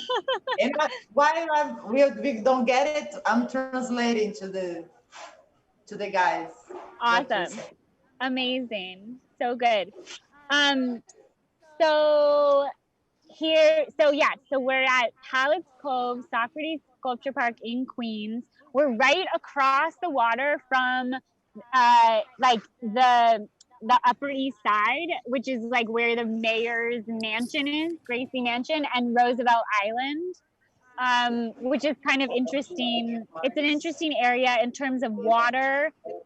Hell's Gate is a really notorious portion of the New York estuary that's very dangerous because the different tides come in from different angles and do crazy things. But we're in a protected cove, so it's okay. We've been here all day since 6:43 when it was really low tide, and I'm like having the best day of my life because everyone is showing up and tuning in from afar, and it's like this is a crazy thing that I was just like, let's do this. And then because of COVID, and then because of the movement for Black Lives, I feel like I didn't organize it as early as I wanted to, but then now here we are, and you guys are showing up, and I'm just like so grateful. The performances that have happened to mark the passing of the hours are incredible. I'm meeting incredible people here around here. This is my team, Andrew and Callum. This is the Socrates team. We've just got like amazing people all around, and I'm learning so much about the site. And so, yes, this is where we are today. Thank you for being here. and I will say, I think the thing that I'm most excited about today is this, and what I think is so incredible about actually having this year to go further with the project is that this opportunity to connect with you all and connect the waters of the world. So if you've been watching the live stream, you've seen that we're trying to layer in some of the video from the previous works onto the video of Hallett's Cove right now. And for me, that's like a very symbolic thing, is that we're connecting virtually with all of you, and we're literally like I'm trying to pull the waters from around the world all into these waters and feel it all together. So I'm a little excited, if you can't tell. And I just heard from Kim and Gichi, who will be here as soon as he can. So Kenya will be represented if you were worried about that. Okay. Good. I'm so glad. Thanks, Maria. Of course. So as it's already apparent, we have collaborators calling in from locations in addition to where the locations where they worked on 36.5 or where the project has been cited. So we're representing an expanded footprint today on this panel. And I'd like to go around and have everyone introduce themselves. I'm going to read off by project location in chronological order. And so each representative from that location should introduce themselves at that point. Tell us your name, what iteration you worked on or are working on, if it's still in process, your role, and where you're joining us from today. So we're going to start with Bass Harbor, Maine in 2013. Hi, my name is Andrew Simon, and this is Bass Harbor, Maine, right behind me.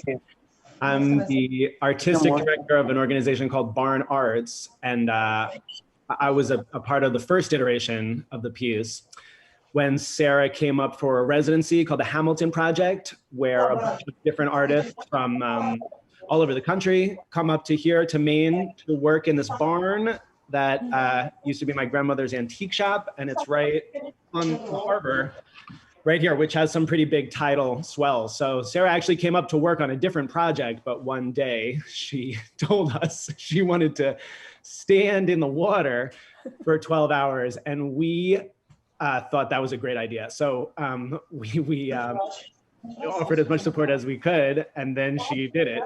And it is so moving to me to be a part of this call and just to see everybody's face. And Sarah, I just think you're amazing. This is so beautiful to see what you've done, and I'm so happy to be here. And hi, I'm Meredy. I was also at the Hamilton Project working on my own work in Bass Harbor in 2013. And that day that Sarah had inspiration, offered myself as a sounding board, ended up being the photographer, documenting the whole process of her standing in the water, figuring out logistics in terms of safety, and liaising between elements and everything. So great to be here. Meredy, where are you joining us from? I'm joining you from right next to the Mississippi River. Actually. I'm in Minneapolis for reasons. Yeah. It says. Thank you. Sarah, I just, I had my alarm go off at 1:43. Yes, so this is the hour mark of this day today. So if you can all just, let's do this, and maybe on the live stream too, people will join us. Let's just take let's take like 15 seconds and close your eyes and imagine that you are at the body of water that is closest to you right now, and you are just letting it into your body, okay? Close your eyes. I'll say when we're done. Pedindo para fechar os olhos.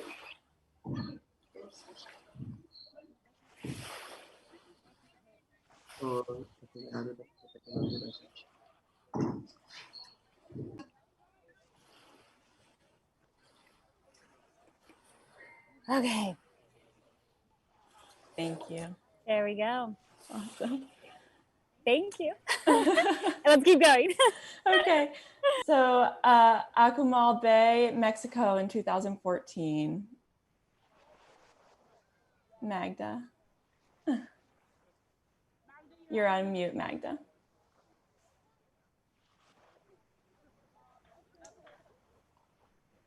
Can she hear me? Magda, you're on mute. How is it now? We can hear Can you you now. hear me? Yeah. Ah, okay. Hello, everyone. One more time. It's a pleasure to be here. I'm really deeply touched and honored to join this conversation. So my name is Magda Buczek. I'm a visual artist. I'm based in Copenhagen, Denmark right now, but I am speaking to you right now from Krakow, Poland. And me and Sarah, we met in Mexico in a small village, Akumal, where we undertook the artistic residence that was held in collaboration with Centro Ecológico de Akumal, with Ecological Center. And even though that maybe at that time it was not the most important for me or for Sarah, I think it had a huge impact on artistic practice of both of us. And I had a pleasure to witness the whole preparation that Sarah took before the performance and the performance itself. And I think it was really a defining period for both of us as artists and friends. Excellent. Thank you so much, Magda. Sure. I don't see Sasha here unless they're using it. Oh yeah, Sasha had something occur, so she's gonna do the check-in, but she wasn't sure if she was gonna be able to make it now. So okay, Sasha will be part of the hourly mark in a couple hours whenever we do that. Okay, great. And just for everyone else, Sasha was part of the San Francisco Bay iteration in 2014, at which point this project started passing the hours together, as she's a movement artist. So we've acknowledged her at 143 with the similar act. Oh yes. Okay, the North Sea in the Netherlands in 2015. Me, I think, yes. Do you hear me? Yes. There's a little bit of an echo, but it's okay. Oh, I'm sorry. I can't help it. All good. I'm all Frank. good. I was part of the. I can't hear myself. Also, I was part of the North Sea iteration, and I met Sarah.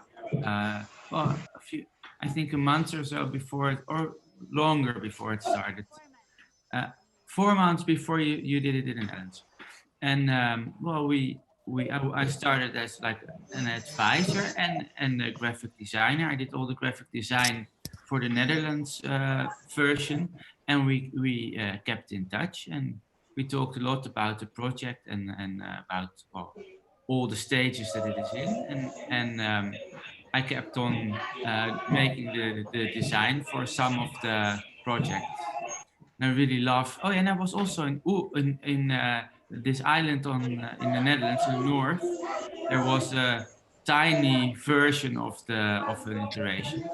All the films were viewed on a beach, and I helped also there making it work with the Netherlands, with the people from the Netherlands, who are sometimes a bit grumpy and not wanting to collaborate always. But we managed to get them into the sea and well, made it a very beautiful project also there. And I saw you also talking to Jonas. He was he was there. He was at the water's edge in Arnhem, yeah, and he's supposed to be on here too, but we'll see. He might pop up as we go along. Yeah. Yeah. Great. And he was the cinematographer. Yeah. Yeah. Yeah. Awesome. Joshua, I was going to have you jump in here. Sure, great. Hi, everybody. It is such a pleasure to see all of your faces. This is just such an amazing, amazing day. And grateful for you, Sarah, for bringing us all together, and Mariel for hosting us today. My name is Joshua Dumas. I'm a New York City-based composer, and I've been creating the underscore for the video component of the iterations of the piece. And so I guess I got involved first with the Netherlands, and then have since created the music for all the successive works. So, hi. Thank you. Next, we're traveling to the Bay of Bengal in Bangladesh, where Sarah was in 2017. So if that team could go around and introduce themselves. Nasir and Hilal. Ritu is there, Ritu. Yeah, Ritu. Yeah. Yeah. And Ritu. Oh, Hilal Bhai is here. Yeah. Hi, Hilal Bhai.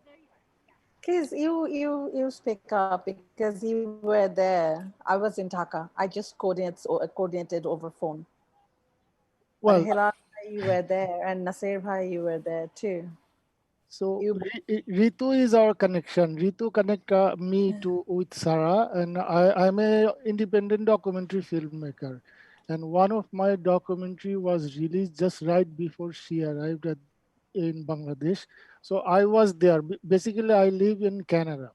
So I made a film about water, and my project was 6 year long project. So that's the time when I was like, very much involved with the emotion. And Ritu called me and said, this is the project, and uh, as a cinematographer, if I want to go there. So I just jumped in, and the rest is history. And I never see something like this, what she did. While we were raking the places, and I realized that she will stand there and that's it. And what's the big deal about it? But after finishing the whole circle, I realized she just did something which is like, till now I'm very much like I'm following her, what she is doing and what is the project, where is it going. It's like part of my life since then. Yeah, and I'm learning.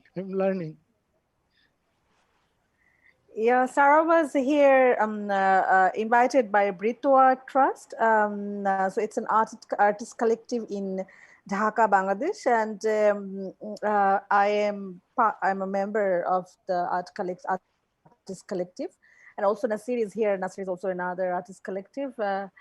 Nasir is muted, I can see. And when Sarah came and started planning this whole performance, actually in Bangladesh, our we artists coordinate everything by ourselves.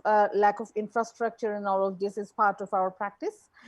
But the way Sarah was planning, it was for a performance. It's bit not in practice in Dhaka, even till today.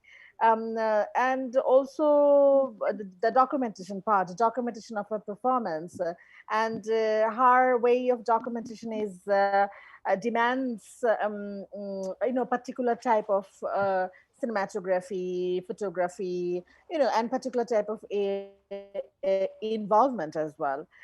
And also Bay of Bengal, and Bangladesh is politically, Bangladesh is a bit complex area, and the part where she was interested to do her Bangladesh iteration, politically that part is a bit complicated part because we have a border with Myanmar. So we were also worried, and also lack of time, shortage of time, the pre-production was really tight, and I had to be always over phone. I couldn't really go there, and they had a lot of issues, a lot of managements, everything was happening all together when she was also performing. And I really support her work, and I really think it's a brilliant work. And when nobody really was paying heed how important it is to think about environment and climate change, now I think after a pandemic, people will realize, like, there are few people who already started working. Yeah, thank you very much. And it's really nice to see all of you here. It's a bit late in Dhaka, and I know. yeah, and I was almost, yeah, I'm actually sleepy, very sleepy. Oh, you don't sound sleepy. Oh, that's No. really nice of you. No, yeah, I'm really excited to see all of you here. Yeah, thank you very much. And Ritu didn't say this, but she's a very accomplished performance artist, who does her work all over the world. So we should all be paying attention to her. Okay. Nasir, do you want to jump in? Sarah. And yeah, Nasir, are you listening?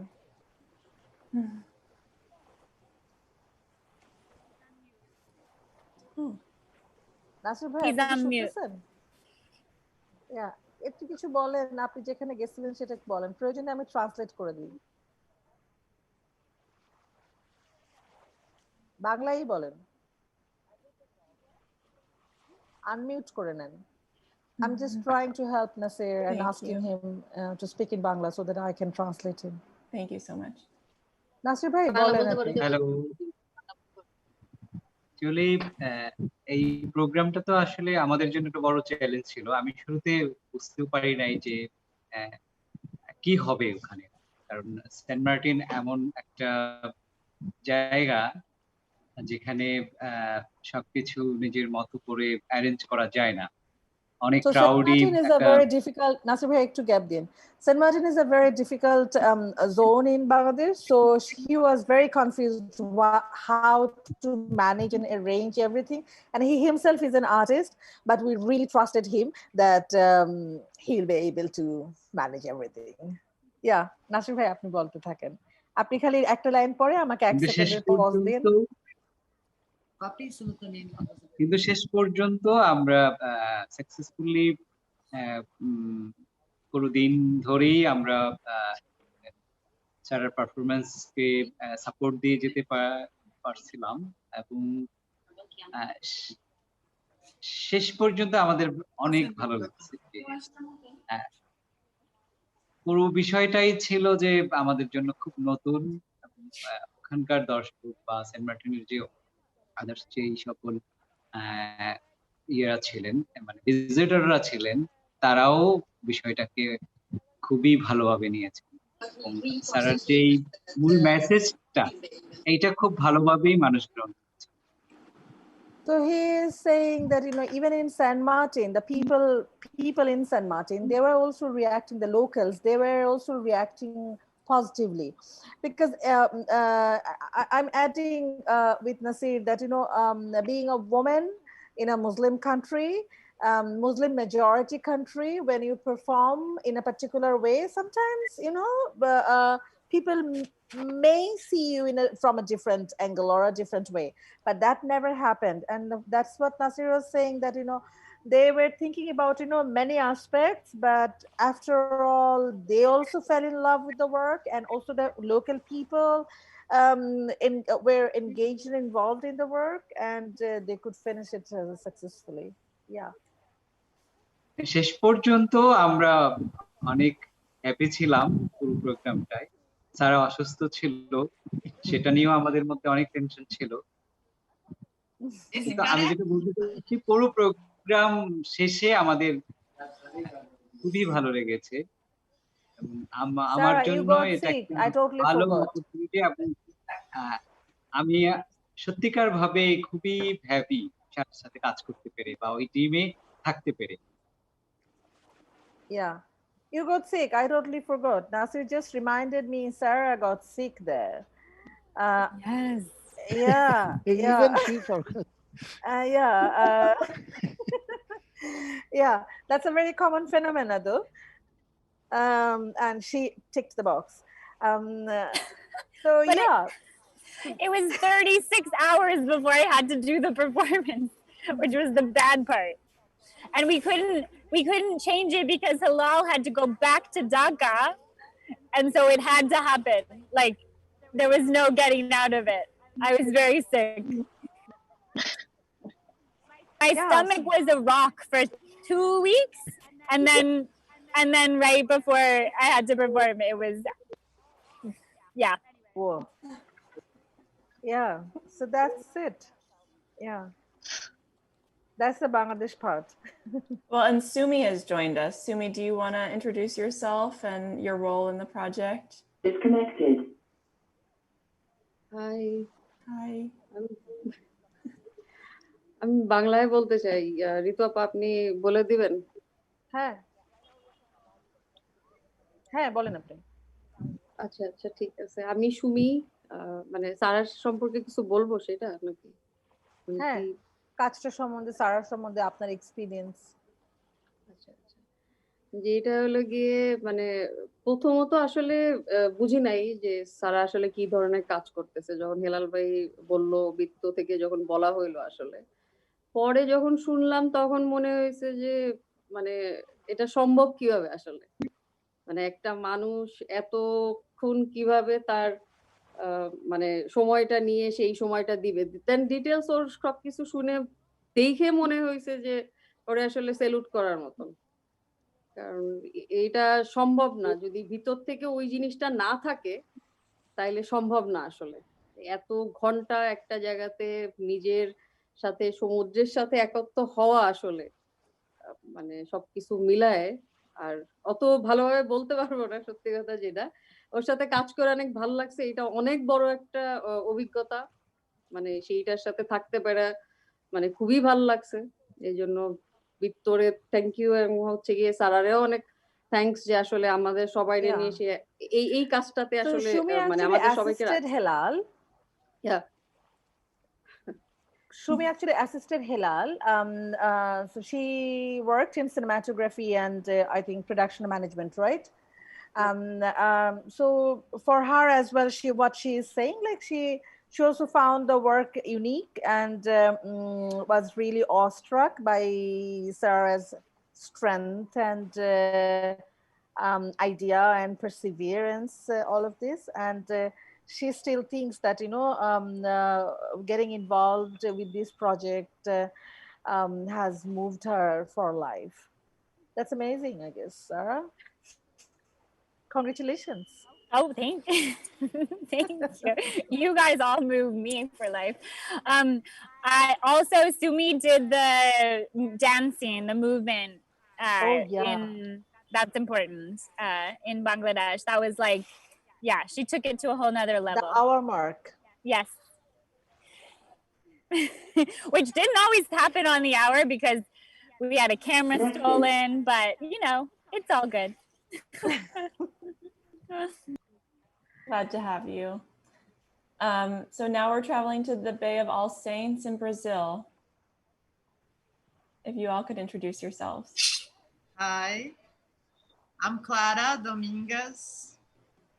I'm one of the collaborators, and Sarah came with collaborations, institutional collaborations, and I was the one that made the mediation with the community of Solar do Nhão.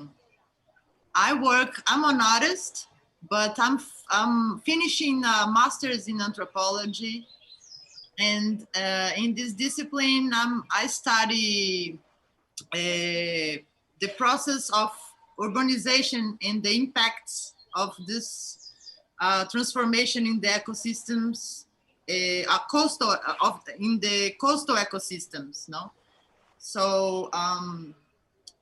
I was researching about the culture, the beach culture, and this concept is called sand culture. And then when I came to this beach here that I already knew and I already had friends in the community, it was really interesting to add some differences and to expand the idea of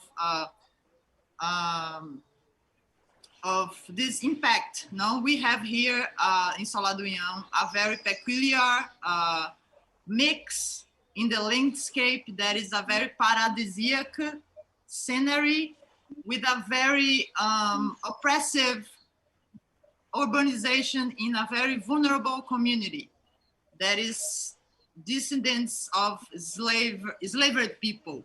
Okay, so we are now in a AO in the middle of the community. I have Vinicius here. He's a young photographer from here.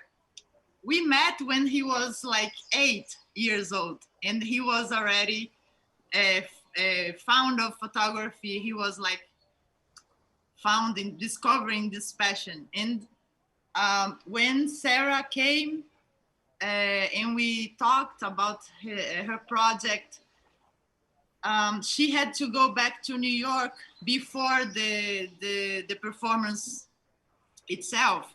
So we would have like a month or more than, I don't remember, 2 months or so. And in this gap, we were like, okay, we need to make it live, to keep it live. And this feeding process was very interesting because I would come every week. I came every week, and I was like making reports to Sarah in a way that she was being nurtured, and these reports were like presenting a very radical change in the tides and the sea itself. The waters were changing so much, and we were like, Sarah, when you come back, you won't recognize the tide that you will be surprised. And it was a big thing. And during this time, I also in these reports I was trying to make bridges, and we connected to Pretos de Rua, which is a group, is a collective of young people that go on the public buses, transportation, and the streets, making marginal poetry. That's how they call the term, is marginal poetry. And they are in the other screen. I'm trying to like translate and also make myself understandable. And yeah, the thing about the changing the tides, it was so interesting because Sarah was really shocked when she came again for the performance, and even the possibility of not making the performance here. It was so radical that I think it was a highlight in the process, because she had to choose to prioritize the connection with the community and go go forward with the nature that were like happening at the time. Yeah, it's true. That site specificity, that was the biggest, hardest part. Clara, yeah, can Vinicius and Pretas introduce themselves a little bit with you helping translate?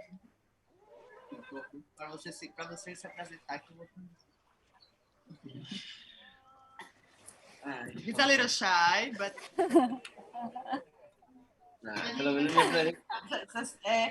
deixa ele falar um pouquinho, eu traduzo e vocês falam. Eu nem tô falando, me traduzir, né?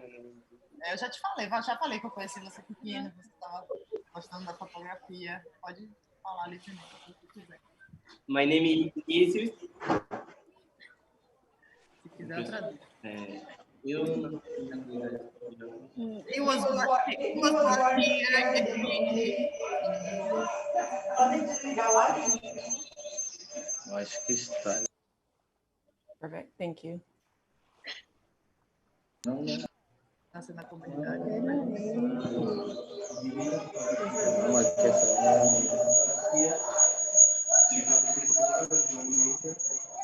Mas você quer falar de sua participação no projeto? Pronto, vamos falar. Peraí. Vocês querem falar, gente? Yes. Sim. Pode dizer. Eu vou traduzir. Mas começa. Olá, somos a família PDR, Poesia de Rua. Okay, I came here to help Pretos de Rua to introduce themselves. Here we have Brisa, Guachi, Yalode. Hi, nós fazemos parte do movimento de ativismo em prol do movimento negro, nesse debate, né, que a gente passa aqui no Brasil, diante do racismo, preconceito, desigualdade social. Nós não lutamos por igualdade social, né? Nós lutamos pela equidade, para que todos nós possamos ter e ocupar o mesmo espaço, o mesmo ambiente, cuidar pelo meio ambiente de onde a gente vive, lutar pelo... Fecha para o traduzir. Cadê você segue?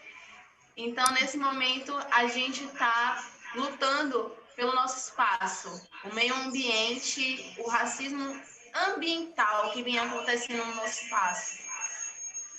She said that they are a group of activists. They are working against racism and especially environmental racism that goes directly in the territory and making a disconnection of their bodies with the territory. And she cares about environment, and she thinks meaningful to be part of this project to make the words, to spread the word in this direction.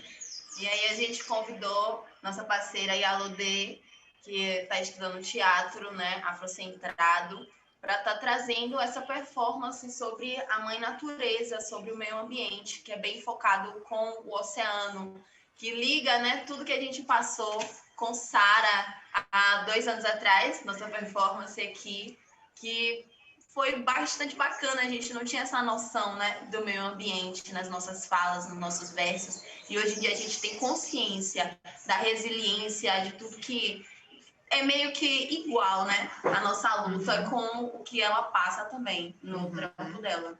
She's introducing Yalode. Yalode studies Afro-centered theater, and Brisa is like making this recognition that the project, the 36.5 project, brought to them such a like focus on the environmental question, you know, problem, and they have been like creating poetry since then, much more focus on this environmental topic. Exato. Eu acho que ia falar algo. Vou falar aqui um pouquinho. Good afternoon. Vou falar aqui um pouquinho sobre a performance, né? O que a gente quis trazer. A gente ligar o meio ambiente com tudo que se passa aqui com a gente, que somos inseridos, né? Somos o meio ambiente também. E quando a gente mata, a gente destrói o meio ambiente, a gente está nos destruindo, né? E quem morre primeiro é a preta gente. São as pessoas pretas que morrem. E porque somos a base, né? Estamos na base da sociedade. Então essa performance é para mostrar isso. Yalode is explaining the poetry she said in the beach now 30 minutes ago. She's explaining that she talked about how we are humans, part of the environment, and how Black bodies are like they are struggling for survival.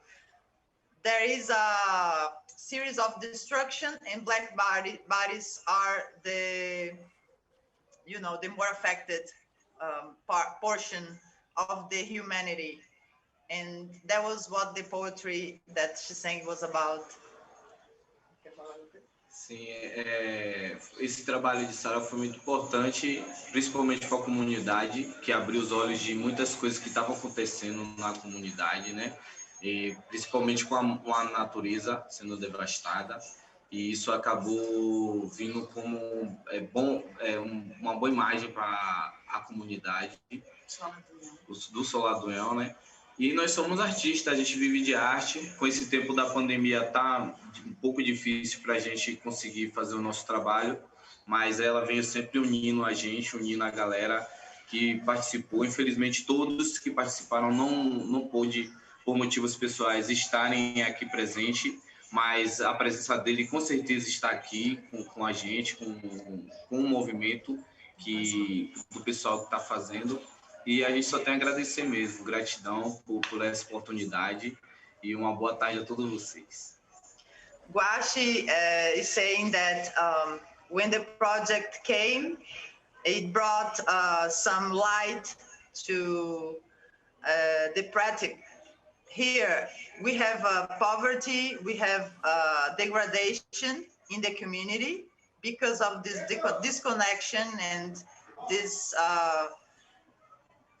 process of destructing the connection of the community with the place, with the environment. So the project brought this idea of the oceans and the care with the environment that was significant. He says that for them as artists, not visible artists in the city, it's very significant to make part of a international web, and they are thankful for the opportunity. And we are thankful for you. It's an honor to have you in the project.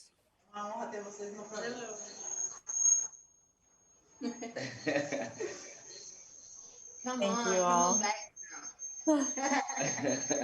Sarah, they're saying come back. So I don't know that we have anyone from Bodo Inlet in Kenya. Can you confirm, Sarah? Yeah, I was trying to figure out if this 933 number, I know Wakili came on That's for a minute. Magda. I believe that's Magda. Oh, that's Magda. Okay. Yeah, no, I think they're probably having trouble getting on the internet. Okay. Oh, yeah. Yeah, sadly. Okay, maybe they'll join a little later. Yeah. Okay. So Kenya was in 2019. And then in 2020, Sarah, you traveled to Aotearoa. We have someone from there to speak about. Can you introduce yourself, Ariane? Yeah, kia ora tātou. My name is Ariane. I'm Craig Smith, and I was brought into this project through the gallery, Te Uru Waitakere Contemporary Art Gallery, who had come on board to show the work and assist. So I was brought in as a kind of a project manager, producer kind of role to help connect Sarah to the community and find the things she needed. And I work as a freelance curator and project manager, kind of whatever's needed, really. And it was a really interesting time. Oh my goodness. This work is really current here in terms of the topic. This question of water and the ocean, the moana, is ever present. So here in Auckland, we're in Auckland in New Zealand, Aotearoa, New Zealand. We have two oceans. We're a city that's right on the cusp of the narrowest part of this particular island. And so we have two oceans that come in from both sides of the city and a small gap between. Sarah had chosen in discussion with Janine Randerson and Te Uru to do the work on the Manukau Harbour, which is on the west coast of the island, on North Island of New Zealand. And the other side is the Waitakere Harbour, the Manukau is probably a little bit like the slightly less, how do you put it? It's the harbor of the two that gets the least attention and the care, right? It's in the past had sewage transmitted right into the harbor. It's the wilder side of the island. So to have someone drawing some attention to this was a good thing. It came on along. There's a whole group of people who are working to try and revitalize the Manukau as a harbor. It's a really interesting space. It's got, as I said, it's wild. There are parts of it that are very dangerous. But it's also traditionally a really important site for Maori, for indigenous people, for the tribes, the iwi, who live and have lived in this area. So there is a lot of love, a lot of aroha for Manukau as well. And what we really wanted to do was to tap into that, to find those people who knew the harbour, who relate to the harbour. We call it, so Māori talk about whakapapa, which is the genealogical relationship to each other, to something. And everything is connected by whakapapa. That is people, that is all living things, that is the land, that is the water. So we were trying to connect to that, to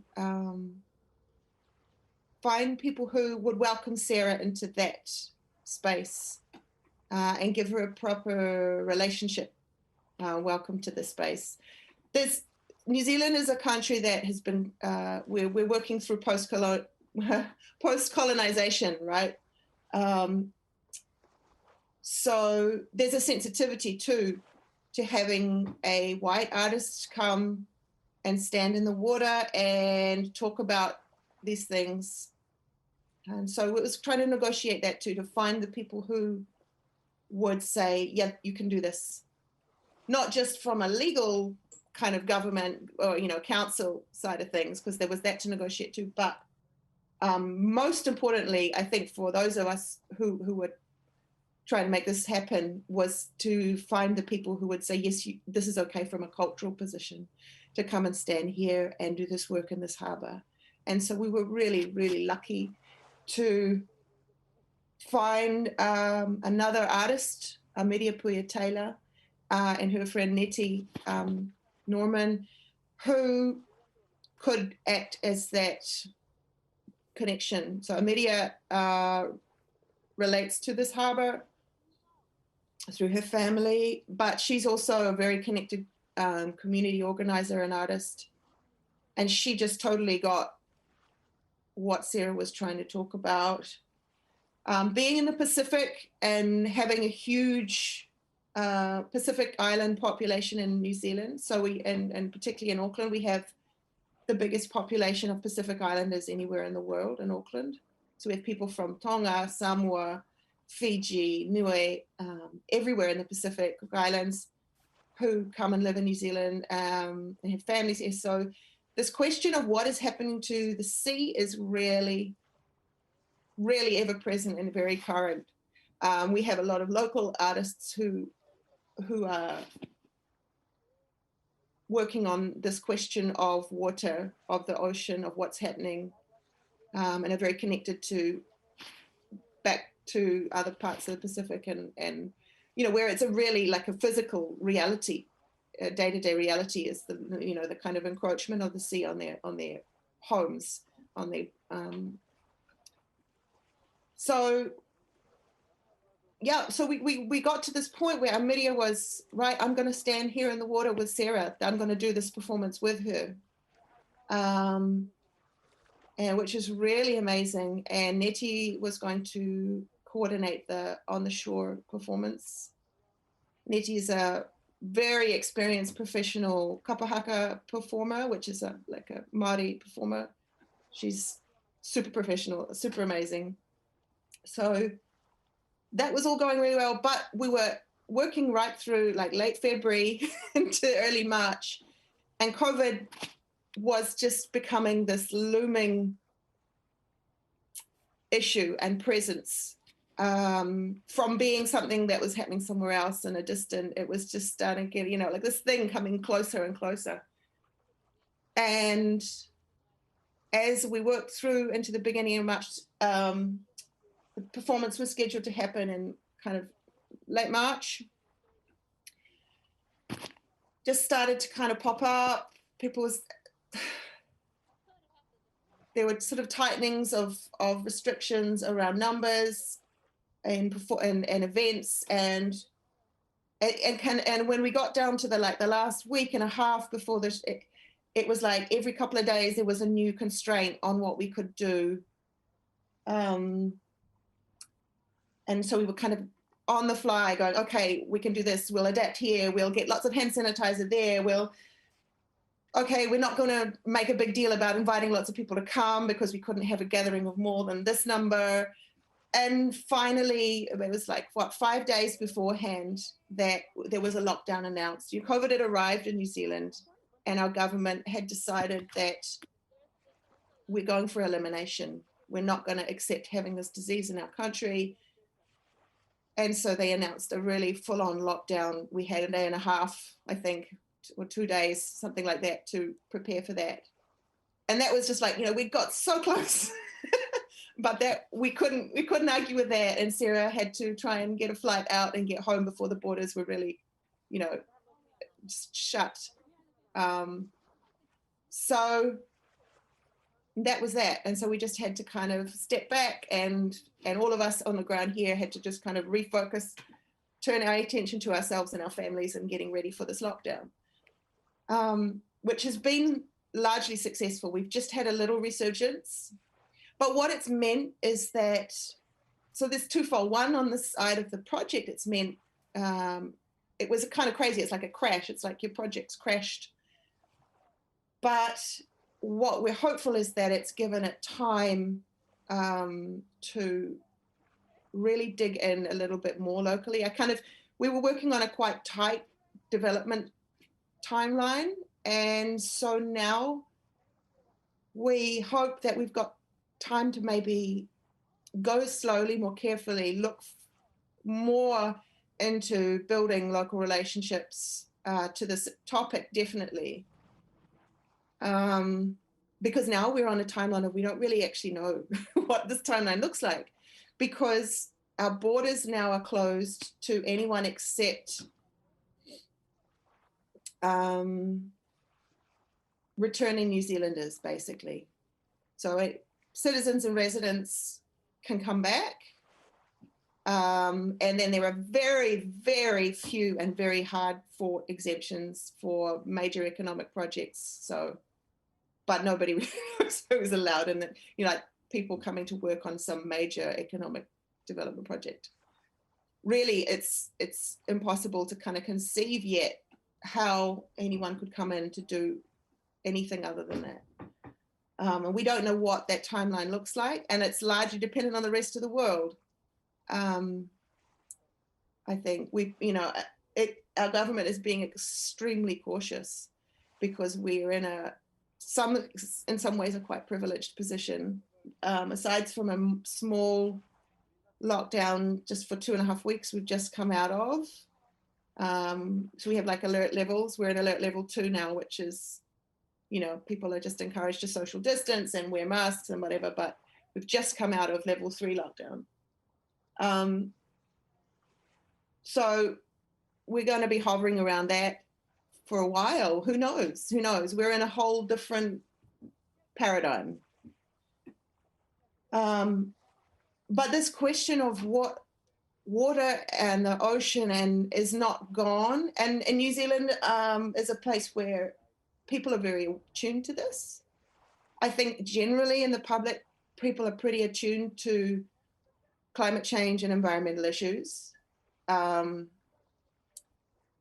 So it's really current. What I think has really shifted in terms of what COVID has changed, and I think this is really a positive thing, is this awareness of how we are actually connected. That what happens in one place really does affect what happens elsewhere. You know, we had this little dream, I think, as a country. We've lived in this kind of bubble of idea that we're so far from everything else that a lot of things that happen elsewhere don't really have an impact. But COVID and the Black Lives Matter movement, and on top of that, are really forcing people to see that we are connected very deeply and that we are reliant on each other. And I think, I mean, it's not like everyone's suddenly woken up to that idea, but it's pushing at our consciousness. And yeah. So we're in this kind of zone of, we don't know quite yet what will happen with the project, but there's a commitment here from a core group of people who want to make it work and make it happen somehow. We're really interested to see what we can do, how we can do it. Because, yeah, it is very current to what's, to many of the questions that are, you know, here and present here. It's really lovely to hear about how it's worked in Brazil just now, because I have a background myself as a project that I work on is actually focused on forests and land. But this question of how we connect on this disconnect between people and environment and how do you heal that is really, really current and really, really present for a lot of artists and a lot of other groups here in New Zealand. So it's beautiful to hear of the poets in Brazil, you know, who are working on the same challenge. It's a challenge we are all facing and we're all having to realize. So I really appreciate that, hearing about that. Thank you. Yeah. Thank you so much.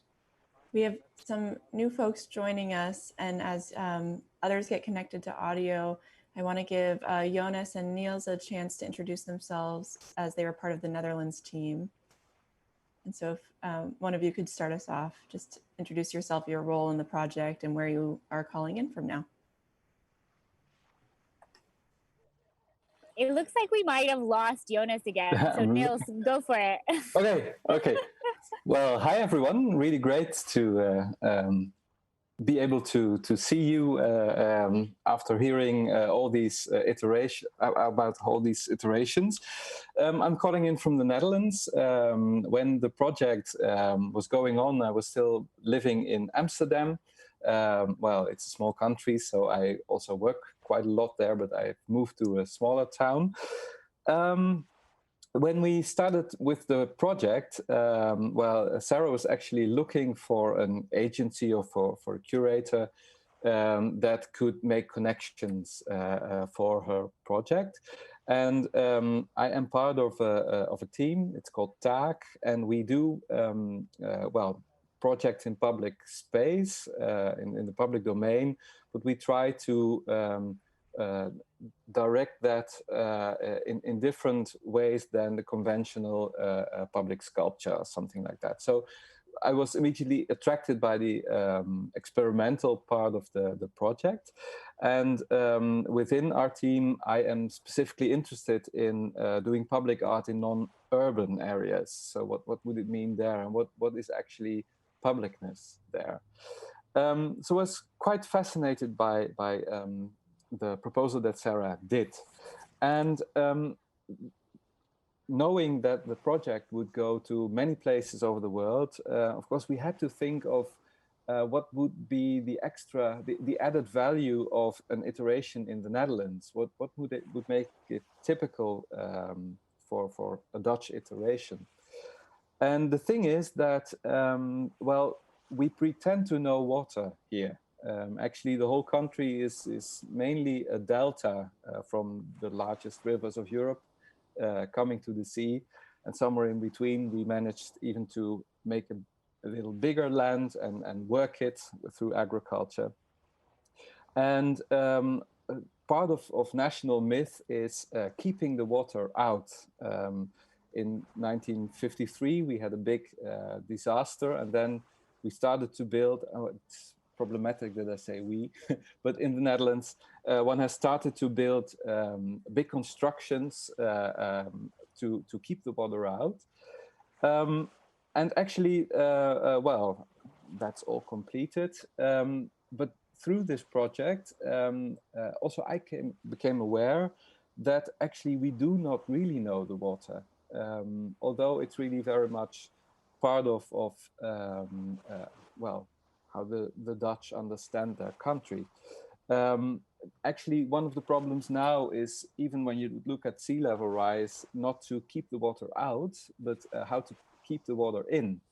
The very high-tech level of agriculture, for instance, tries to put water out through the rivers to the sea, so there the level would rise. But we have a serious drought problem here, and we see vegetation and other things change, so through climate change. So that's one of the big challenges. And I think what is also what the project tells us, or it made actually an alternative visible, that through thinking through more of an Anthropocene dealing with these forces of nature, one should not keep it out, but try to work with nature. And there are some experimental sites where they try to, well, also safeguard the coast in well, through that philosophy. And that situations have actually been the places where we have looked for a good location for Sarah's project for the Netherlands. So a place that somehow could represent or be a metaphor of this changing idea of how to deal with the sea. And in the end, we found one. And what I really like, actually, also hearing you all talk, that it also does have many political, be it metaphorical or even literally, political aspects to it, because the idea of keeping the water out is actually about seeing the Netherlands as a fortress that keeps the water out. But the same fortress is also the fortress that keeps refugees out, that keeps other problems out. It's the same fortress from which in the 16th, 17th centuries ships have sailed across the sea to do so-called recoveries of other parts of this world. So dealing with the sea also has a lot to do with dealing about how we in the Netherlands understand our country. And it's really great that at a project like this, one person standing in the water, and for people to participate and try to, well, not only as some sort of audience, but as a participant, try to engage with the water in a different way, really helps to formulate a new idea, not only about how to deal with water, how to deal with climate change, but in our case also with this local myth of the Netherlands and their water. So that was, yeah, that's one of the things that was really very much on my mind. And I think it would still, because water is also a very complex thing. Everything, we are connected through water. We are actually made of water. But the water system is really delicate. And for instance, when you would talk about climate change here in the Netherlands, it would be possible to imagine a project that would deal with rivers, because the water is not only outside, it's not only the sea, but it's also all the other, well, big water issues. So I think this subject is incredibly rich and incredibly important at the moment. I think that's what I had to say now, because I think Jonas and Frank can add from their perspective other things as well. So quite curious to hear from them after, I think now, how many years, Sarah? 5. It's been 5 years since that. 5. So there's also has been some time to reflect a bit. Awesome. Thank you. Jonas, would you like to introduce yourself?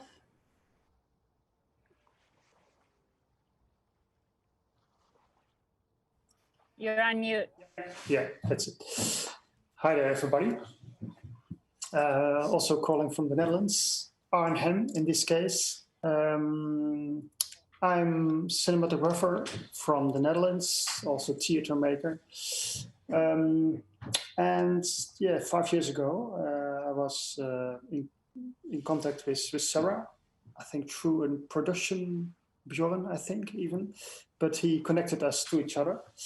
In the beginning, I was really surprised, of course, of the project, especially, of course, the durational thing of it, 24 hours being in the water, but also thinking of a cinematographer, how to capture that part, this long durational performance in an interesting, but also meaningful way. And I think directly with Sarah, we also were discussing about it, not only how to capture it as a document, but also as an interesting, from an interesting artistic point of view. It's not only the durational performance itself, but also what you can capture out of it to bring it in view to a broader perspective or broader audience even later on. And this was an interesting discussion also between each other in the starting point. And actually, it became a quite interesting search for the best spot also. It was actually a surprise because the first spot Sarah had chosen was at Zandmotor, a very nice area where new land or sandbanks were created through the sea and shifting in front of the seaside of the Netherlands. But actually, I think the date even become quite close of the date of the performance, and I think 7 days before, I'm not sure even. It was close to the ending. It wasn't possible because it became too dangerous over there. So I think, Sarah, you're really well, you're really sad and in a kind of panic even how to manage it in the search of a new location. And actually, that was a quite nice period because I went with you, I think, two or three times to search really with my camera on my shoulders to the new location. So actually that became also a documentary itself. So I remember that as a very interesting time. But finally, we found a spot at Katwijk at sea. Yeah, it was a very intense day, not only for you, of course, Sarah, because for you it's a mentally physical experience, but also being there as a cinematographer with also other people around us to find a way how to capture it. It was exciting and also actually not knowing what it will bring afterwards. It's also a search and actually a kind of experiment to see how to capture these performances. Yeah, that was a nice period. And also during the montage to capture all these material together. 24 hours watching. 12. It was only 12 hours. Oh, sorry, 12 hours. 12 hours, 46 minutes. I remember exactly. Yeah, it's true. 12 hours, sorry. It's longer in my head, sorry. I know, it's gotten bigger. It's looming large. 12 hours. Yeah, and... But even long. Yeah, no, totally. And actually, I didn't see the whole movie. No, you've never seen the whole duration. I know, because we edit it together, but like can't watch the whole thing as we're editing. So I think I'm the only person who's actually seen. I think so. Yes, I skipped skipped some parts. Yeah, it's okay. No, but It's all right. yes, but it was really nice to work on it, and especially later on to bring it also to different locations during Sail Amsterdam. Yeah. I think it was a few months later. No, Sail. Jonas, your time is off. Sail was 10 days later. And then Oodle was a year later, but it's okay. Oh no, sorry. It was a long time ago. Don't worry, it's all good. I think it's Corona. No. It's Corona. No, sorry, but finally to present it on these different spots, it just was nice to see, because then it became not only the performance itself, it became also a kind of artistic way, as viewing the whole project, and especially the idea to present it on different locations during Sail, so that the visitors of Sail passing by all these locations in the city could manage to see different spots, also different times of your performance, because then it's really the time shift became visible between hours, half an hours. So that was a good idea, and I think it was a kind of total experience. The search, the filming, and dealing with ideas, solutions, the performance itself, of course, and then later on also the presentation of it. So yeah, it became a complete story. Thank you. Yeah, it was nice. 5 years ago. Gee, okay. So Sarah, sorry, Jonas. I'm just looking at the time, and we've had such a rich conversation. You're good. We wanted to mark the time at 2:43. Oh! I missed the 2:43 moment. It's okay. We can wind 3 minutes back. Okay, just let's do 10 seconds because we're running late on time. 10 seconds. Close your eyes. Imagine you're by the body of water closest to you right now. Fechar os olhos e imaginar a gente perto na água. Fechar os olhos. Okay. I love it. Close the eyes, guys.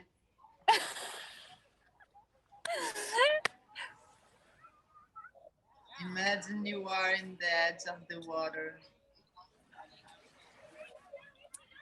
All right, good. Okay, good. And now we need to hear from Kim and Geechee. Yes.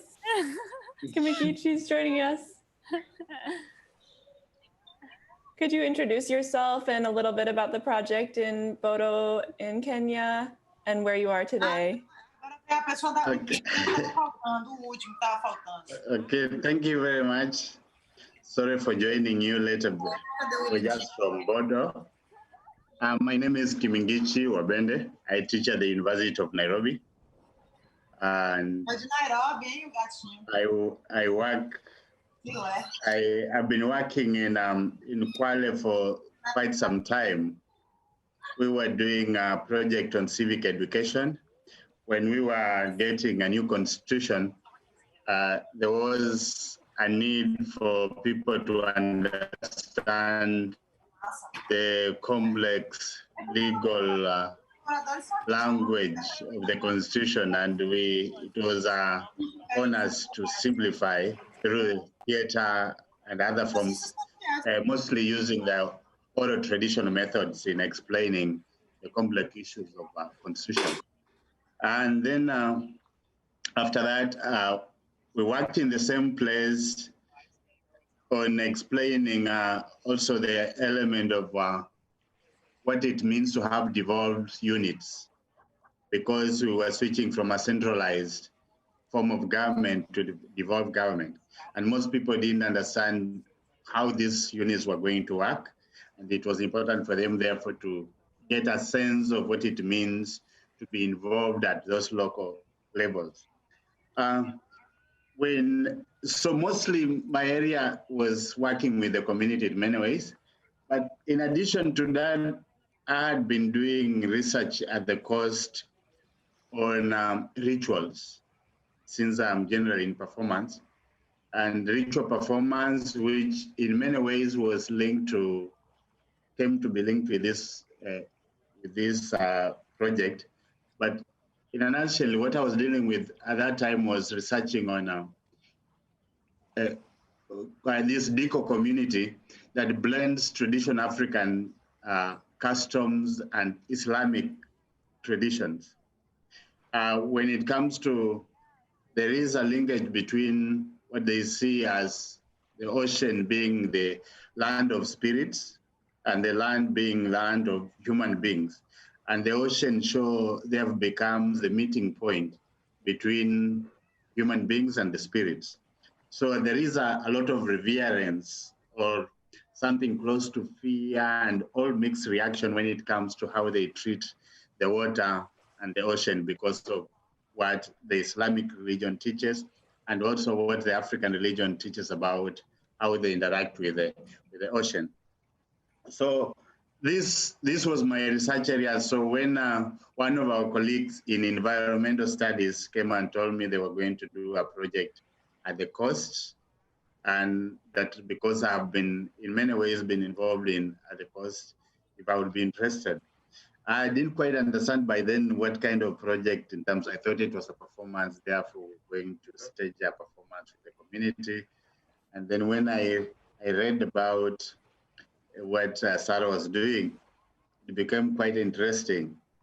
And eventually when she came and we took a tour of the course, it was some kind of new discovery. We had dealt with issues of land and environment at the coast, but never perceived the coast from the ocean, where you're thinking, what exactly is this space in the context of what we think about the environment all the time? Like it was almost a preoccupation. I will go there from a touristic point of view, but now we're looking at it from an artistic point of view. So wherever we went, you thought about how will this appear from camera angles. I would never have thought about the strength of the waves in the sense in which we were thinking about until when we were taking a tour. So we were working with my colleagues, Helen and the rest. So each one of us had a favorite spot, like you think, where you normally go and it's exciting to look at. I remember my favorite spot, still my favorite spot up to now, Congo Mosque, not very far from where I am right now. And there's a meeting point where this river joins the ocean. And every day I will go there, there will be always a different shape formed by the water, the water from the river interacting with the ocean. There was always all kinds of shapes. And I thought it was suitable, but then it meant it was going to be problematic for Sarah because of this shifting element. You don't know whether, when you mark a place, whether the following day you'll find it or not. So eventually, then we have another historical place called Fort Jesus, built by the Portuguese long time ago, right in the middle of the town. And in many senses, Sarah had emphasized that hers was a performance within urban spaces. But then when we went there, as someone who loves my country and other things, we had this ugly wall. Though Fort Jesus is famous and historical and everything else, but there was something that made it not look so beautiful because of other things. And I remember Sarah too thinking, this is too, it takes away something from the beauty of what we intended to achieve. So with partners, Wakili, the ones who we had been working with in most of the projects at the coast, took us to this village. I knew I had passed around that place, but since it's surrounded by a sugar plantation, it's just next to a sugar factory. for some reason, I had never thought this place existed. So when we went through the sugar plantation and I saw it, I was awed by how just the mangroves and the beautiful scenery that was there. And for some reason, everyone seemed to love it, despite the fact that it wasn't so urban, but then it's almost a close community where everyone almost knows each other. Then people seem to rely almost entirely on the ocean, whether because tourists use that route to cross to the hotels across one of the islands. And then also, basically fishing is the basic thing. So whoever goes to the ocean will bring food. And you have to pass through this single road that passes in the middle of that settlement. So when you're passing the middle, if you're nearly everyone in the village, you will notice there's a new person who has come in. And that became a routine that every time we will go there, we step like this, then all the kids will know, oh, the people who are going to see the ocean are here. Again, they follow us, which happened today again when we arrived. They were still asking, where's Sarah? And are we going to stand in the ocean again? So it became some sort of routine. If I was to talk about the actual project itself and the excitement created around it, like I mentioned earlier, there is a ritual connection between people living at the coast, between those people and the ocean, so that for them, the healing process, the healing rituals involve the ocean, and they believe that most diseases are caused by spirits from the ocean. So anytime you are sick, they summon those spirits in order to either beseech them to accept to leave you to be safe, or they seek them for blessings. So even today, we still had that discussion. They strongly believe Sarah is a very religious person, and with gods in the sea, spirits who are protecting her, because they don't see how one person can stand in the water for 12 hours, and therefore she must be having some protection, getting some protection from the spirit's home. So most of the songs that were performed and sung were linked to the healing rituals that they perform. They only modified them to fit Sarah's situation. But you could see in the excitement that there was there in how they danced them, that they were envisioning that they were still doing a ritual in connection with their spiritual world, as it links them both in Islamic sense, but traditional ones in terms of how the drums are played and all that. If I may point out two interesting things about the performances from the community point of view, there was a town crier who we used also to alert people that this event was going to be there, but also started us off because I didn't realize that in Kenya we still had that element until I went to that village, that when there's an important event, they have this village crier who goes around announcing this event is going to happen. And therefore, kids normally follow him around because he sings an interesting song and dances. So once he started that, all the kids joined and danced together with him. And all that. Then there is a lady who I think is, again, a long tradition of announcing important events. He plays a huge drum, which you inherit over generations. And she was the one who used to mark for us the hours. So at a specified hour, she would hit the drum, the number of times the hour that was supposed to be indicated. And when she was talking about it, that she's always centered to all the important events within the village. And anytime there was a wedding or an important event that needed to happen, she had to announce it with a drum. And therefore, every time she would do that. So that day, like the number kept increasing because they would hear the drum and they had the town cry, and they kept, by the time when Sarah was almost coming out of water, there was a large crowd intrigued intrigued by the fact that they were wondering whether at one time she will take a break from the ocean, or whether it's these strong waves because of the channels will sweep her away, and they still saw her hanging there. And so many people up to now, they're saying, okay, they knew the waters, they knew the ocean, but they had never contemplated a situation where you actually stand in the water and start feeling what it means to be in water, and what water means to be on your body for that period of time. Thank you. Thank you so much, Kimigichi. Jordan, would you chime in briefly to introduce yourself?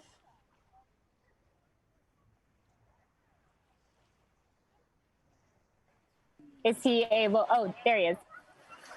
Hi, everyone.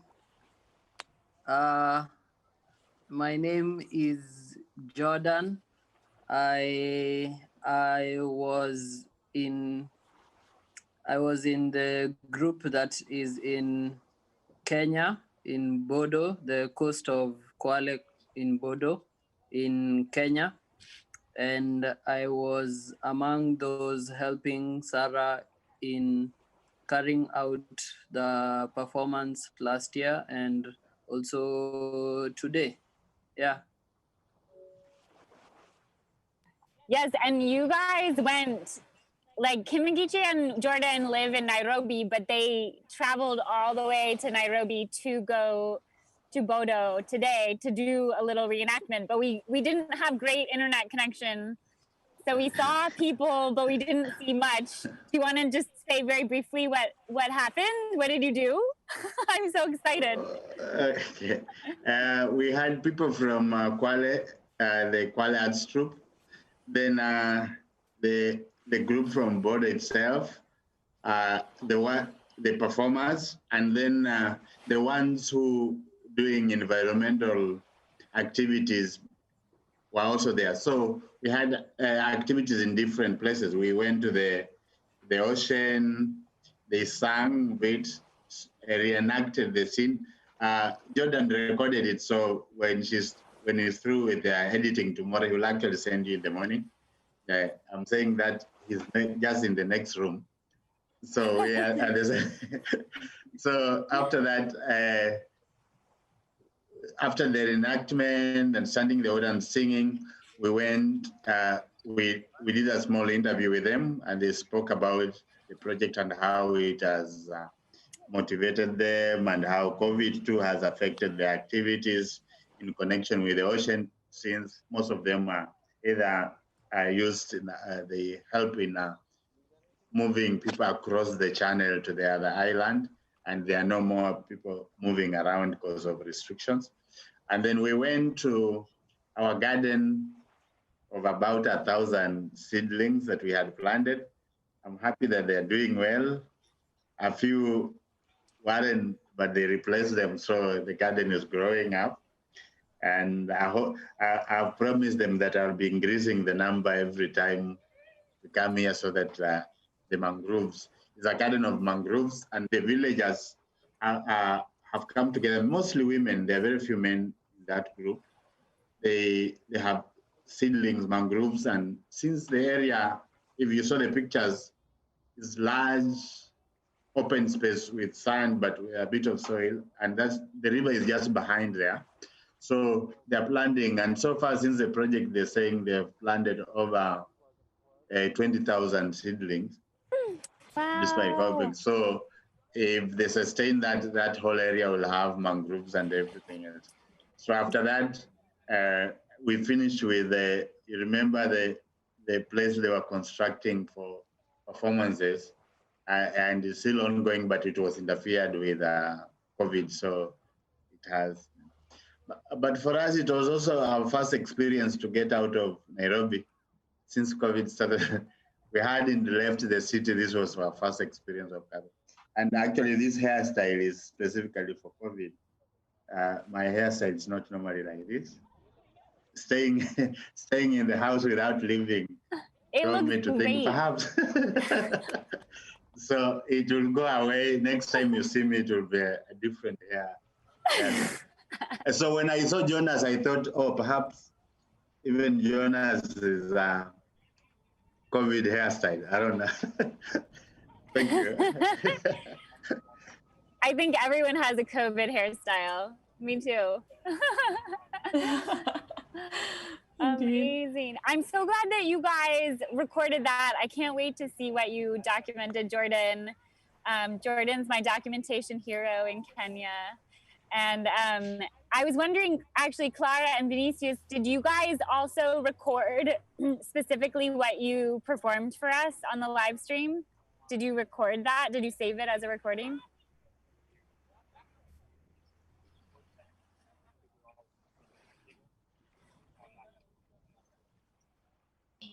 Yes. Good. Preto de rua gravaram. Okay. Good. Thank you. Okay. Great. Marielle, back to you. Okay. Janine has joined us from Aotearoa, and I was hoping she could introduce herself too. Hey, kia ora, Atamarie. Can you hear me? Yay, that's good. Sorry, I've just woken up, so this is my first thing I've said this morning. But I will say mongiki te maunga, te manukunuku o Huturoa, te awa. As I saw Ariane said on the chat, the Manukau Harbour is the body of water that I live closest to, and also where I encouraged Sarah to do her performance in Aotearoa. So what I'm hoping to do between now, which is 7 a.m. and when we do our conversation, is to go down to the water's edge and film a beautiful close-up shot of Te Manukunuku o Huturoa, which is the waters. It's a cold, sort of dismal, rainy day. It's our winter here in Aotearoa, so if the rain clears enough, I'll record a little bit of water to share with you during that.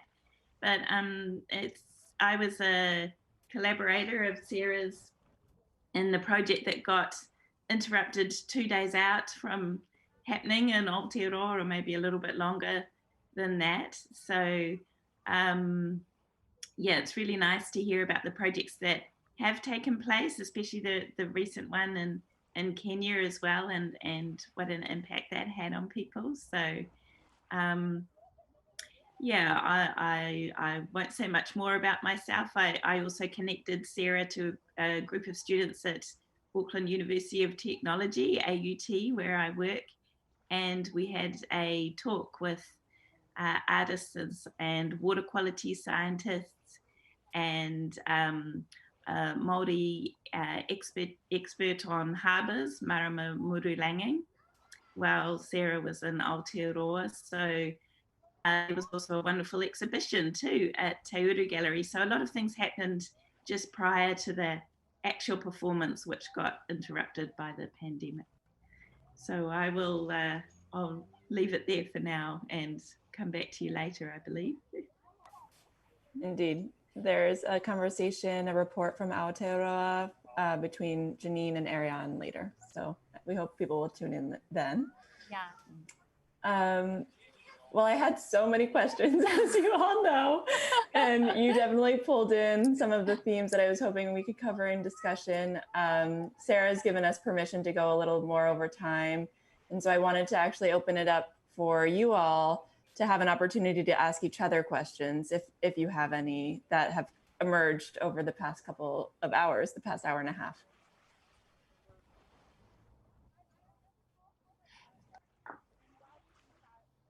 And while you think about that, I just wanted to chime in, and because Janine, especially the connection with Janine and what happened in Aotearoa feels like it was all this like magical thing that occurred, and because it just all kind of came together and then it fell apart, but it came together really magically.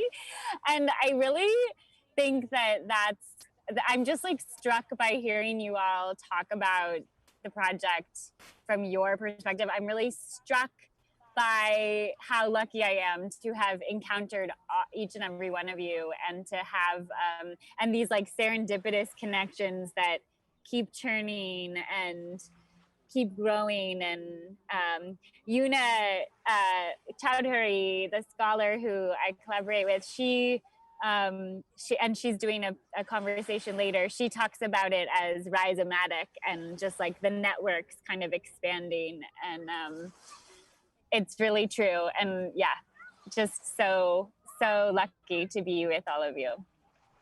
And I'll just say this too, and before, in case anyone has any questions, that this, to me, this connecting moment for you guys to actually talk to each other is like the most exciting thing that has happened with the project, because I feel like I've been seeing these connections, but now you're seeing them and hearing them, and that's like the goal, is to actually like what our little community is.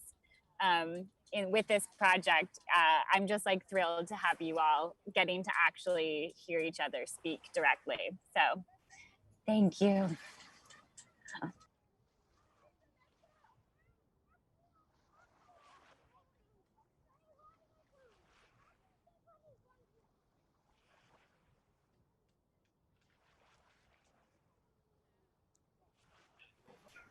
Sarah. Yeah. Everybody. I think I missed to translate a little bit of Vinicius. He's shy, but it's important to say that he's part of a group in the community that is a group that work with street art, and that's my connection also with the community. I'm really like happy because it was a very chaotic moment for all of us. We in Brazil, we have a very genocide president. Yeah. Now, and this pandemic situation, it's very dramatic here. So it's important to make it happen today, to be here and make it possible to hear all of you. And I was trying to translate, and we have this technology limitation and also this potential that technology brings. And I'm affected to a lot of ideas and images that all the collaborators brought, especially some of them. I was thinking here that climate change and climate crisis in Brazil is very related to deforestation. Different to other countries that is related to industrialization and fabrics, We have this, today is Amazon Day. So somehow when the collaborator from Kenya was talking about trees and how you made this deforestation action, it brought me this urgent situation in Amazon. Amazon is burning. We have a narrative war. Even before Bolsonaro was in power, when he was elected, his narrative was so destructive. And right now we have indigenous people dying because of his narrative, and also before the actions now that he's like destroying legislative protection for indigenous people and also for the forests. And yeah, we have a genocide happening right now in Brazil, and I think it's important to say that here now. And it's not disconnected to oceans and to this border, cultural border that we are talking about now, this transitional ecosystem. As a matter of fact, oceans and also the other image of a river, that we are a river, made me think about this flying rivers that we have functioning in Brazil. And we have this hard bombing. Amazon is a heart that bombs oxygen and life to the whole continent, and the ocean gives this this material. No, the ocean transport through flying rivers humidity to Amazon, and Amazon makes it spread all around. I think it's a very powerful image also to realize that it's reversing. The cycle is being reversed because deforestation is making the the cycle be reversed. So we are like in the edge of a situation that is desertification and all this loss of biodiversity, no, that is part of our reality now. So some ideas that I would like to share, like making connections to other collaborators, subjects. Yeah.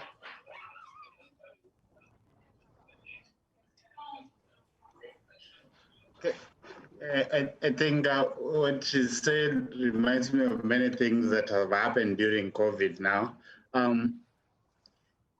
It's as if we became aware of certain things during this COVID because of restrictions that were going around. Like nature, we were talking with Jordan when we were coming about the things that have happened because there's calm, in quotes, caused by COVID. So, for a long time, people hadn't gone to because we rely on our natural resources to attract tourists. So there are people who go to our parks to look at animals.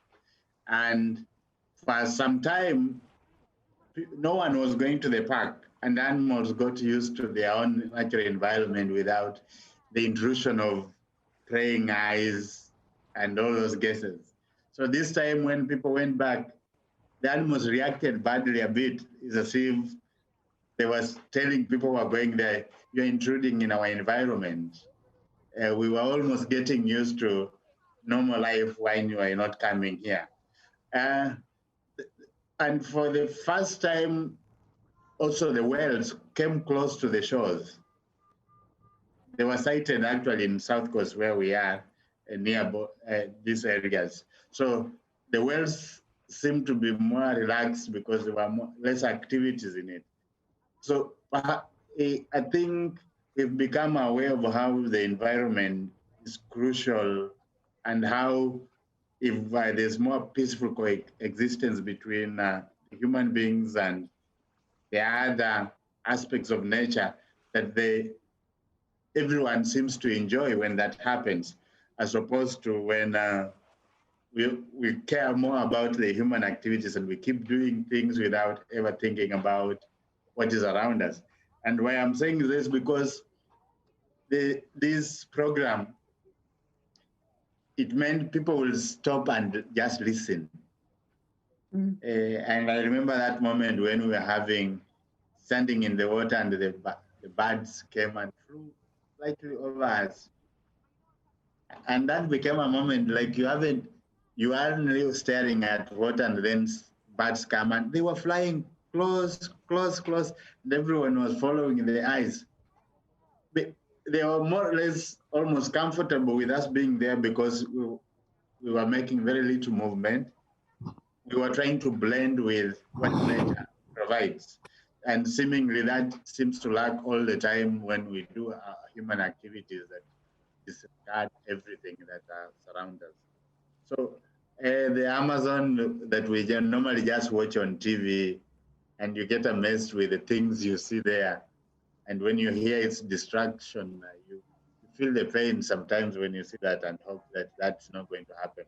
We seem to be getting suicidal leaders all over the world these days.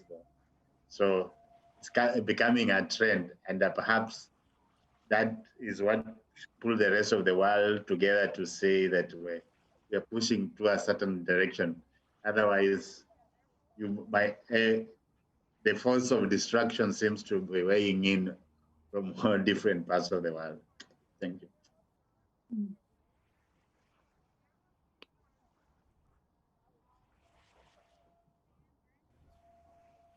I'm curious because Kimigichi and Clara, you've already described some of the changes since Sarah's project in the respective locations.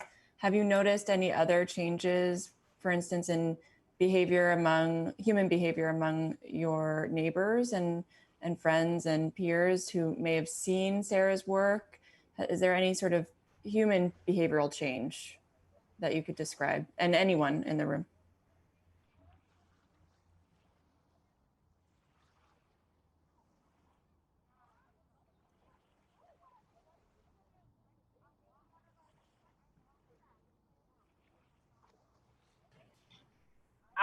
I'm just gonna pipe in for a second to say, like, it's interesting because I do feel like since I started this project, like in general, questions of sea level rise and climate change have become more talked about, and I feel like because it's a work of art, it's also like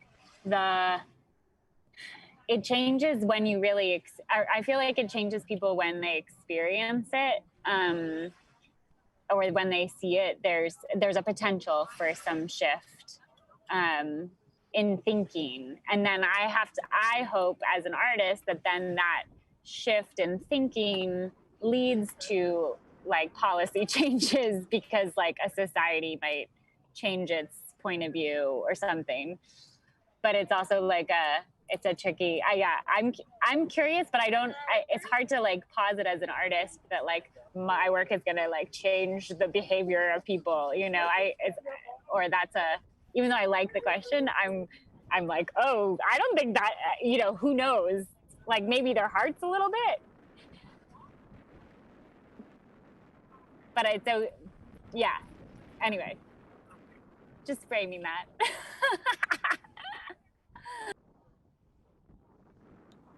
I think what some of the people say today is what really touched me. Normally, when you go to our oceans, most of the people who will be swimming are normally men. And because of the Islamic tradition here of, you know how Muslims cover themselves, sometimes it becomes hard to find women swimming, because then you'll have to reduce the number of clothes, but the community is not comfortable with that.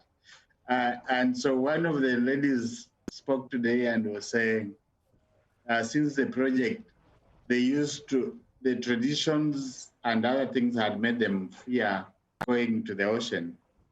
And because they stayed in water for a long time, they're now comfortable. They don't fear the water. And even today, so when they said, can we go in the water? They just walked in. It didn't bother them whether they had clothes or not. So they say they have become more comfortable going to the water. But secondly, that since they did that program and the newspaper, there was a picture of them on the newspaper, and they mentioned about the environment activities. Now, before, no one had ever recognized their activities.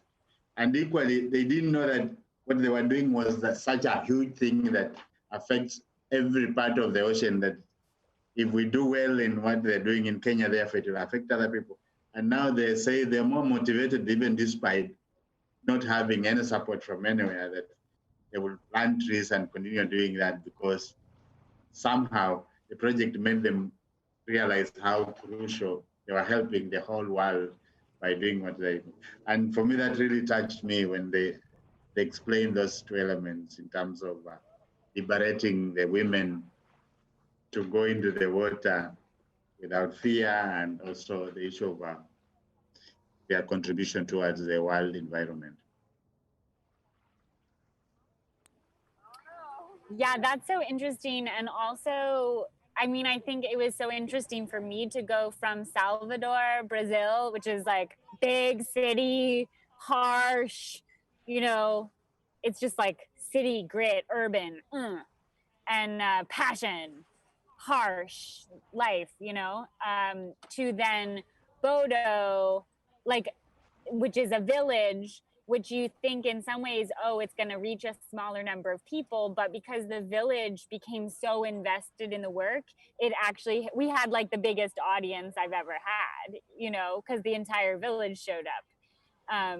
And so that's, it's just like such an interesting contrast doing it in, you know, in New York City, of course, I'm speaking to an urban audience, but it's also interesting to have the really rural audience in it, and like have that contrast existing in terms of perspective and audience, public. Yeah. Yeah. I wonder if, does anyone else have anything they really want to say? Because I feel like we should start wrapping it up, if not. I would say something just for about the question that was made, like the changes, and we were talking, me and Brisa here, and they, PDR, they are a group that they don't live, Senhor, por favor. They don't live in the community, but they use the shore as a... Senhor, a gente está no meio de... Senhor, a gente está no meio de reunião aqui rapidinho. They use the space to work, to practice the marginal poetry. And they already said that the subject of the climate crisis was like enriched their repertoire, no? I can say about the community, by seeing it today, the landscape, it's a lot of change. We, last year, we already could notice the like very outstanding buildings in the middle of this very traditional community. And it's worse. It's much worse now. So like the degradation and urbanization process, it's a lot of it's much faster than the resilience and the capacity to resist. This is like notable, né? And about the institutional collaboration that in Salvador, this is very like it's a classic situation. We have a council, a resilience city council that helped and supports Sarah's project here with a very sensible narrative. Again, narrative. This is a narrative war, but they are very connected to this market of the resilient cities, 100 resilient cities market. So in reality, we don't see this institutional working in our city for making things really different, you know? So it's something that it's important to say that institutionals keep acting like institutions. And of course, art has a very powerful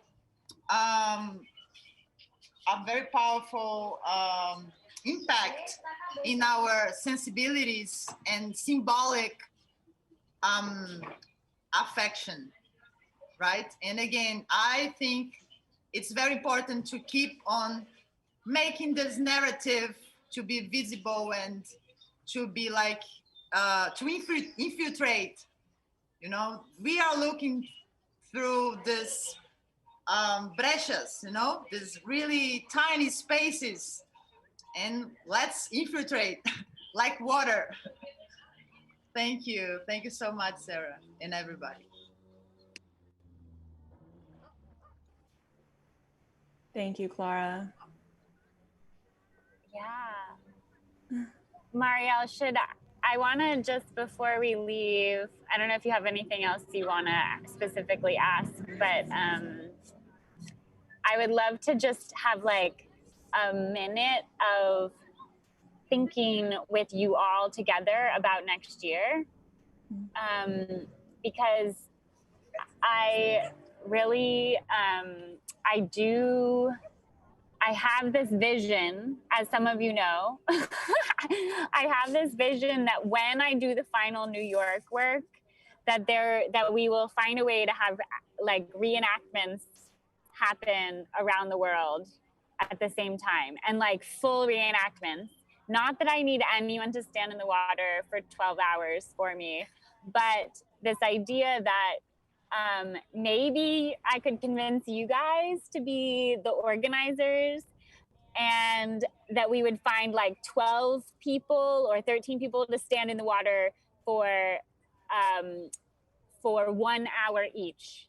And that I send you a red outfit, and that then that outfit gets transferred from person to person. So there's one red outfit in the water in the location where we did the performance together, in Katwijk, in St. Martin's Island, in Salar de Uyong, in Kaitarakihi, in Bodo Village.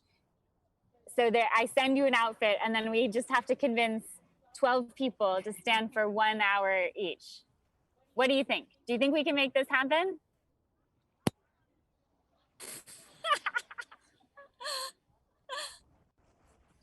Yeah? Seems promising. Maybe? Yeah, I think Sarah, I just wanted to, before we leave, I just wanted to inform you one thing, that the San Martin Island and everybody, San Martin Island, the government changed the rule. You cannot stay overnight there as a tourist. Yeah. It's Really? like, yeah. It's like those people who live there, they can live, but it's a coral island, and they are saying that they wanted to save it so that they don't allow tourists for stay there like we stayed. Wow. No, yeah, this is the recent updates. Yeah. Oh my gosh. Yeah, so we can go there, but so this is big change. Like That is a big change. Yeah. And there's all those hotels there. Yeah, they just like kind of stops. Yeah. Wow. Yeah. It was like huge thing. I mean, they said that you can go there, like stay whole day, and you have to come back. Wow. Yeah. Okay, so we'll have to work a little harder on that one. Okay. Put your headphones on if you came here. Wow, that's interesting. Okay. Yeah, this is Good to know. Good to know. I just wanted to share it. Like it just came to my mind that I should tell you. Yeah, no, that's helpful. I know Andrew in Bass Harbor. He'll make it happen. Yeah? I could do the 12 hours if I wanted to, right? I know. You could. You all could. Totally. If you want to do it, you can. It's just I don't expect anyone to do that because it's crazy. I love that level of solidarity. Yeah. what the tides are doing and the weather's doing may have a little impact on that. I know, it's true. The weather, the winter. Well, you know what? I feel like this is a step towards that, is connecting you guys so you all know each other a little bit more, and you see each other's faces and you hear each other's voices, and maybe there might be like something we can figure out to some sort of reenactment, even if it's a modified reenactment. Yeah? Yeah. Okay. And also, I guess for Aotearoa, this could be we could reenact the performance that didn't take place as well. If our border restrictions continue, that could be a viable way to stage the performance for the first time if we're still struggling. No, don't say that, Janine. I'm still crossing my fingers that it will happen. This could be a future enactment. Yeah. Oh my gosh. Okay, we'll talk about that later. Whole other conversation there. Yeah. Okay, amazing. Well, just so you just keep it in the back of your head and we'll be in touch, okay? Thank you. Amazing. This has been so wonderful. I'm so grateful to you all for showing up and sharing your thoughts and ideas and selves with us. Mario, do you want to say anything to close us out? I equally appreciate all of you coming, and it's been a great honor for me to be part of the conversation and sort of place myself and my role in the project along the timeline. But I do want to let everyone know that's watching that we have reports from Maine and Mexico and San Francisco collaborators coming up in just about 10 minutes. And then later there's an academic panel at 4 o'clock Eastern with NYU faculty and students. And then we'll have reports rolling through from Aotearoa and then New York City to close us out for the day. So I hope that folks stay tuned or come back in after a break of whatever kind at this time of day in your part of the world. And this has been so amazing. Again, so gratifying to have people all across the globe, and we are connected in ways that we are still learning about as we move through the challenges that we're all faced with right now with the public health crisis and social justice, racial justice, everything that's coming to a head as we move through. But this project, I think, inspires hope in our collective possibility for action. Awesome. Okay, I just posted thank you, Mario, for leading us through this, and thank you again all for being here. Let's keep in touch, and yeah, you're all, I feel like you're all with me. Just want to remind you, here's the necklace again, Bangladesh. The Kenyan, Kimigichi and Jordan didn't see it, but I'm wearing my Kenyan dress, one of my Kenyan dresses. So you're all here with me. And I have all the artifacts. You're all here. So thank you. Mwah. Mwah. Nice to see you, Sarah. Bye. Bye. Back to the water.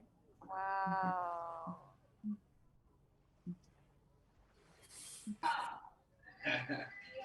Bye, Sarah. Bye.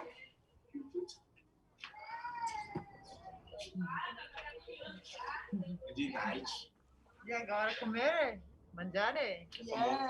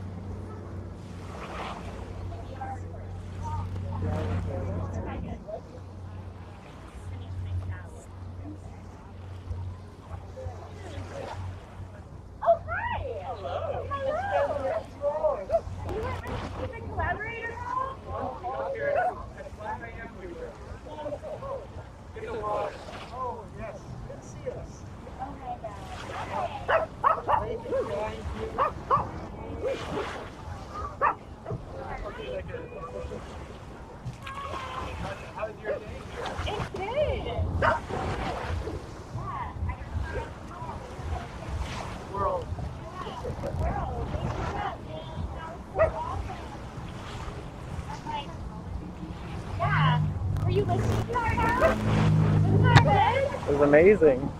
It's amazing, right? Very amazing. Yeah, no, that was really cool. I got bits and pieces of it here and there, but yeah, it's really amazing.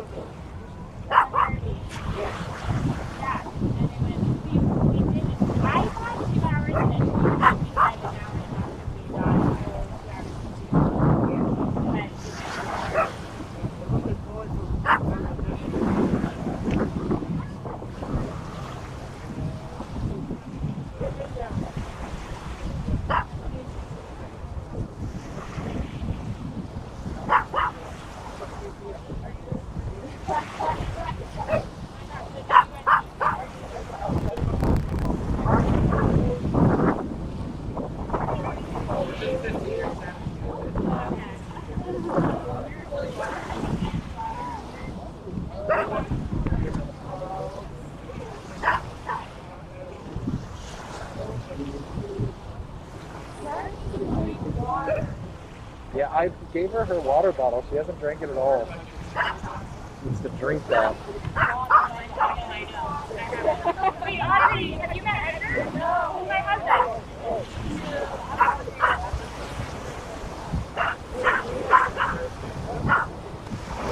Here's your mouth,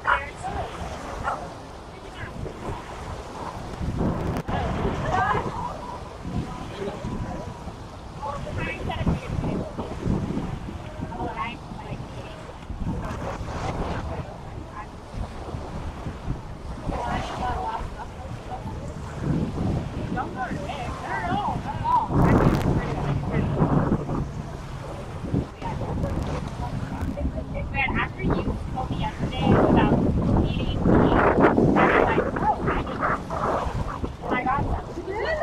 I also have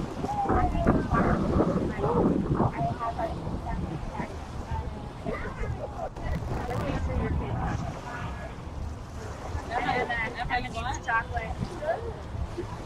Callow. I am good. Thank you, though. Emma, I haven't been able to talk to you at all. It's been so busy. How's this going?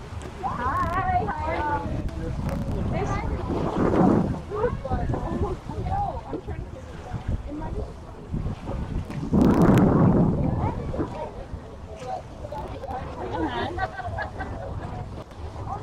Oh, whoa, we're upside down. I love it.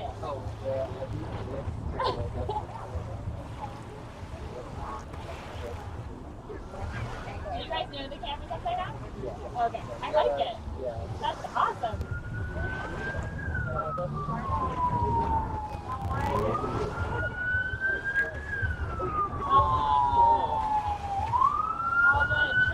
Should I acknowledge the questions in the thing?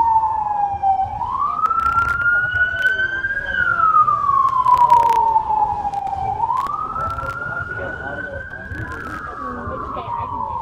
I'll wait till we're back at the voice.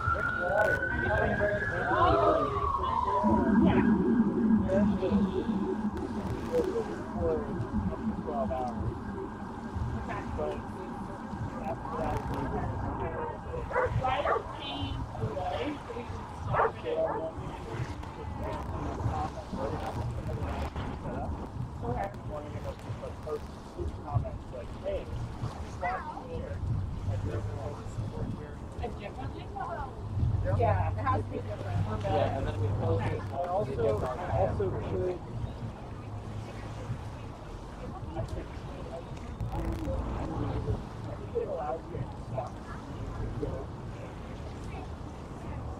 Why does it say starting to be 4 hours? Yeah. Maybe. Got it.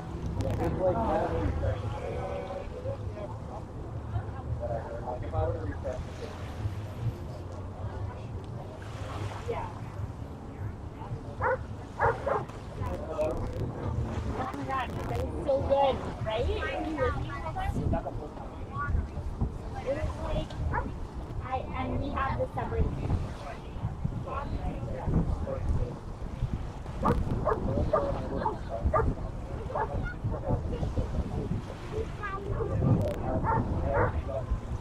I love it. Yep. That's like kind of.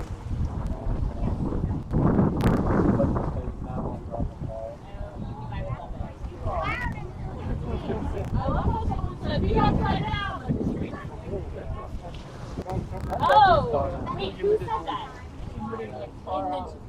Yeah, okay. I saw that in the chat too, and I was like, what are you talking about? That's what it is. That's it.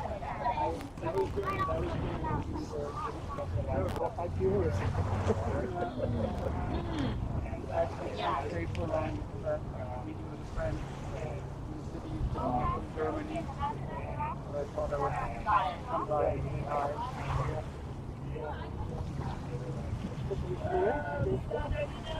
Yeah. Yeah. What time? Oh my God! Really? Okay, let's get on the Zoom then. Holy shit! Then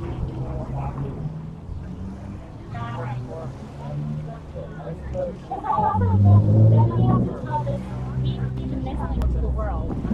So it's not like, I'd rather go as long as we think we can with it. Yeah. Okay, let me get my, you're sitting right in front of the camera, just so you guys know. That's the camera, right there.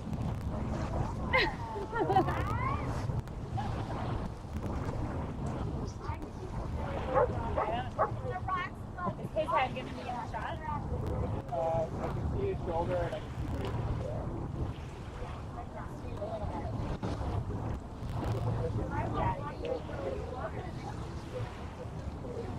I wrote the rock of the wrong. I watched it. Yeah, it's pretty good. You check it out. I know. Okay.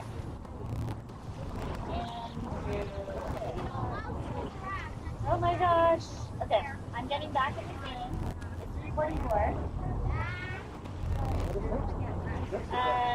No, it's the report is Fast Harbor. Hopefully, they're probably just so tired now. Why did I schedule this right after? No, isn't that fun? Will you let me in? Is anyone still there? Did anyone stay? Okay. Andrew! Hi! Yes. Can you hear me? Oh, no. Hi! Hi. Hey! Hold on. Are we getting you on live stream yet? Okay, we're working on getting you on live stream. In the meantime, look, everyone say hi. Oh my gosh! Hi, Edgar! Oh my gosh! It's been a couple of years. Oh my God, Sarah, that was so moving. Wow. Awesome! That was so emotional. That was very powerful. You're amazing. You're amazing. Everybody's so dope. It's amazing, right? Yeah, that. Oh yeah. I mean, it's so cool to see just like how you're at the nexus of all of that and how you've like been able to allow this to grow and just like bring in all of these incredible people. It was totally gorgeous. So good. Yeah, I was very moved by that. It's, like, I especially feel like, you know, I was a little like, Oh no, I lost audio. Can't hear. Like, I don't lost know. audio for you. Oh, I can hear you. Can you hear me? Oh, shit. Oh, no. Okay, sorry. I turned on mute by accident. Okay.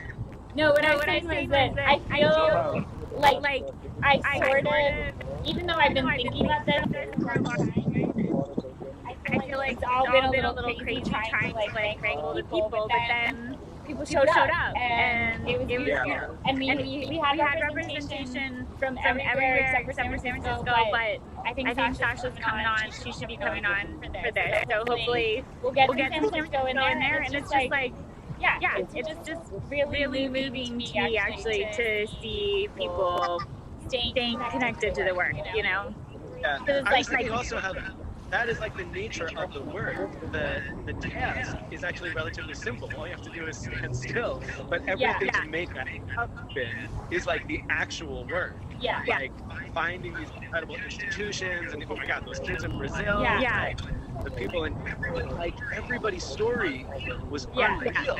And like that effort to like find those people, articulate what it is you're trying to do, like why it matters to them, and then find like reasons for everybody to be involved. It's like it's so much of a producing feed, so much of a like logistics feed, like that Zoom call was, as much as it, more than it is like, you know, an art making feed. It's really something. Not to diminish the power standing there for so long. Obviously, like, I think it's an amazing thing that you do. But I was just thinking on the call, I was like, oh, this is the thing. Like, Sarah as a producer makes her art so successful. Yeah.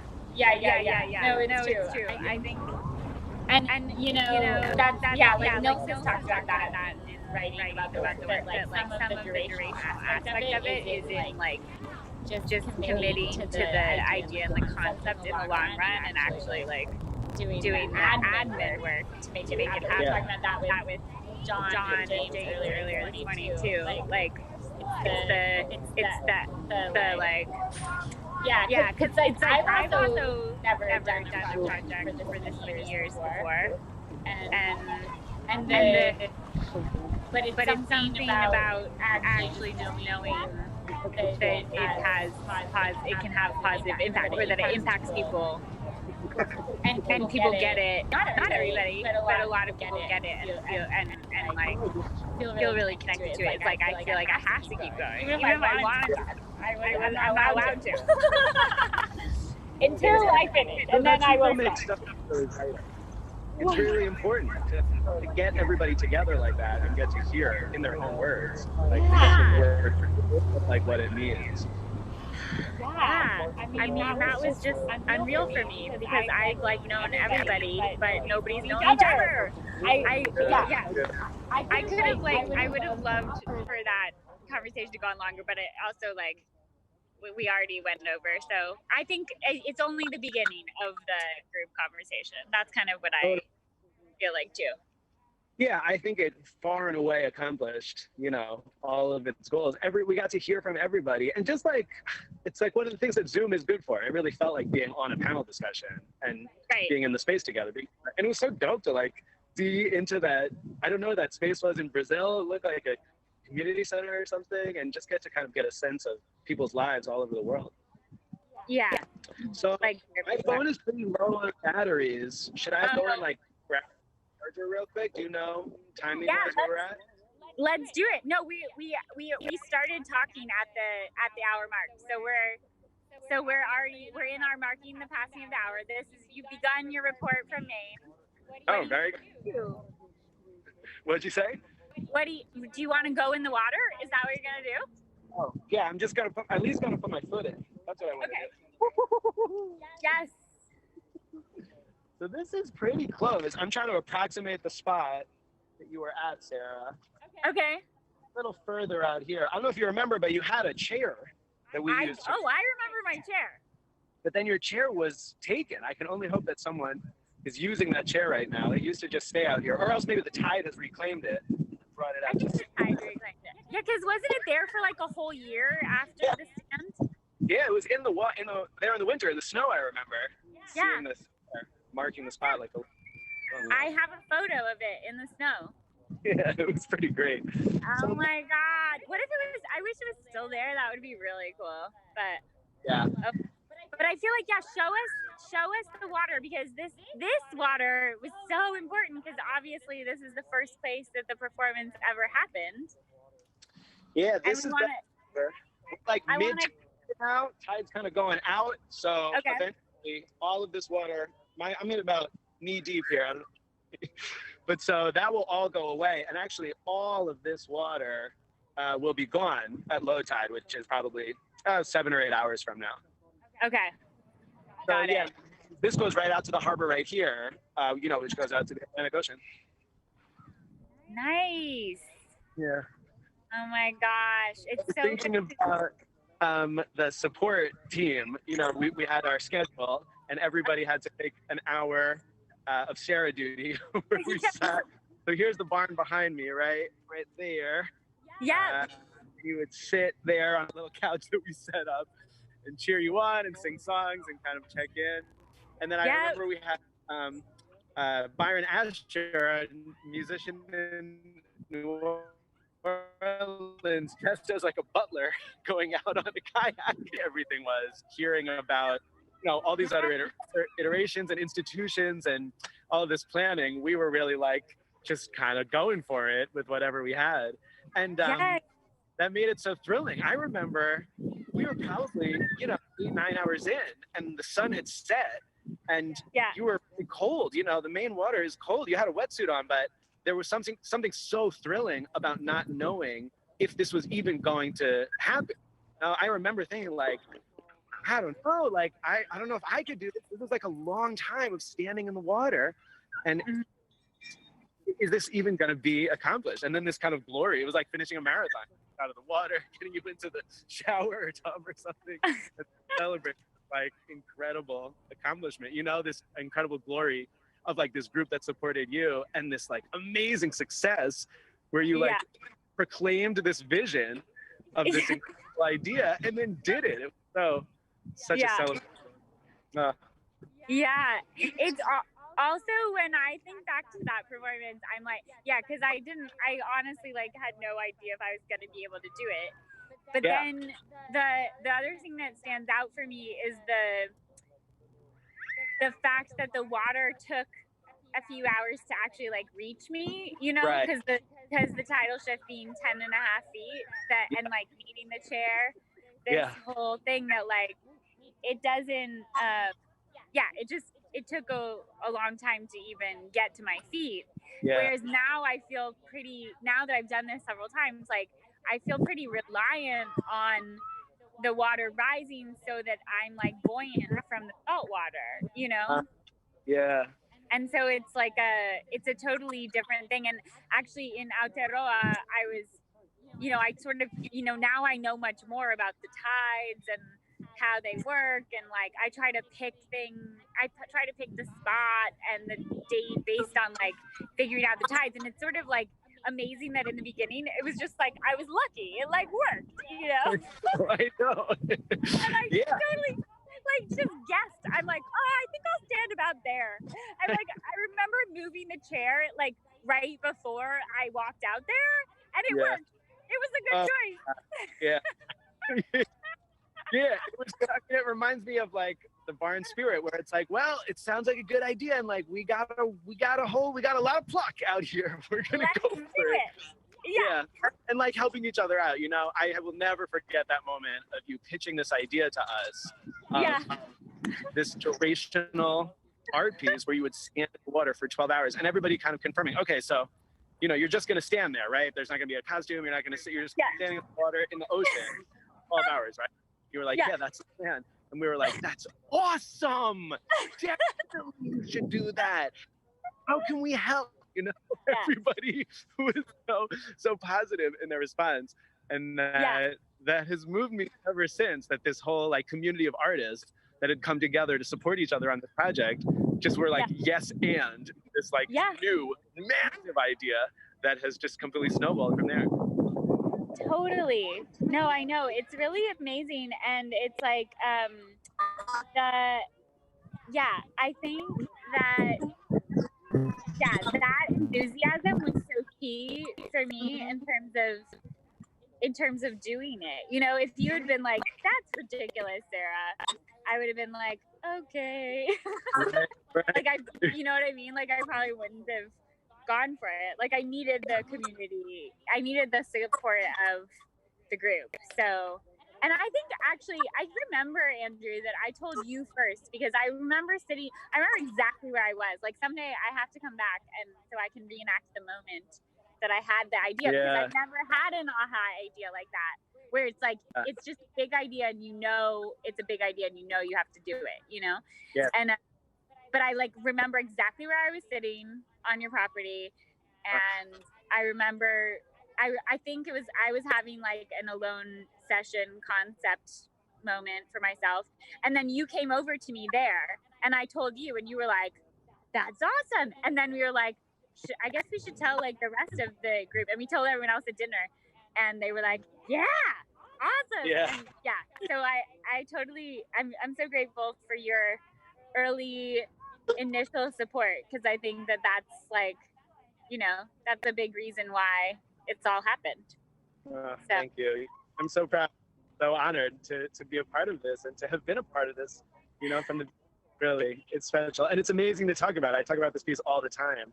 Often I'll bring, you know, show them the property, and then I'll talk about what happened here and how I've never seen a piece of art like that, you know? And so it makes a lot of sense to me that it would go on to have this kind of impact with all of these people. Okay, my phone is going to die though. Okay. I think I'm going to have to go. Okay, is there anything else you want to tell us about the water right now, so people watching can like feel like they understand Bass Harbor water? Well, it was cold when I got in, but now I'm really getting used to it. It's actually kind of refreshing. So in terms of like the main ocean, as far as that goes, I'm feeling pretty good. I swam in the ocean yesterday, and you know, I'm happy to get to be so close to it, and you know, nervous that it's going to creep a little closer every year. Yeah. Yeah. My God. Okay, I want to get back up there. We got to figure that out. Okay, great. Yeah, let's plan. I would love that. Okay. Awesome. You're amazing. Thank you so much for Okay, being sending on love. the call, for You too. checking in now. Hi, Andrew. Sure. Sending love. And to the barn. See you soon. Okay. Bye. Okay, bye. Hi, Sarah. Hi, Una. Hi. Oh my God, what a day this has been. I just got here. Oh, it's just so great, Sarah. I'm overcome. I am just blown away. It's so wild. It's so wild. How long have you been on now? It's almost 9 hours? Yeah. Well, I don't even know. What time is it? It's almost 4. It's almost 4. It's our panel time. Oh yeah, wow. 4, 5, 6, 7, 8, 9. Yeah, 9 hours you've been going. Yes, and I don't think you've sat down the whole time. No, I sat down for a second. Yeah, except for when you know, the indigenous guests were there, when you sat on the blanket. Other than that, you've just been up, and my God, the energy, it's amazing. Well, it's sort of I mean, this is like my dream come true, is that everybody's participating and like showing up. It's so amazing. Have you been watching the whole time? Yes, I have. I've been posting along in the chat. Awesome. Oh yes, I've seen it. We don't have a keyboard, so I can't respond to it, but I've seen your comments. Yeah. And I was gonna I feel like I was supposed to address something actually on the. No, not at all. You know, it was all just expressing like immediate joy and being thrilled by what we were hearing. And so, listen, we're going to start in any minute, right? Yes, at 4. I think there's a lot of people in the waiting room. Okay. I don't think I'm It's 4, so we should let everyone in from the waiting room. Yeah, we can. We're gonna let them in right now. Yeah, and Sarah, so I'm going to start, and I thought, in the interest of time, I'll come to you at the end of all the panelists. Okay. Okay. Yeah, that's great. Yeah. All right. I think everyone got let in all together. There were 26 people here. I see Laurie. Hi, Laurie. Robin. Oh my gosh. All our wonderful XE students. I see Sonia. And I'm just looking for the panelists. I'm sure they're coming. And I hope you all can see Sarah up there. Sarah has been out there since 6 in the morning, 6 a.m. So she's been out there for 9 hours. And I've been watching on the live stream, and it's just been amazing. Just a really also perfect day for it, huh, Sarah? Yeah, it's beautiful. Oh my gosh, totally perfect weather. I know, which is of course bittersweet because we've also, this would have been the day that we were all out there standing in the water with you. Yeah, I know, it would have been a perfect day. That's why we chose it. But I was really feeling that actually when I was doing my little test stands. I was like, oh, I would have been done. I was supposed to be finishing this whole thing today. You have a whole year more. My God. Yeah, it's intense. So listen, I think it's probably time to get started. I think I see most of our panelists and tons of our wonderful XE students. So I think I'll get started and welcome all of you. Thank you all again so much for joining in this and for being here today. You all already know what this work of art is, but for the benefit of the people who are tuning in now and on YouTube, because this is being live streamed, I'm just going to say a little bit about the project. So 36.5, a durational performance with the sea, is a 7-year, 6-continent work of climate art, a work that combines performance, social sculpture, community engagement, extensive documentation, and video art. 36.5 exists at the intersection of many histories of art and performance practice, including land art, eco art, solo performance, site-specific performance, public art, memorial art, endurance art, and I must add theater and even drama, which may surprise many, but many people have talked about the resonance between the image of Sarah in the ocean and the plays of Samuel Beckett, especially Happy Days. So this is an artistic work that inspires conversations about issues central to our Anthropocenic moment: environmental justice, the role of the human in planetary history, and the opportunities and responsibilities that the climate emergency presents for the arts and humanities, for artists, educators, and culture makers.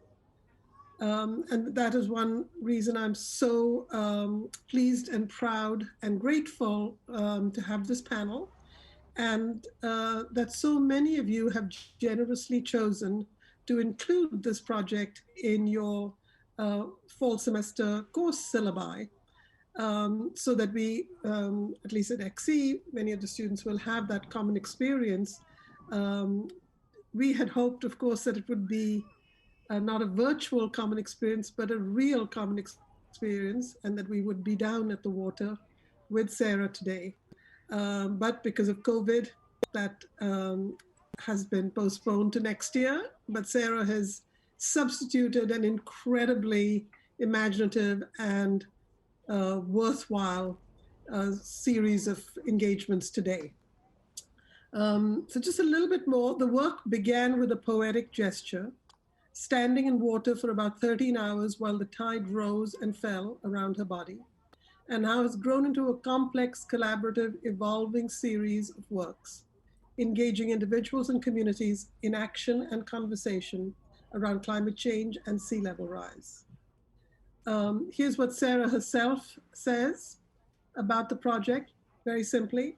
I traveled to a location threatened by sea level rise to stand in a tidal area for a full tidal cycle, usually 12 to 13 hours. Water engulfs my body and then recedes again.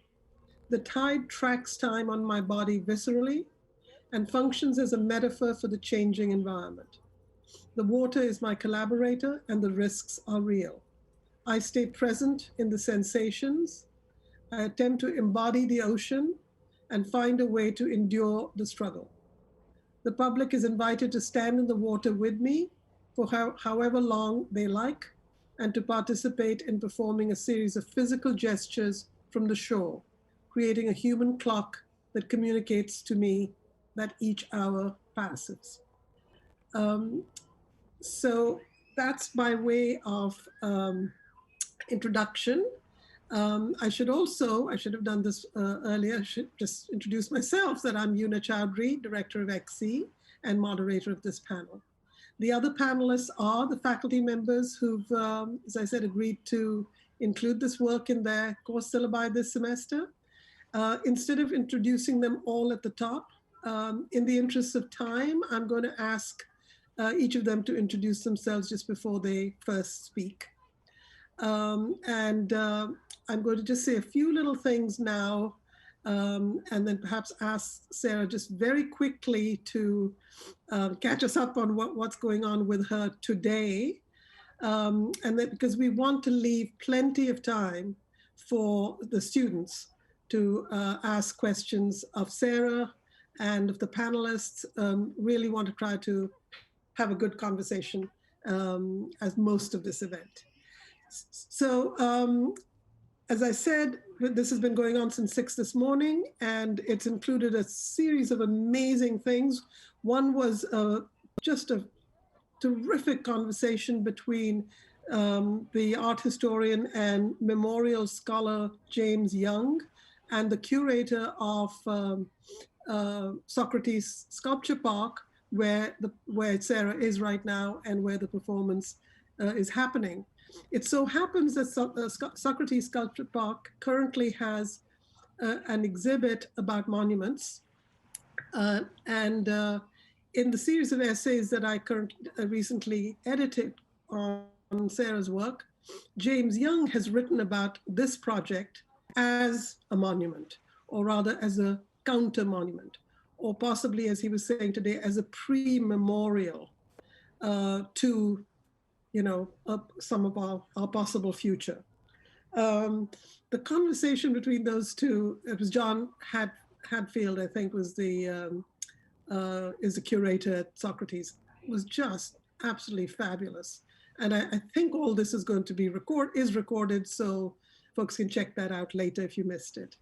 The other amazing thing was a panel of Sarah's international collaborators, where people from all the sites where the performance has happened, which includes, besides places in America, it includes the Netherlands, Kenya, Brazil, Bangladesh, and Aotearoa. And they came together to talk about what this had meant to them and to their communities. All of them are people who are actively engaged with the climate action communities and art communities in their area. And I can't remember when I've heard a more inspiring conversation.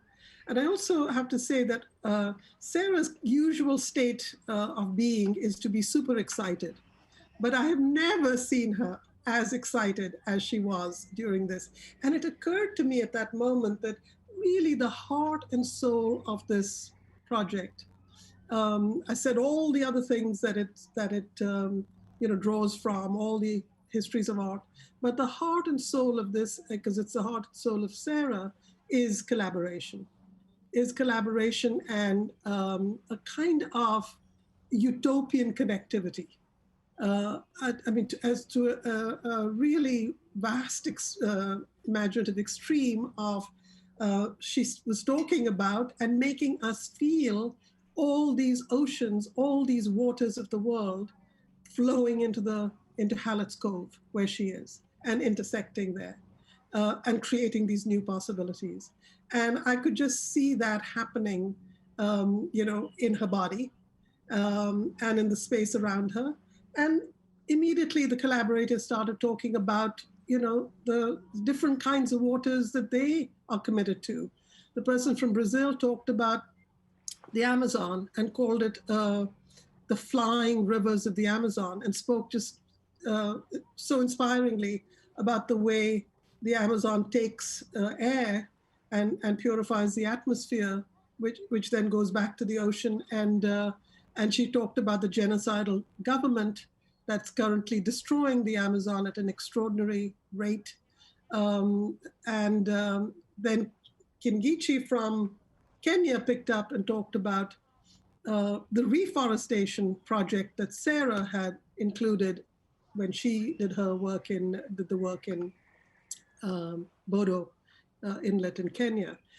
So these connections were happening really right there before our eyes. And to me, that's very much what I think Sarah's constellating here, the kind of gathering of minds and energies and imaginations that are going to be necessary for us to stand at this edge that we're standing at. We're standing at the edge of a new time for our species, just as she starts on the edge of the water. So Sarah, I'm just in awe of you. Let me ask you to maybe say just a little bit about what the day has been like for you. Sure. Well, I'm always in awe of you, Una, so thank you. No, this has been really thrilling for me.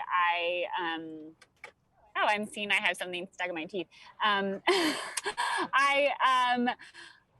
Yeah, I came, we started here at 6:43 a.m. and I've done 2 test stands in the water, but really, and those were great actually, to try to just connect, have some time to just connect with the water, because I do get really caught up in the conversations, and because that is so much of the work, and really that is a lot of what I'm trying to show and to showcase and go deeper with today is the collaborations, as you have said, because the way that the video work, I love, I'm very proud of my video work that comes out of the performances, but I've learned that it doesn't necessarily show all that goes into making the project happen, and the collaborations are so key and so vital, and the only reason that it can ever happen is because of the people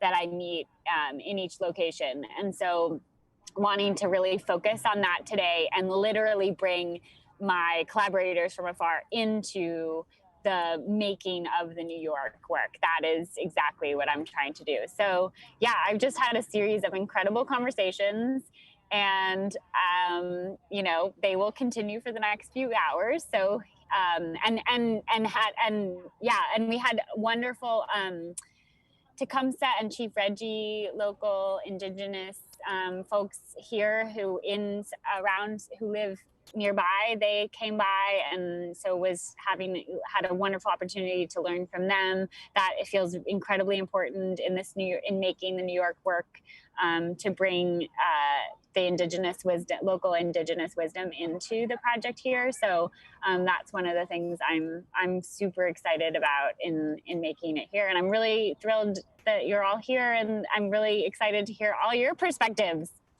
So is that enough? That's great. Thank you so much, Sarah. Speaking of what Sarah just said, one of the things I've been very struck by is your response, Sarah, to what happened when the second to last performance was canceled. You were out there in Aotearoa, and 2 days before the performance, the country went into lockdown, and Sarah had to fly home. After all these years of preparation, this can be, it's like, as somebody said, like a plane crash. And Sarah was like, in 2 seconds, you'd picked yourself back up and were imagining all the potential of investing another year. And I remember I was so moved that you said the main thing you got from the time there in New Zealand was just your encounter with indigenous knowledges in a really direct way for the project, and that how that has transformed your vision of this project, and in fact your political outlook. And you were saying earlier today that you think the most important thing for climate work now is for us to listen to and uplift indigenous knowledges. And to me, that kind of progression is also part of what's very powerful about the work. So I'm going to now force myself to stop talking, which is very hard with this work, and invite my colleagues one at a time to say a little bit about how they're connecting the project to the course that they're teaching, in which they're teaching it. And we'll start with my ex-E colleague, Laurie Cole. Hi, everybody. Thank you, Una, for organizing this. Thank you, Sarah, for generously sharing this work and your time with all of us. And thank you to all the students for attending on a Saturday of a weekend, holiday weekend. So I'm teaching a class this semester on participatory art. So this work speaks to a lot of the themes that we plan to address over the course of the semester. And I just want to draw our collective attention to 5 of those themes. And I just want to raise these as questions, which I hope we have time to address during our conversation. So the first is the body. Of course, in this work, your body, Sarah, is very much centralized, and as is the vulnerable body, this idea that your body stands in for all of our bodies. And even in our first class this week, we talked about, does it matter, what does it mean for an embodied performer to have a certain lived experience, a certain race or gender or ethnicity or nationality, and how does that affect the work, and how does that interpolate or implicate the spectator? So we're thinking a lot about the embodiment of both the artist and then also the audience.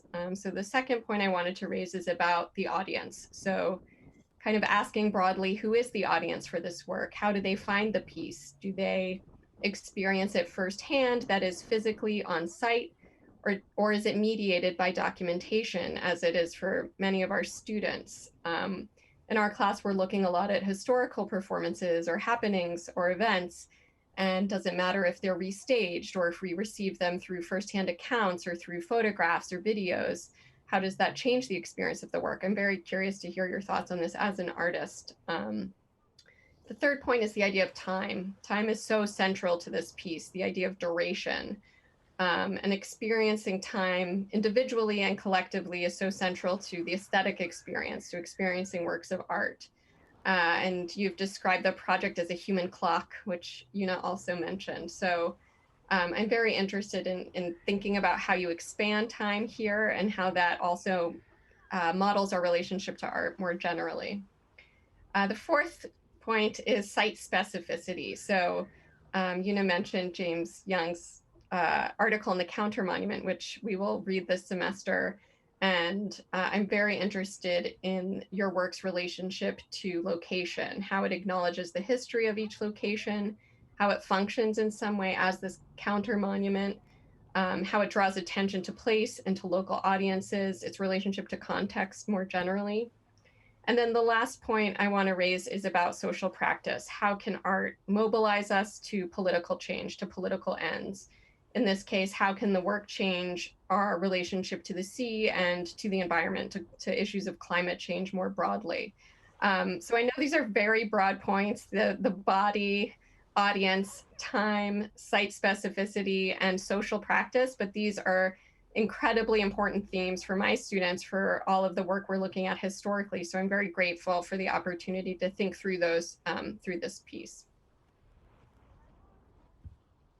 Thank you, Laurie. I think next we have Nadja Milner-Larsen from XE. You're muted. Always do that. Hi, everyone. It's great to see you all. I'm Nadja. I'm a faculty fellow here in XE. Thank you so much to Una and to Sarah for this opportunity to think about this incredibly complex work. So I just wanted to say a little bit about how the ocean has actually figured into my teaching previously, and how I'm trying to kind of recalibrate actually some of that thinking along the lines of Sarah's project. So I teach the interdisciplinarity course at XE, and usually I raise the issue of the ocean through the work of the photographer Alan Sekula, whose work we look at usually in the beginning of the semester, actually, in relationship to the idea of critical realism in his photographic project Fish Story, which is also, like Sarah's, the culmination of many, many years of work, and work, of course, on the kind of material geographies of the kind of advanced capitalist world from the vantage point of the sea, of the ocean. And, one of the reasons why I teach it now is because, Sekula's project was constructed in this moment that was really a response in many ways to the kind of heyday of postmodernism, in which the real, right, was figured as this kind of endless play of signifiers, as we know, right, when universal truths are dismantled, the kind of Reagan era, this another actor president, right, in which, the after effects of deregulation and speculative accumulation were kind of echoed in this kind of experience of disorientation. And to me, that's this moment that actually is really echoed in the present, like our present reality of kind of fake news and a reality TV president, and the kind of course, really continued denial, right, of climate change against all evidence to the contrary. And so, of course, this is the issue, right, that the 36.5 project really kind of forces us to reckon with. So in my teaching, I like to kind of use this work to think about the present, about this kind of longue durée of postmodern reflexivity in which this sort of nightmare of post-truth politics and the kind of catastrophe of the climate can be kind of situated historically. And I just wanted to raise, just kind of one element of the beginning of Sekula's work in Fish Story, where he really constructs this study of maritime space from, he begins actually with Frederick Engels' Condition of the Working Class in England from 1845, and of Engels kind of standing on a ship and looking out at the Thames waters, right? And this is a juxtaposition of the kind of expanse, right, of maritime space versus, he uses this as this kind of like narrative move, right, into kind of working class conditions in London and the city as this, very material space, right? And one of the things that Sekula talks about is this construction of maritime space, right, as panoramic, as implicitly open, as sublime, right? And what he does is talk about how that happens at this very moment when the doctrine of free trade, right, is established in Dutch legal theory. So we get, infamously, right, like Turner going back to the 17th century, right, this rendering of extreme weather, right, at the very moment when steam propulsion actually allows for the routinization of maritime flows, right? So we get actually the establishment, right, of our kind of contemporary technological and economic and political and environmental reality at the moment in which the aesthetics of the sublime, right, are kind of consolidated. And so I think that, while Sekula's project, right, is operating at like a very different register than your work, Sarah, I do think that there is a conversation to be had between the kind of durational performance of 36.5 and the kind of argument that Sekula's work begins from, like that the sea has been this forgotten space, right, of industrial revolution. And that forgetting, right, is a result of aesthetic and political processes. So then the broader question, right, becomes, right, how does one engage, right, at an individual level, at a collective level with this forgotten space? And how do we kind of find new modes of visualization, of the kind of affective relationalities, right, to this global space. So so to me, I mean, I think 36.5, is really one quite kind of provocative answer to the question of, what a kind of renewed engagement would be with this present, this historical present that we are in, right? And with the real, right? To think about the idea of critical realism, right? Not in a kind of naive sense of like an ultimate truth, but as a project of kind of attending, right, to the kind of violence of the historical present. And I think what's so interesting about both of these works is how they dramatize that through the individual body. And I think that going back to what Lori was saying, right, the relationship between the individual and the totality seems so important in your work and, also in Sekula's work, but that's something, maybe we can take up later. But thank you for being here today, Sarah. Thank you so much, Naja. We move on now to Elaine Gann. Hi. Okay, so following everyone's, thank you, Yuna. Thank you, everyone. Thank you, especially Sarah, and congratulations. Best wishes for ongoing iterations of 36.5. Okay, my name is Elaine Gann. The seminar I'm teaching is called Interdisciplinarity, same as Sonia and Naja, who just spoke. So my seminar takes as its starting point the Anthropocene, a controversial name that tries to grapple with the urgent socio-political and environmental crises that we now face. Throughout the semester, students will engage with a range of critical and creative approaches to living in a more than human world that is going through rapid transformation, unjustifiable exterminations, and inescapable connectivity. So I'll try to raise some questions in the few minutes that I have. Try to raise some questions that are provoked by or opened up by Sarah's performances as an important way of addressing the Anthropocene. Some of these Laurie and Nadia have already raised, but maybe the iteration might help. So 3 questions. First, of course, is who is this anthropos of the Anthropocene? Anthropos is the Greek term for humanity writ large. So is anthropos Sarah who stands still, a figure that might represent humanity immersed in planetary cycles? Or is anthropos specific, Sarah and Sarah's collaborators who live in Bass Harbor, Maine, Akumal Bay in Mexico, San Francisco in California, the North Sea in the Netherlands, the Bay of Bengal in Bangladesh, Bahia in Brazil, the Bodo Inlet in Kenya, and today in Queens, New York. So what might it mean to decenter and extend the figure of the lone artist to include many bodies, materially, both human and non-human, living and non-living?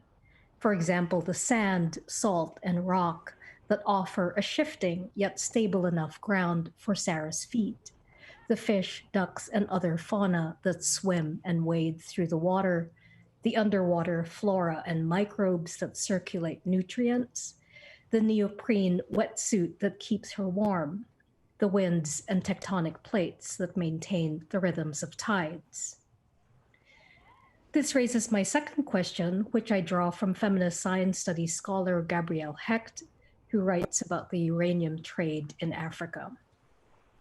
So how is the Anthropocene made and experienced differently in various locations? The multiplicity and the differences matter, but how, why, and for whom? I'll quote from an essay by Gabrielle Hecht that my seminar is reading and we'll discuss next week.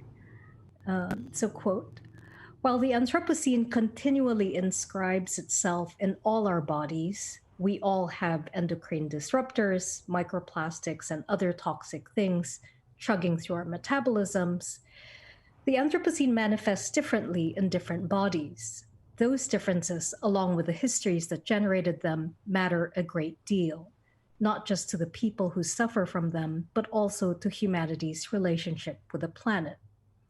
So what picture of the Anthropocene, for example, emerges when we begin our analytic adventure in Africa instead of in Europe or the United States? In Sarah's performances, how does the Bodo Inlet or the Bay of Bengal or Akumal Bay or San Francisco Bay, how do these immerse us and implicate us differently in the Anthropocene? Third question, which Laurie mentioned, third question relates to time, by which I mean the histories and futures that we might or might not yet share. Sarah's performances take place at the edge of the sea, which is also the edge of land.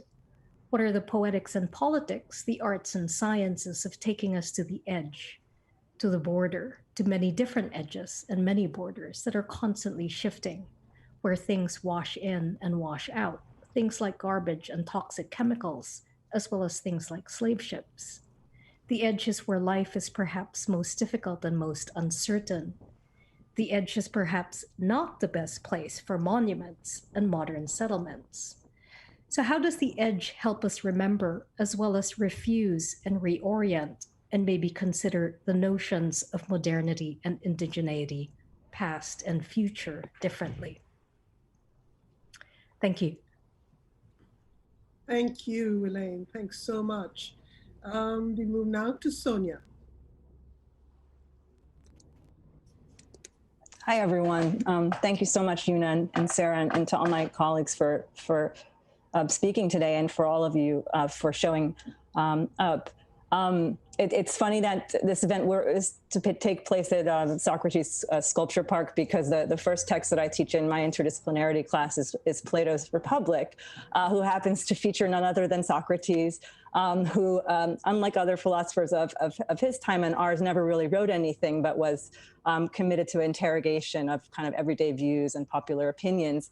And what's interesting is that the dialogue actually, your work made me think of this, or reminded me of this, that the dialogue doesn't take place in Athens, which is the city that both Plato and his teacher Socrates belong, but rather at Piraeus, which is a port city, and also a city that is hosting a new festival, a festival for a new goddess. And as a port city, I think, what worries Socrates in this dialogue, and perhaps Plato, is just the way in which the port is the scene of this kind of free trade, as Naja spoke about, this kind of mixing of cultures, this newness.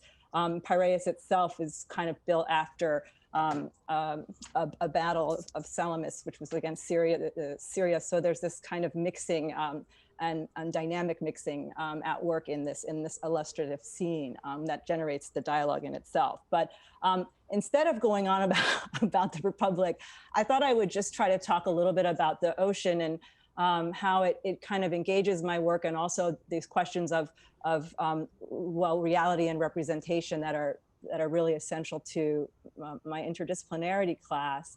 And I have to say, when I first saw Sarah's work, it flooded me, for lack of better words, with questions, not only ones relating to her kind of awe-inspiring strength and endurance, but also ones that relate to this question of how do you talk about the ocean, or how do you represent it, or rather, how do you make it visible, or make the experience of encountering it visible.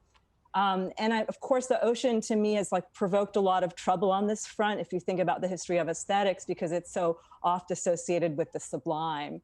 And I was remembering how Longinus, who's one of the first thinkers to kind of assert a theory of the sublime, says, by sort of natural impulse, we admire not the small streams, useful and clear as they may be, but the Nile, the Danube, or in the Rhine, and still more the ocean. It's the ocean that provokes thinkers, ranging from Diderot to Edmund Burke to be cast as that which astounds. There's something that's almost impossible to frame in regard to the ocean. I have a quote here that, above all, the ocean astonishes the soul and impresses upon us a feeling of terror.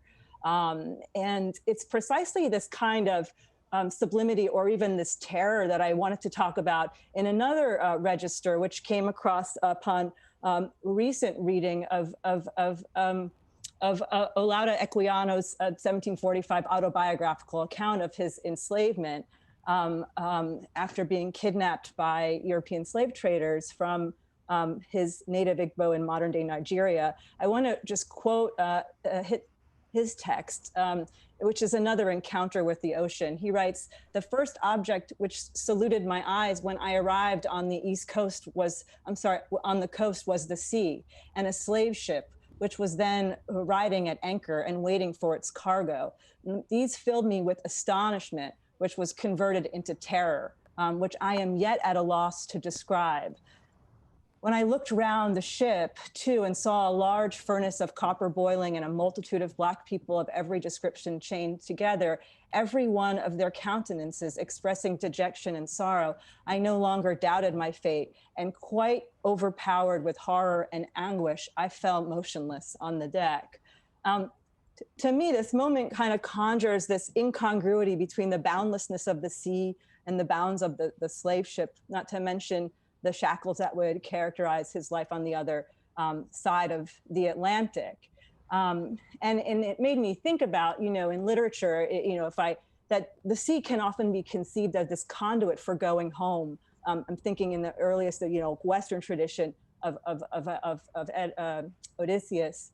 but it's also the site of being forcibly and violently taken away from it. And here I was thinking of Gayatri Spivak, as she says, the sea or the ocean is a unit of exchange through which a sea change makes a person a commodity. So on that front, I thought I'd close just by conjuring a little bit of Derek Walcott's great poem, "The Sea is History." And it kind of resonates with, I think, some of what everybody has been addressing in different ways. Where are your monuments, he writes, your battles, martyrs? Where is your tribal memory? Sirs, in that gray vault, the sea has locked them up. The sea is history.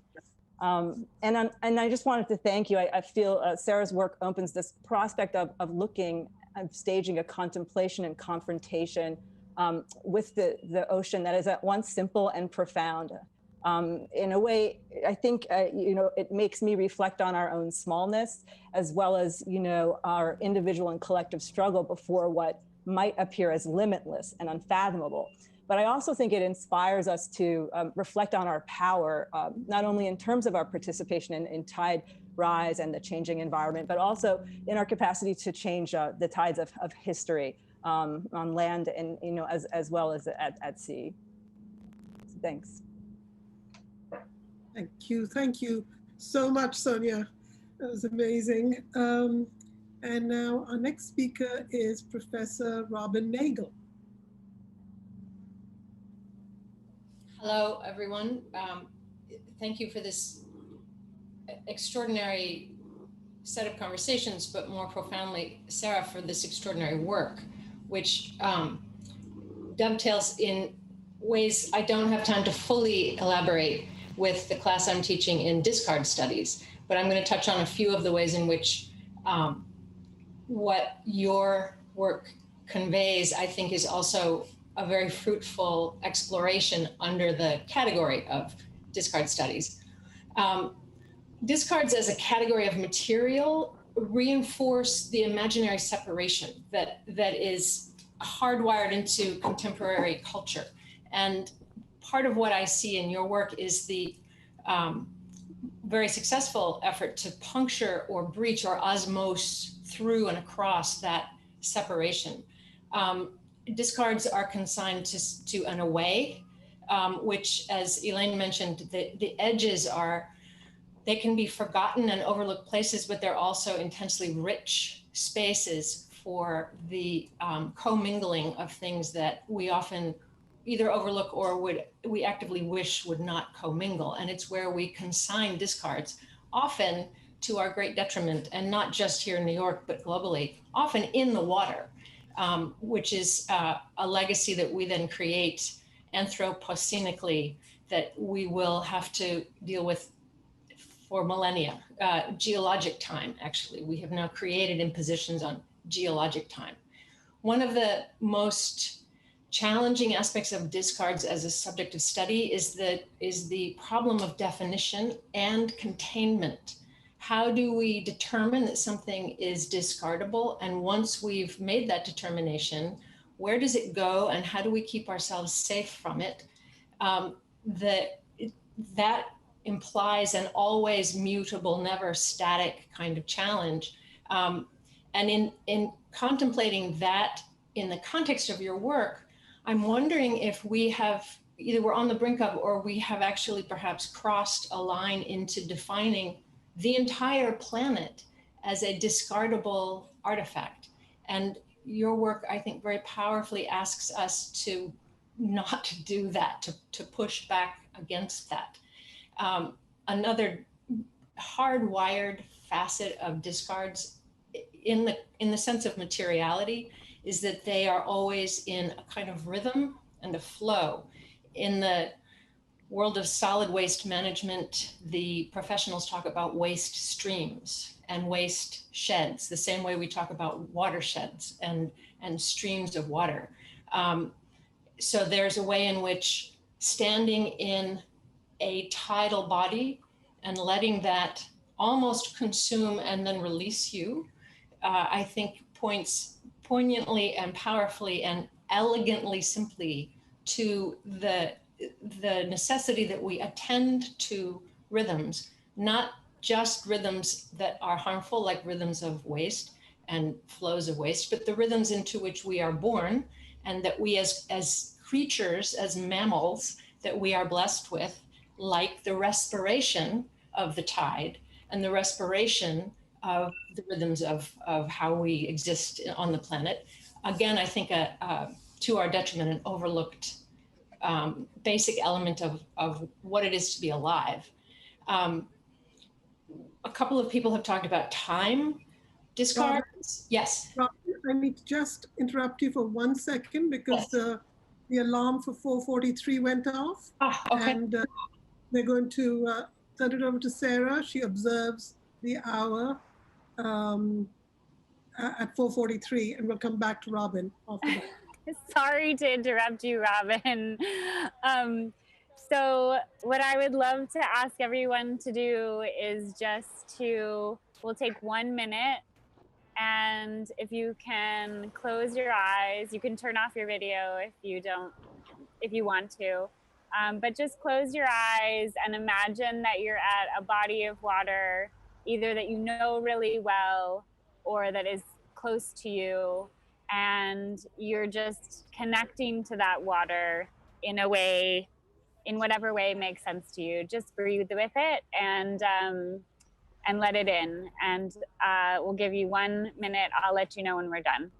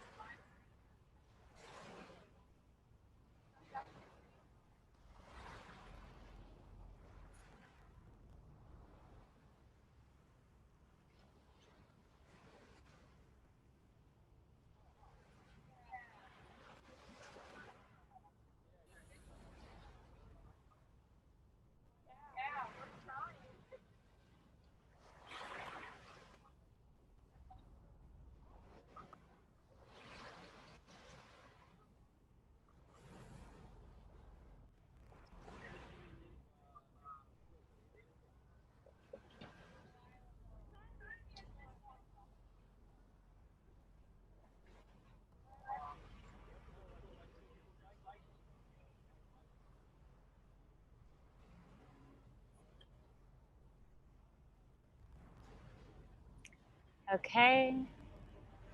Whenever you're ready, you can open your eyes. And we'll hand it back to Robin. Thank you. Thank you. Thank you, Sarah. Actually, that's perfect. My final point was just about time and the ways in which encountering your work and sharing in your work, even only online, and I say only in air quotes because it's still such a rich experience, asks us to pause and reconsider the rhythms that we're used to in the way we time or our relationship to time, just as in considering discards, and particularly in the latter part of the 20th century, when we invented a form of discard that will outlast, it is the time scale of plastics is an unimaginable future that who knows what the times and tides will look like when all plastics currently in the world will finally decay, and what kinds of chemical mutations will have been caused by that substance in the world. But when thinking of discards, we cannot not think of time among many other variables. So the minute pause at the 43 mark is perfect. And I'll leave it there. Thank you. Thank you so much, Robin.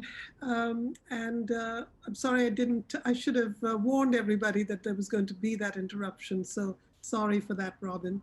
But I think it is a beautiful part of what Sarah's structured today. And now, last but not least, my very dear colleague from my other department, Department of Drama at Tisch, here's Mauricio Salgado. Thank you, Yuna. Buenos días, buenas tardes, buenas noches. Good day, everyone. Sarah, so good to see you, to be in space with you again. And so appropriate that our discussion would be interrupted by a minute of pause, of time, of allowing the ocean to wash over our imaginations. I'm streaming to you all just up the river in the South Bronx on the indigenous lands of the Lenni Lenape.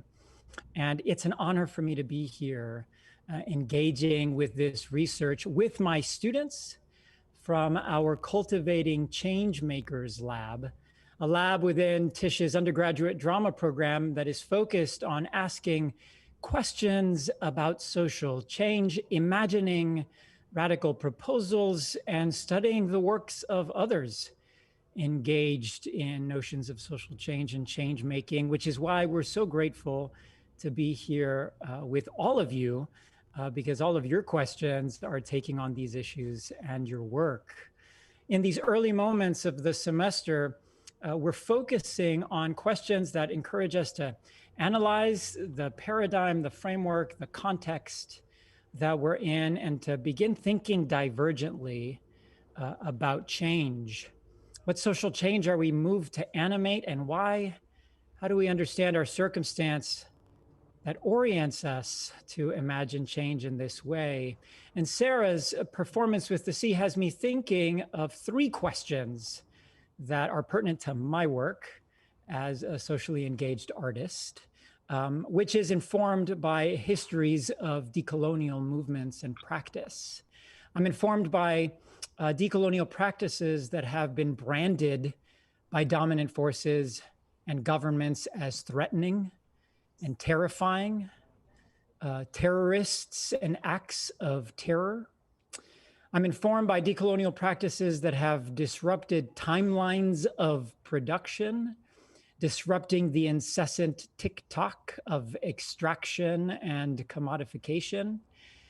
And I'm informed by decolonial practices that seek allyship and community with the entire planet, as Yuna likes to call us into, a planetary engagement where all organisms can inspire strategies for intervention and not just the human. And so these decolonial frames have me thinking of these three questions specifically. Who threatens and who is threatened by sea level rise? What are the rhythms of time? And what does planetary solidarity look like? Right, I am in the same world as everyone else who's spoken before me, a reiteration of the question of refraction, reflection. You know, Sarah, in your work, you describe traveling to locations threatened by sea level change. And I gotta say that word threat, that word and the politics of that word, the ways that that word enacts policies that lead to so much violence and terror. So I'm wondering, who is threatening sea level rise? Is it the sea? Is the sea on our planet our enemy, which we need to enact policies against? This seems to build on histories of ideologies that imagine the planet as an indigenous or exotic woman that needs to be conquered. And then who is threatened? Is the sand threatened? What organisms are imbued with meaning and value? And what organisms are erased, invisibilized?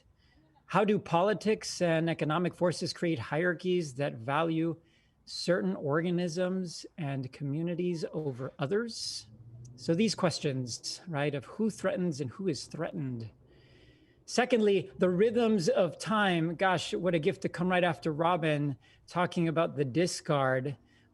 Me too, thinking about that, thinking about Laura Williams's work, who's currently designing the Aluna clock, a massive structure that marks time by the phases of the moon and the tides of the ocean, encouraging us with this new clock to move away from a chronology, a quantity, to a chirology, a quality of time, disrupting the tick-tock of our machine clocks. And it may be encouraging us to return to an internal clock that is informed by the moon and the tides and gravity that we're having to force into our means of production, leading to our dis-ease, our personal, social, cultural dis-ease. And then finally, what does planetary solidarity look like? In my work, solidarity begins by tearing down barriers and that alienate and other. Most often this happens for me, I do this by getting closer, proximity, and imagining the potential, the possibility of relationship, the kind of mess that exists in a relationship. And in this work, I'm obviously interested, Sarah, as are others, in the relationships you're cultivating in your communities, your human communities. But gosh, I can't help but think about the relationship to the bottom, to the rocks, to the sand that you stand on for 12 hours and 48 minutes, if not more. I know were I in that position, I would be in regular dialogue with that sea bottom, asking it to support me, to relate to me, to understand it. And the organisms that are feeding off of your attire and the push and the pull of the ocean itself. I'm remembering a moment this morning, you were asking this question about how the public enters the work, right? You were in conversation with others, and someone pointed out that the public was in fact behind you. You were amassing a public, and it was a team of ducks that were paddling slowly, right?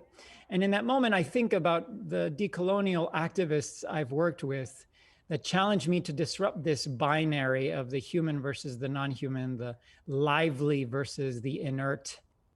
And in this way, maybe imagining new strategies for solidarity that aren't bound by these same governmental structures that only re-entrench colonial violence time and time again.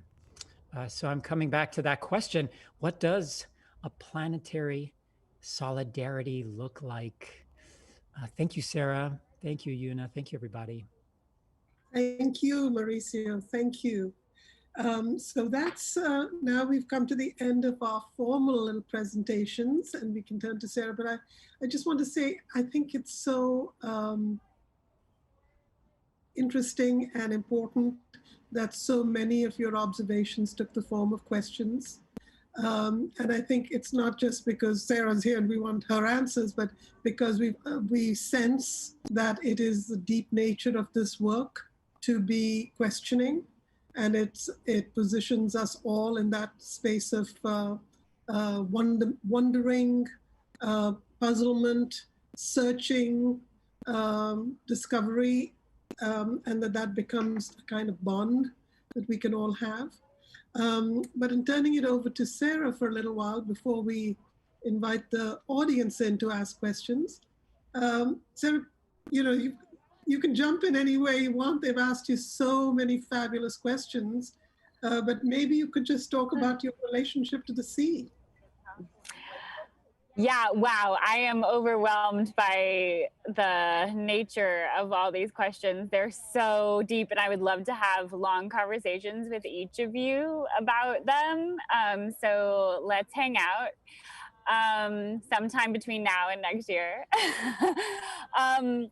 But yeah, and oh my gosh, yeah, it's brought up a lot for me, and I just am really honored that you're all thinking so deep. It means so much to me to have so many brilliant minds thinking so deeply about this work, and see and pulling it apart and pulling pieces and ideas together that are that are all so relevant and evocative. So I really, really appreciate that, and that really is part of the joy of making the work for me, is the questions that come out of it and that people bring to the table. And I guess, but so I'll try to just say a couple things in relationship to Yuna's last question about my relationship to the sea, and maybe thread together a few other things along the way if I can. My relationship to the sea, You know, I think it's one, I can't even, it's hard to even summarize it, but I can say that it's changed over the last 7 years since I started doing this work. And I've never, a lot of people assume that I am like a water baby, or, that I grew up like always going to the water and needing to be in water. And actually that's not really true. I'm sort of, I'm afraid of cold water. And, I don't, and I love the water. I have a loving relationship, but I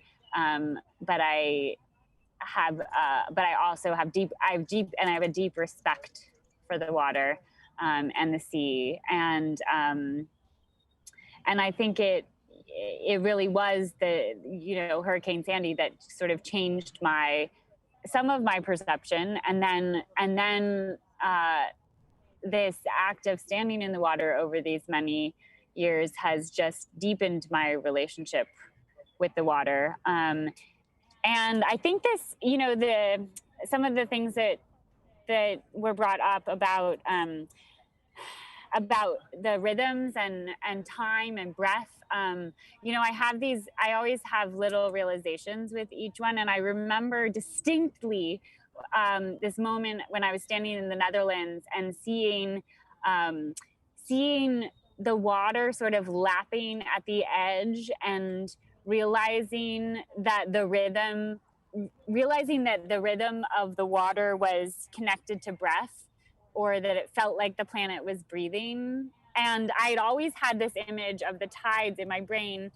I'd always been thinking of the tides as like, as breath, like I have this image of the planet just bulging, and then bulging the other way, and bulging this way, and bulging that way. And so, but then seeing that, and so thinking of that on a macro scale, and then pulling it down and realizing that it was also in the little rhythms of the water lapping at the edge of the shore was a profound thing for me. And I think this, I kind of constantly come back to this micro and macro way of looking and questioning.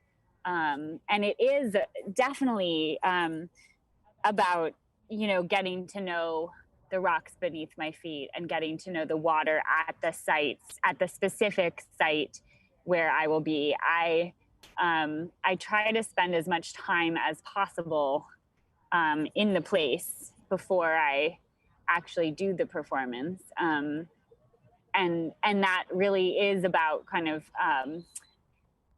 having forming a real relationship with the water in that specific site, because it's different it's the same and it's different everywhere. There's things that are that always feel, I always have this like embodied experience feeling, even when I when I was standing for half an hour earlier today, like I know what it's like to stand still in the water, or attempt to stand still in the water for a long time, but it always has different rhythms and different feelings. And I think that is sort of our job right now as humans, is to pay attention and to get to know the water in a different way. I think that we have, who is threatened and who threatens and who is threatened? Those are great questions. And I think it's really, it's us. We have been threatening, and we need to find a new relationship with the water. Most of the Western world needs to find a new relationship with the water, I think. And so I'm trying in my own small way to encourage that. I'll just say, I think one aspect of the work that is so important, but that takes longer for people to realize, is about the community support and engagement that entails. A number of people said today that, you know, when you first hear about this work, you kind of blown away by the courage of somebody standing, enduring 13 hours in the water. But I guess what John who said, in some ways that's easy compared to everything that has to happen for you to get to that point. All the administrative work, and as you said, the emails, yeah, all the organizational, and the community building, the content. Yeah. So maybe could you talk a little bit about that? Yes, that's a great point. Because I think, yeah, that is, I'm really working on pulling that out more, because there's so much that goes into it. So we've been trying to document all day. Emma's right over there. She's been trying to film what's going on here today. Yeah, I mean, it just takes a long time. I'm not going to go to a place without having an invitation there. And if you know, a lot of these locations, it's amazing because I didn't actually know anyone in Aotearoa, New Zealand, when I decided that's the place I wanted to go to. So it took a long time and many attempted connections to actually find the right thing. Same thing with Kenya. I was trying to find somewhere in Africa. I actually thought for a long time that it might be Senegal. I was sort of focusing my energy on Senegal. And then I met this guy, Martin Marani, at a conference, and he was like, he's an environmental sciences professor at the University of Nairobi. And he was like, I get it. He's like, yes, art can articulate what I'm trying to do. And I was like, yes. And so he was the reason that it led to that. And there's all these serendipitous connections that lead me to the collaborators that I end up working with. And it takes a long time. And some of that is, you know, some of it happens because of the pressure of time, the fact that I have, you know, and this kind of relates to performance practice in a way. It's like you give yourself a deadline. So I gave myself the deadline of 2020 of finishing the work. And so I sort of like forced myself to do work on it and make these connections and letting it happen really organically, but making sure that it actually could happen in the time that I had set aside. And honestly, like, I really believe that once you go for it, things fall into place. If you put out the right seeds, they scatter in the right ways. But yes, the people who I end up working with are really the reason that it can happen.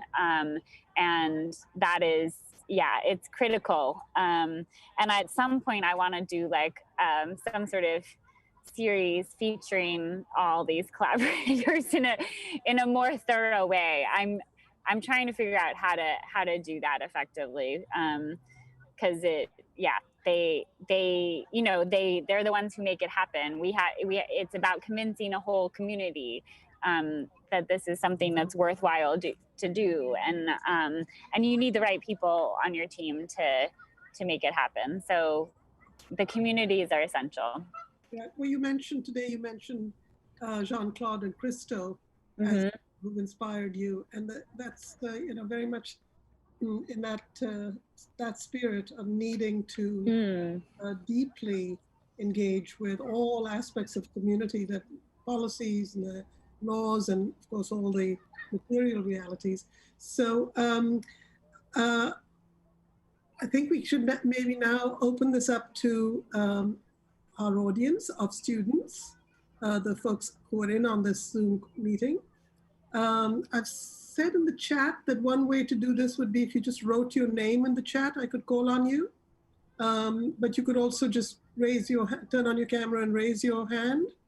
I can't see everyone all at once because we're so many. So using the chat may be the best way. If you can do that, just write your name in the chat.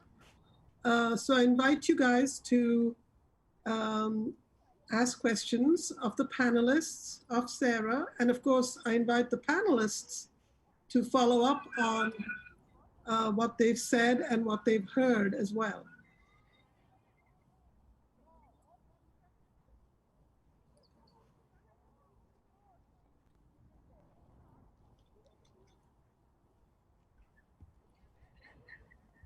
Do I see any hands up? Shirai, do you want to say something? Yes. Yeah. Thank you so much, Sarah, and to all the panelists, professors for speaking, and for XE for like organizing this event. I think one thing I was thinking about when Professor Werner was speaking about boundlessness of the sea versus being bound like in slave ships. And I thought a lot about like bodies in water, and especially like unfortunately dead bodies, and thinking about this incredible documentary I watched for a class a few years ago called El Botón de Nácar, or The Pearl Button. And it just makes me so emotional. And it was so much about water in Chile and like the Patagonian waters, but also like the indigenous connections to water, but also like the history of water and water bodies discarded in water during the Chilean genocide. And just thinking about the like kids movie Frozen 2 and like the line about how water has memory. And I don't know, just thinking about Sarah, like your body like standing in water, like all the memory that your body holds and like the water that your body's situated in was something that really resonated with me. And also thinking about Professor Nagel and discard studies and how much, like how like horrifically like so many like bodies are discarded in water and like what that means globally. But yeah, thanks. Thank you, Shirai. Tim. Hi, Sarah. Hello, everyone. I have a very opinionated question, I suppose. I don't really know if there's a correct answer to this, but my roommates are from Texas, and I have a good friend of mine from New Orleans, and her family was very adversely impacted by Hurricane Katrina. And my roommates who are from Texas were very nervous about the last hurricane. And I guess I'm curious your point of view, predicating how much thought you put into Hurricane Sandy, and also with your project as a whole. If you can attest to kind of the randomness to a degree too of the path of hurricanes, and like how the tides in many ways, because I feel like obviously the relationship for coastal communities and the sea is so powerful, and then the sea comes in and it many times disrupts and even destroys communities. But you know, like for example, the difference between Houston and New Orleans in the past few weeks, like both were nervous and one was destroyed and one wasn't. You know, I'm just curious your take on that randomness.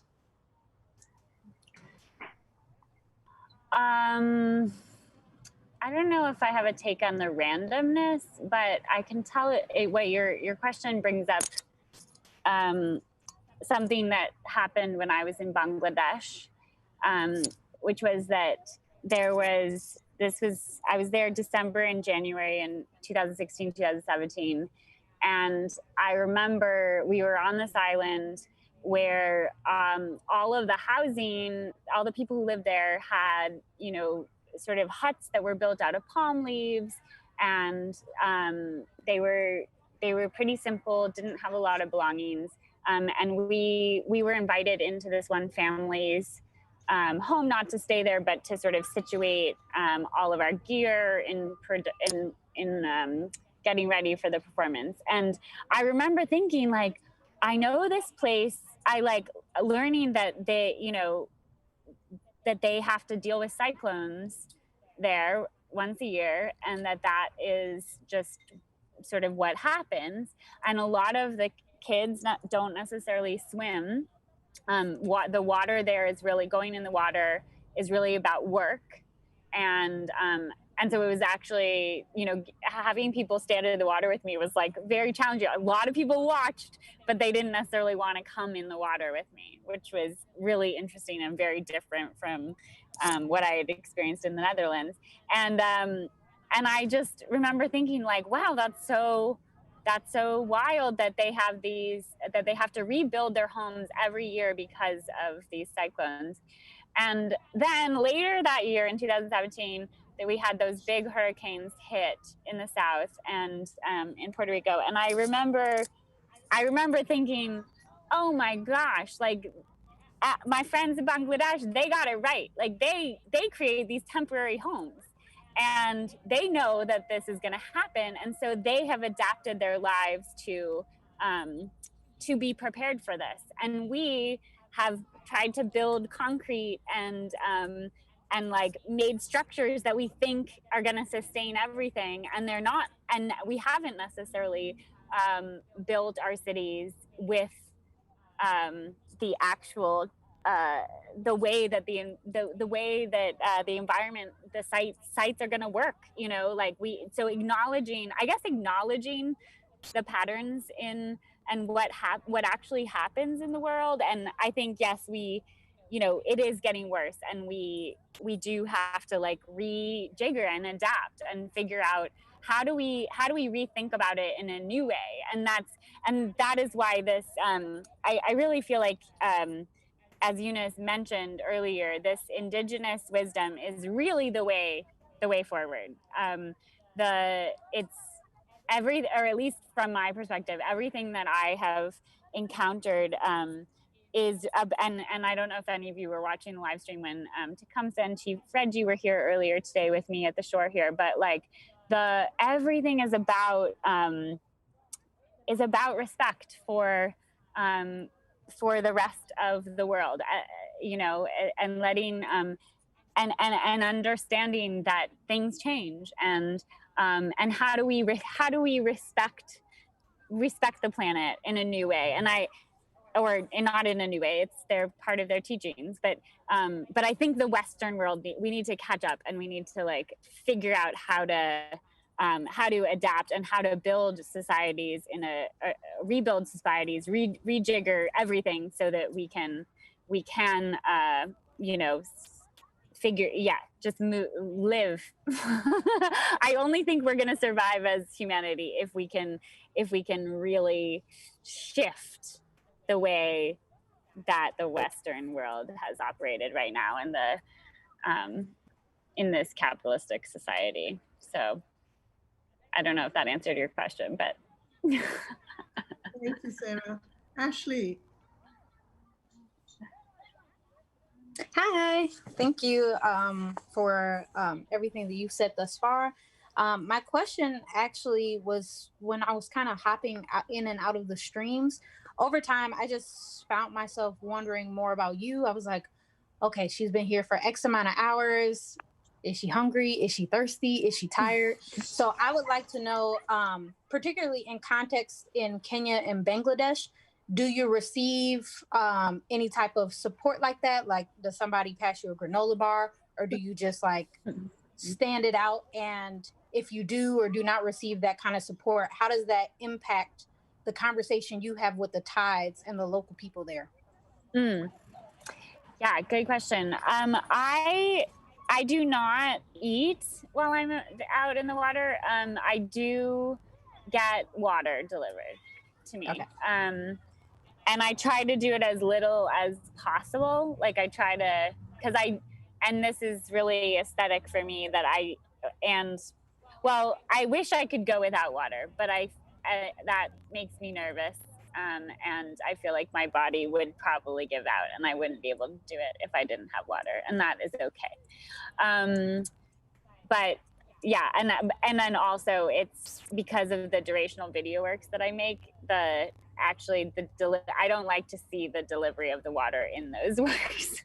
They show up in the live stream, but they're not in the long form work. So, but yeah, I don't eat, but I always have I always try to eat something big beforehand, and I actually ask somebody, whoever, it depends on the location, but I always choose somebody who's there to either choose what I should eat, or that they think will make me strong enough to survive this, or make me something. So like in Brazil, Paulo literally brought me a steak to the shore in Brazil, which I loved, and I ate as much of it as I could. But and then in Bangladesh, I had a big, huge bowl of rice, but nothing that was dangerous for my system, because I had gotten sick right beforehand. So it all, again, I try to make all of these choices come down to questions of site specificity and wanting it to be really specific to each location, and what happens is determined by my collaborators. Thank you, Sarah. Christina. Hi everyone. Hi Sarah. Hi. Thanks for sharing your work with us. I don't even know if I have a question or comment, but it's a mix. I'm from Peru and I grew up in the coast. So I have a very close relationship to the water, and people who live in the coast in Peru have a very close relationship to the ocean. And I thought a lot about what you said about the respect that people need to have towards the ocean. And I started relating. I mean, yes, there's a lot of like indigenous respect to the water, but there's also, I thought about people who need to survive. There's an aspect of survival. And in Peru, where there's a lot of corruption and people need to survive, I don't even know if it's because they want to, but there's like a lot of illegal fishing, illegal mining. They have to use a lot of plastic because it's the least expensive material that they can find in order to survive. And I was just thinking back to what you said about changing and catching up, and changing the relationship and catching up with how we make use of the ocean and how we respect the ocean. So I wanted to ask you if you have, because your process is very visual and you have this very visual way of showing us how the tide is a threat. Have you thought about anything that's very visual in terms of like the change in the relationship with the ocean?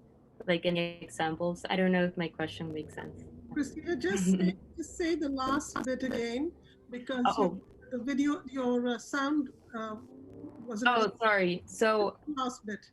So I was asking if you have thought about, because your process and the way of showing us how the tide is a threat is very visual. Have you thought about like visual ways of educating or visual ways to show how would be a good way to change our relationship towards the water or catch up? I don't know. I mean, I think what I've been convinced of through this process is that the best way to change it is to stand in the water for a really long time with me. Come stand with me. Because, and literally you guys are all invited next year when I do it. I hope you'll all come and stand with me in the water here in New York. Because that's part of it, is trying to get as many people as possible to join my community for that day. And I think this is like the one solution that I've kind of come up with, that is actually, if you put your body into the position of just listening to the water in a different way, both as an individual and as a collective, that I guess, yeah, which is not purely visual, it's an experiential thing. But then I do try with the video works, my goal is visually to get people to consider, to imagine that they're doing that, you know? Sarah, this may be a good moment to talk about the Gallatin show, because I think that's a kind of answer to Christina's question about, sort of expansions, continuations of the work in the field of visual art. So you want to tell about that? Yeah, so right now it's very exciting. I don't know if all of you are in New York right now with the pandemic, but those of you who are at Gallatin, the Gallatin Gallery, we're showing the durational works, and the time lapses are being shown so you can view it from the street. You don't have to go inside. And I'm really quite thrilled with the installation. It looks very good. And yeah, I'm excited. And I think it's fun to play around with how, different ways to show the video works together in the same space. Again, like my goal is to kind of bring these waters together and recognize the sameness and the differences. But I guess with the visuals, actually, yeah, I'm going more for the similarities. Yeah, so if you can swing by Gallatin or just walk down the street, I hope you'll check it out. I'm also going to be projecting some of the long form video works at the South Street Seaport on September 12th, 17th, 25th, and 26th, outdoors. I like to project on architecture so that it sort of, again, becomes a site-specific way of installing the work.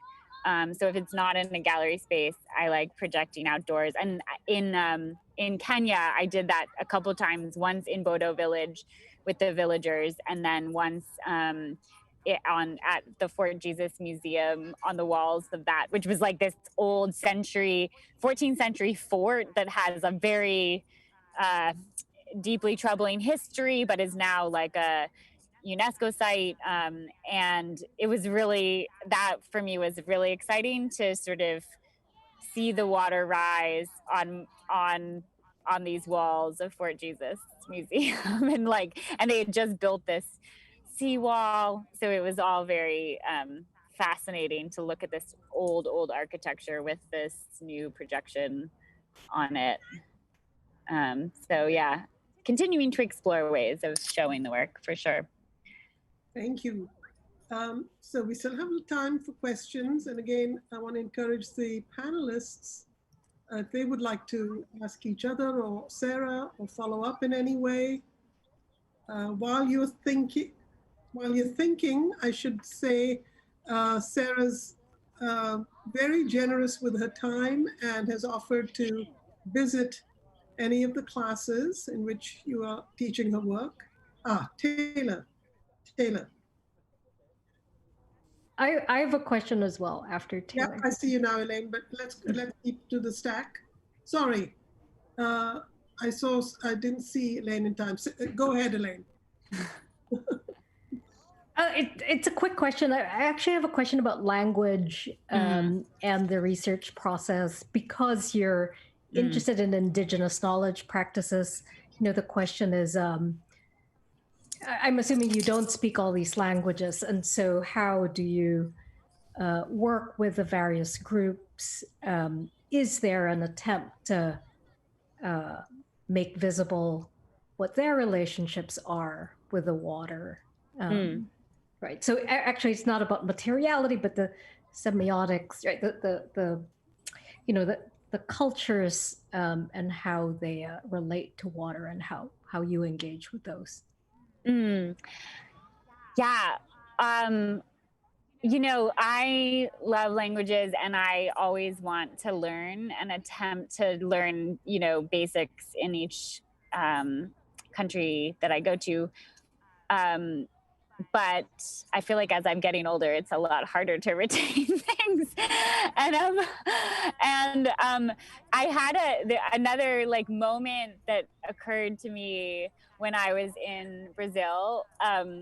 Was, so Clara, who, I don't know if any of you who tuned in for the collaborator conversation, Clara Dominguez is one of my amazing collaborators. She's an artist, anthropologist who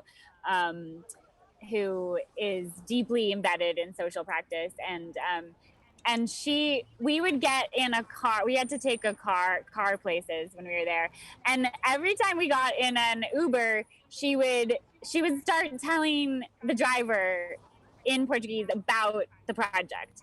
And I had this moment where, I thought, I really wish I could communicate better to everyone.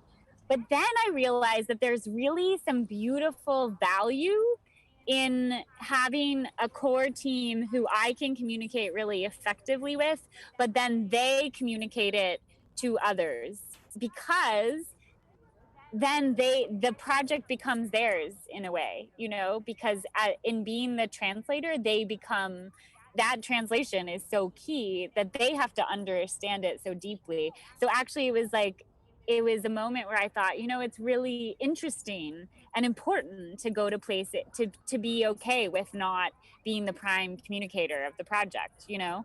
I have to trust my collaborators that they're articulating it, and they inherently will bring their own point of view into it. You can't translate something and not have your own point of view with it. So I actually really love that aspect of it, and that was true in Bangladesh as well. But I've learned when I really need a like to have a translator on the team, and when because there's definitely moments when it's important to like have someone whose job it is to translate, and then when it's important for my collaborators to just be the communicators. Does that answer your question, Elaine? Yeah. Okay. Thanks. Thank you. Taylor. Hi there. So I think one of the things I'm really fascinated about this piece is the sort of collaborative and participatory nature of it. And I was just wondering about, you know, we think of this image of you being the solitary figure in the water, but that's not true the whole time. So like, what has it been like in the different places you've done this with, people participating sort of spontaneously or on purpose? And like, have anyone made choices in that participation that surprised you or changed how you felt about this work? Oh yeah, everything is a surprise.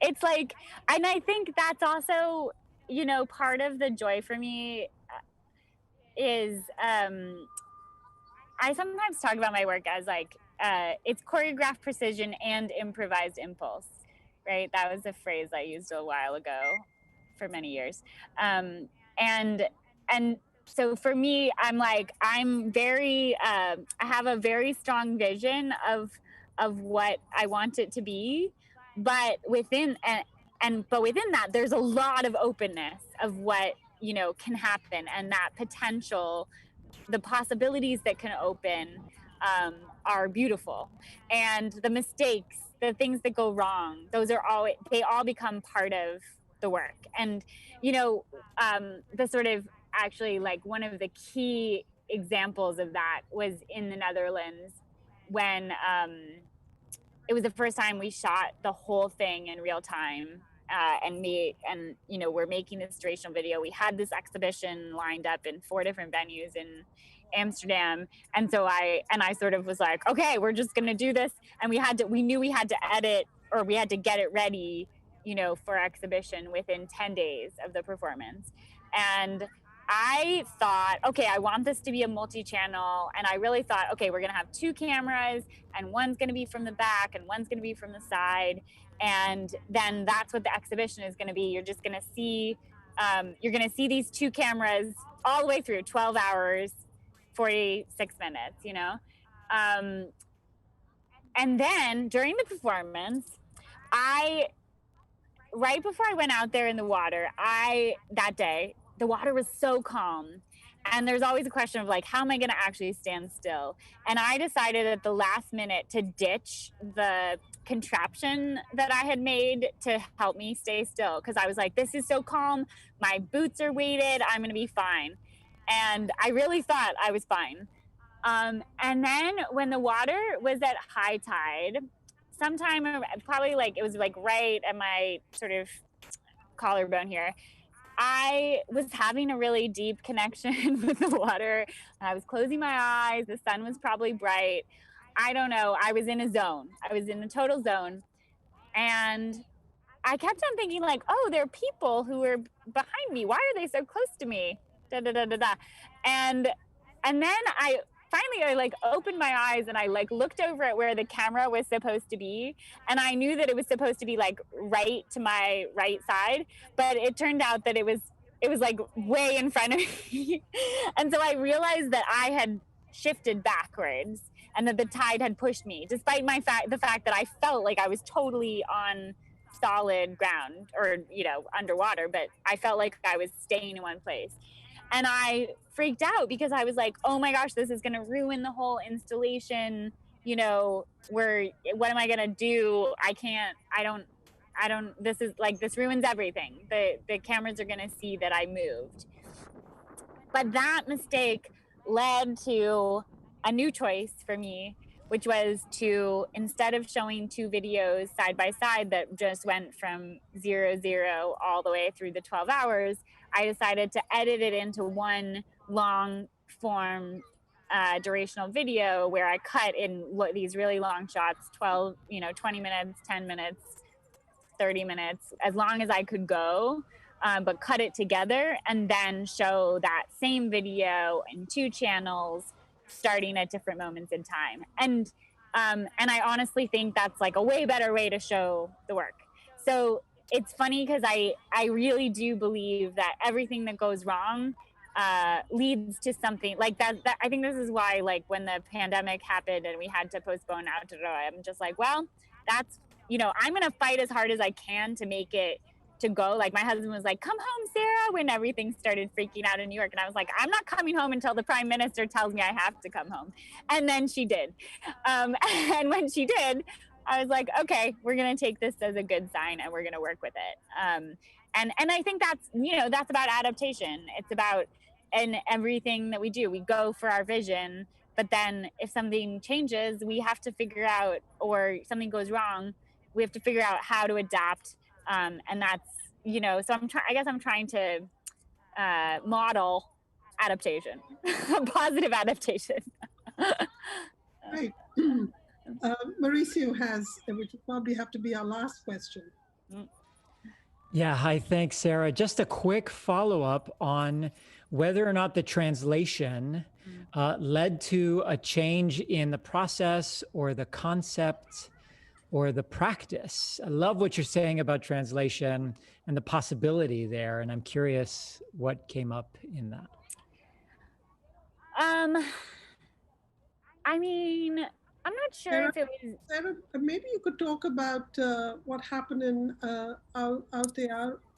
Mm-hmm. Yeah, because that seemed like a big turn based on the cultural encounters there. Mm-hmm. Didn't you change the place you were going to be, etc.? Yeah. I think it's less about I think the translation and however one of my collaborators presents it, like I am like a sponge whenever I'm doing this, sort of trying to seep up information from the people who have more deeper knowledge of the site than me, and trying to find where are my clues, how am I gonna work with this, so I think that, I'm not sure that the translation necessarily changed it, but the ideas of the people who are involved definitely change it, and are constantly evolving the work. And I think that the big thread that really started for me in Brazil and then carried through in Kenya and in my time so far in Aotearoa was really this. And I feel like, Mauricio, we might have talked about this before, but now it's gone to a whole nother level with the trauma of white settler colonialism as being this like very clear thread in the world. And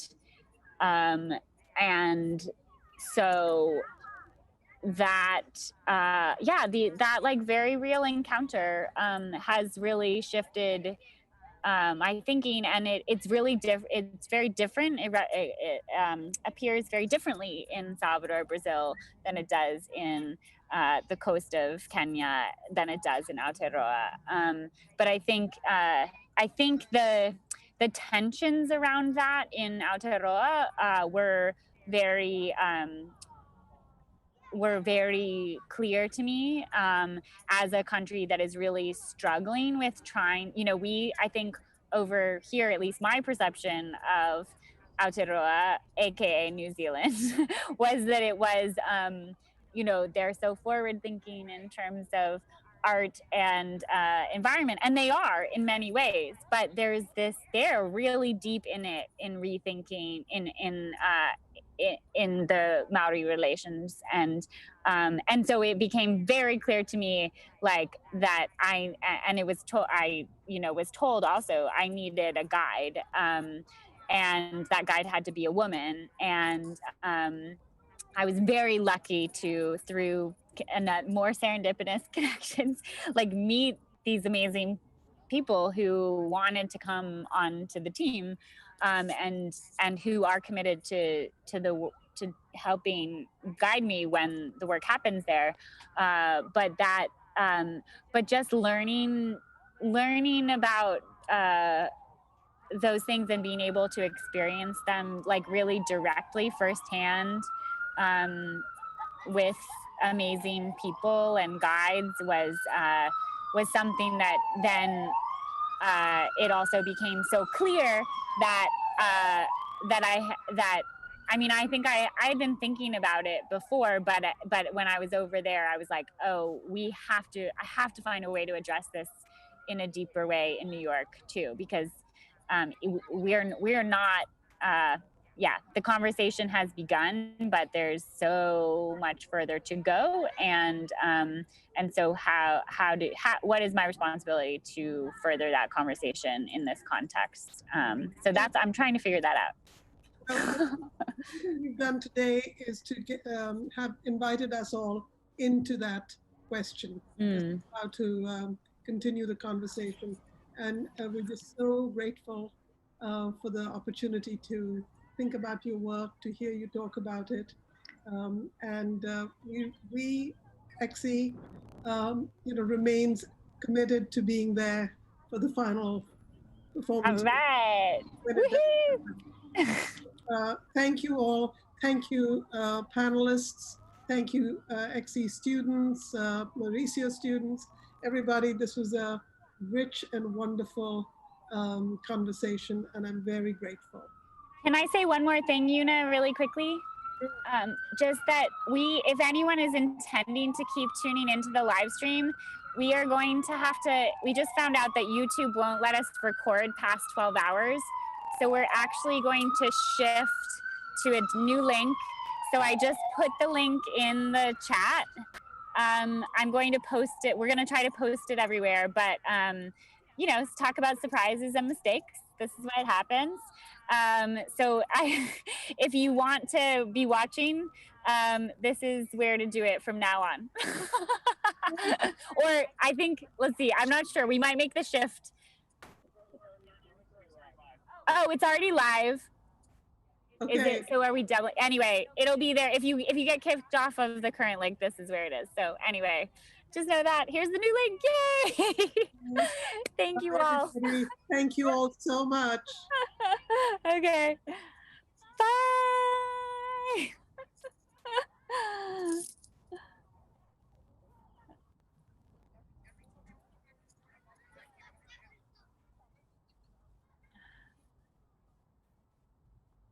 Janine, hello.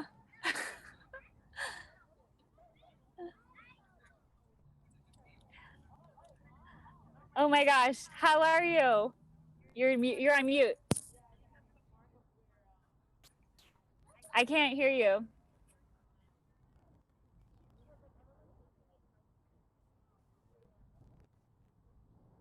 Janine, you're on mute. I still can't hear you. Unmute. There you go.